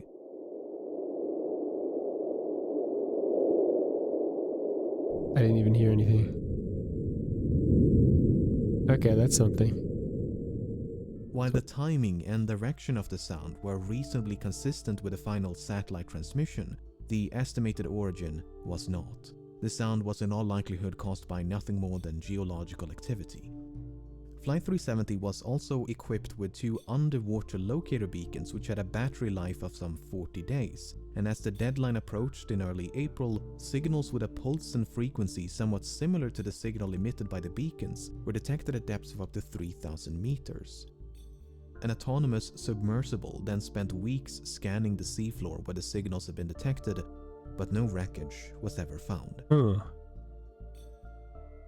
And nothing would be found until more than 16 months later, when a discovery was made on the opposite side of the Indian Ocean.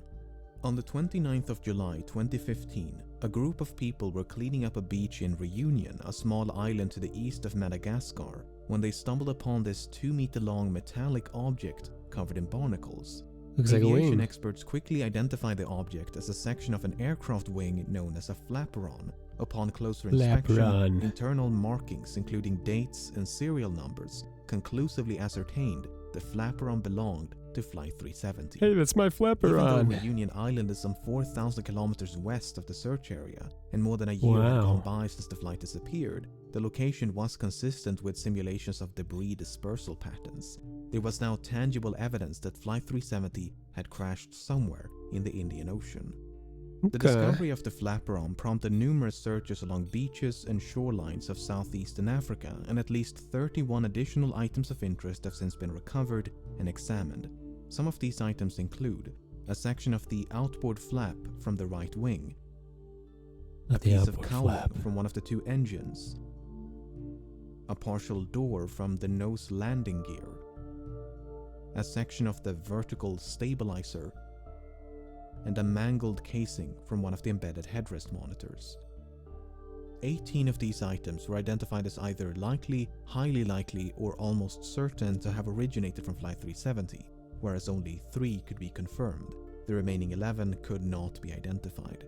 There were no traces of an explosion found on any of the debris tested, nor was there any evidence of a fire except for 3 small burn marks on one of the unidentifiable items.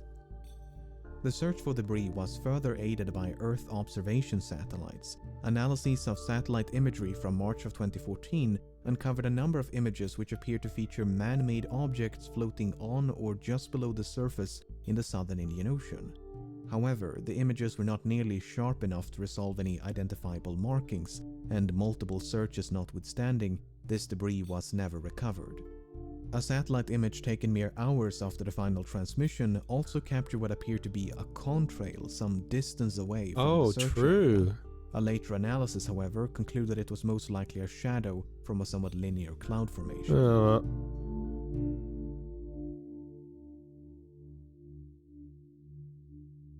The underwater portion of the search continued for months and eventually years before it was finally suspended in early 2017, by which point some 120,000 square kilometers of seabed had been scrutinized. The search effort was then resumed by an American salvage company known as Ocean Infinity, but after more than a year of searching, they too came up empty-handed. Unless the final resting place of Flight 370 can be located, it may be impossible to determine exactly why it crashed. Nevertheless, there have been no shortage of theories.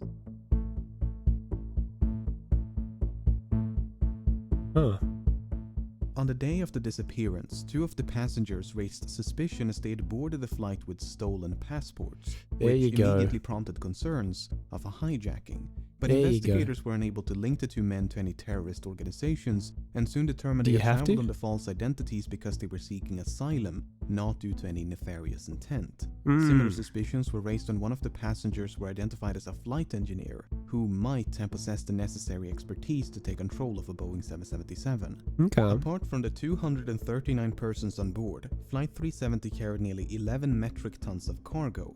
Among the items listed on the flight manifest was a shipment of lithium-ion batteries, which led some to suspect a fire might have broken out mid-flight. For instance, the crash of UPS Airlines Flight 6 in September of 2010 was the result of a fire. Hang on, but would a fire take out the transponders in the front of the plane? I could see why they might change direction once the plane catches on fire, but would it shut down the transponders in the front of the plane? Ignited by a pallet of lithium-ion batteries. Another potential source of ignition would be an electrical malfunction. The crash of Swiss Air Flight 111 in September of 1998 is thought to have been caused by a fire within the electrical wiring above the cockpit. The fire damaged and disabled multiple avionic systems, including the transponders and SATCOM. In the case of Flight 370, the sudden loss of communication and subsequent deviation from its scheduled flight path might have been a direct response to a fire. The two pilots may have turned back towards Malaysia to attempt an emergency landing at the nearest suitable airport. But no such attempt was ever made. Instead, Flight 370 kept going and remained aloft for another 6 hours. Well. Some have theorized the crew might have been incapacitated by a sudden or gradual loss of cabin pressure. For instance, when Helios Airways Flight 522 failed to pressurize in August of 2005, the pilots quickly fell unconscious. Yet the aircraft continued to fly on autopilot for more than 2 hours. But it wouldn't have drastically changed direction Airline suddenly. pilots are of course trained for such an event. In the event of cabin depressurization, an automatic system is designed to deploy oxygen masks to give the pilots enough time to perform an emergency descent to a more breathable altitude. The data recorded by the Malaysian military radar does indeed contain altitude information, but it is highly inconsistent. In fact, the Boeing 777 is incapable of performing the extreme altitude fluctuations recorded. At one point, the aircraft exceeded its maximum operating altitude by more than 15,000 feet before making a 50,000 feet nosedive in less than a minute. Like a roller coaster. Attempts to recreate these maneuvers in a flight moment. simulator were unsuccessful, and thus the data was deemed inaccurate and unreliable.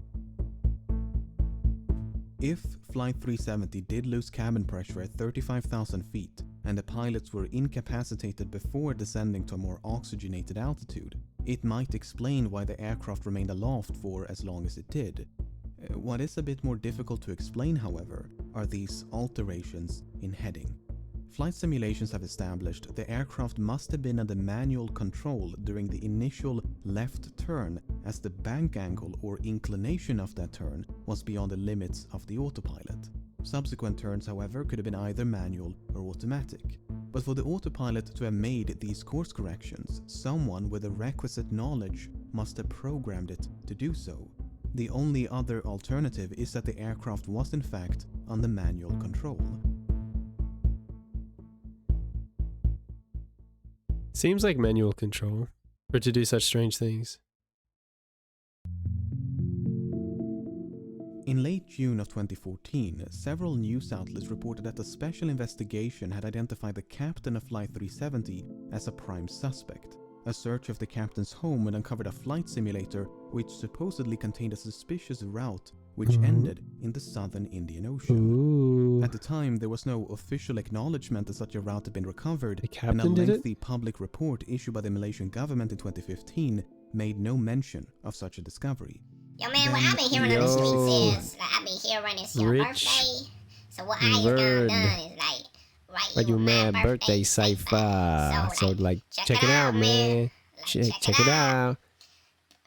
Yo, like, check me out. It's your birthday. It ain't Your the first day. So So I'm like, hey, it's not the worst day, yo. Here we go. I'm a flow. Going. My name is Romeo. Whoa. Thank you so much for the follow, Richverd17. Hi there from Facebook. Would appreciate a follow back. We'll keep tabbed open. Richverd, I don't really just follow for follow. I do give real support to good small Twitch streams. It looks like you got a webcam, so I appreciate that. But it does look like you're not really talking. And I would say that if you really want to make it on Twitch, playing games, you want to be talking. confidential documents pertaining to a forensic examination conducted by the Royal Malaysia Police in May of 2014 was leaked to the media. These documents made it clear that such a route had not only been recovered but thoroughly examined. Soon thereafter, the Malaysian government confirmed the existence of this simulated flight path, and this is what it looks like. It should come as no surprise that many regard this as damning evidence of premeditation. But according to investigators, it is not quite so evident. Why? The data recovered consists of 7 coordinates, 2 in Kuala Lumpur, 2 in the Strait of Malacca, 1 in the Bay of Bengal, and 2 in the southern Indian Ocean. The data was reconstructed from a file that had been automatically generated and saved by the simulation software a month before the incident. However, it's not clear whether the coordinates originate from the same flight session. In other words, it might not be correct to simply trace a continuous line between these 7 coordinates, as they could be from separate sessions. The forensic examination by the Royal Malaysia Police simply concluded no activity captured conclusively indicate any kind of premeditated act pertaining to the incident of MH370. Even so, the similarities between the simulated route and the presumed route of Flight 370 directly influenced the search operation. Australian investigators considered the possibility of someone deliberately extending the range of the flight by gliding the aircraft after fuel exhaustion. If so, the plane could have traveled an additional 200 kilometers. Alternatively, the range could have been reduced by a controlled ditching prior to fuel exhaustion. While ultimately deemed unlikely, these 2 scenarios did affect the search effort. Makes sense. If the captain steered Flight 370 off course with the intention of crashing in a remote part of the southern Indian Ocean, his motive is an even greater mystery. Zahari Ahmad Shah was 53 and married with 3 children. He had more than 18,000 hours of flight experience and a spotless track record. It's a lot of time. Investigators found no evidence of financial issues, and his monthly expenses before the disappearance indicated nothing unusual. He had no history of mental illness, nor had he displayed any recent changes in lifestyle or behavior. He was raised on the island of Penang, but which he has did led some to simulate speculate the flight's second almost turn the to same the flight southwest path. of Penang was the captain getting a final view of his hometown.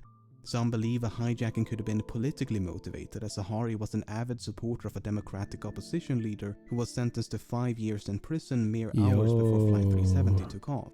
That's Others crazy. point to unconfirmed reports of marital issues, but this is contradicted by the official investigation and disputed by family members. The only real inconsistency noted by the final report is that the captain failed to repeat the assigned radio frequency during the last verbal communication.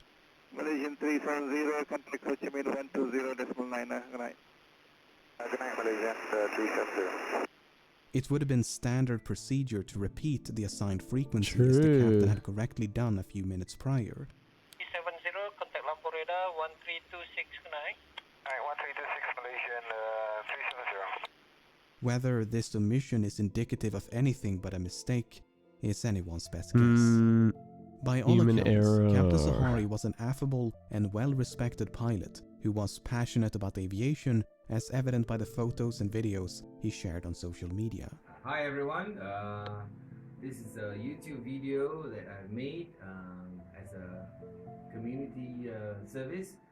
After learning. The co-pilot was found to be even less conspicuous. Farik Abdul Hamid was only 27 and due to marry a fellow pilot. He had nearly 3,000 hours of flight experience, although only 39 hours in this type of aircraft. Much like Zahari, Farik had no financial, mental or interpersonal issues of note, nor was there any evidence of conflict between the two of them. Some questioned the plausibility of a pilot-instigated hijacking due to the apparent lack of interference by the other pilot. Well, when Ethiopian Airlines Flight 702 was hijacked by the co-pilot in February of 2014, he did so by merely waiting for the captain to take a bathroom break before locking the cockpit door behind him. The co-pilot was then free to divert the Italy-bound flight to Switzerland to seek asylum. The only noteworthy piece of evidence in regards to the co-pilot of Flight 370 is his phone. You see, when the confidential documents were leaked, they also confirmed another long-circulated rumor, namely that a cell phone tower had briefly established a connection with an iPhone 5S belonging to the co-pilot as Flight 370 approached the island of Penang. According to investigators, it was not a phone call as has been widely reported by the media, but merely an automatic location signal. Why this information was omitted from public reports, we may never know. So what is one to make of all of this? On the one hand, the simulated flight path seems suspicious. On the other, it is difficult to cast any substantial doubt on either of the two pilots' character. It is equally difficult to deny a hijacking is consistent with the available evidence. Then again, we're missing some quite major and literal pieces of evidence. The final report issued by the Malaysian government in 2018 could not attribute the loss of communication Do we nor trust the diversion of Malaysian Flight government 370 though? to a malfunction. Instead, it is believed that someone manually manipulated the aircraft and its systems. I For believe instance, that, yeah. investigators believe SATCOM was manually disabled by a sudden and prolonged interruption of power.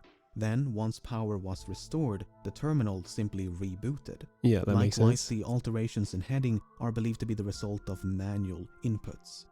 With that being said, the uncertainty of these findings are repeatedly emphasized due to the limited evidence available, and the report does never explicitly state the flight was hijacked. In fact, no real conclusion is reached.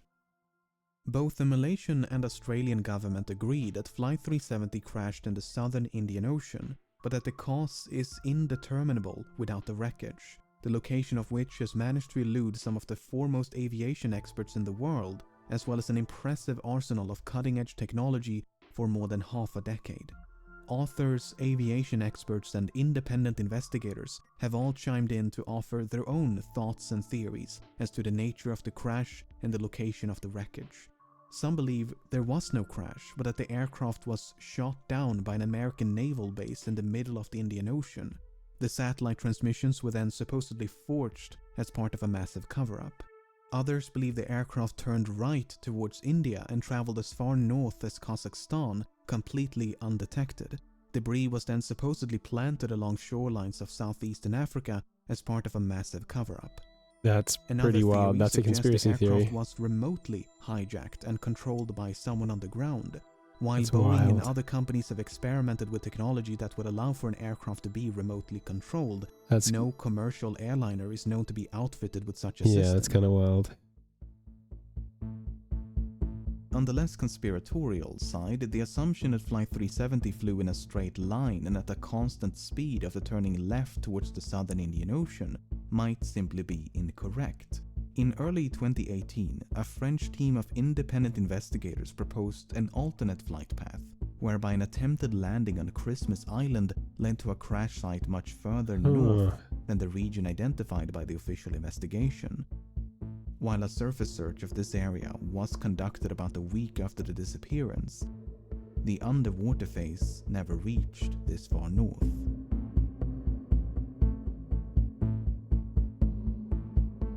As of the making of this video, the search operation has been suspended, but there have been talks of potentially resuming the search. For now, it seems, the vanishing of Flight 370 will remain a mystery. I think that might be it for me. I'm feeling kind of cooked. What is the video out of curiosity? Welcome to another episode. The moment America changed forever. That I'm actually super interested in that.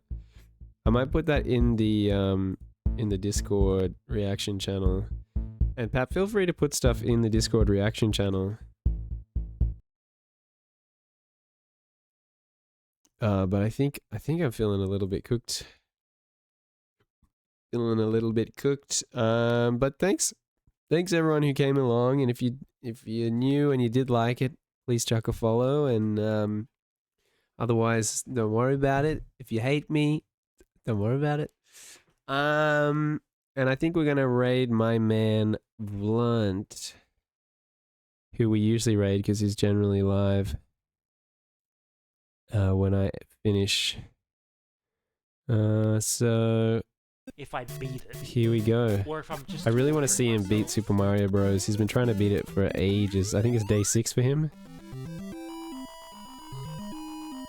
I pretty much stream every night. I'll probably stream tomorrow night, 6 PM Australian Eastern Standard Time, which is GMT plus 10.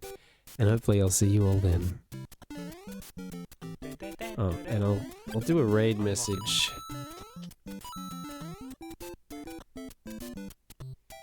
Big old P who cast does big Your who local newspaper should write about this. About the fact that I've been on this for the past 6 days. who Because is they're not going going to write about me to beating the fucking beat game. it. Mario, that is. Alright, that's the raid message. One in chat when you've copied the raid message. Oh, I need P. Needs to pee, that's bad timing. Like, having P in your system, like, lets Bruh, you lock in. if he's gonna go pee, I might cancel the raid. I don't even know what I'm saying. Uno, App's got the raid message. Homies, if we can copy and paste this raid message, that would mean the world to me. We need to flex on Blunt. Let him know who the real streamer is, guys. Just calm down, Sean. Like, holy crap, you know? Boy, do I want to see him beat this game, though. I really want to see him beat this game. Like, you should not be losing any life. Alright, I'll see you all on the next stream, 6 PM. Australian Eastern Standard Time, GMT plus 10. At Blunt, you know, on second thought, keep playing this, Uncle. This is a great way to farm points. Classic epic dude greed. Oi! Oi! Hello, peepson. Welcome in, guys. Big old peep.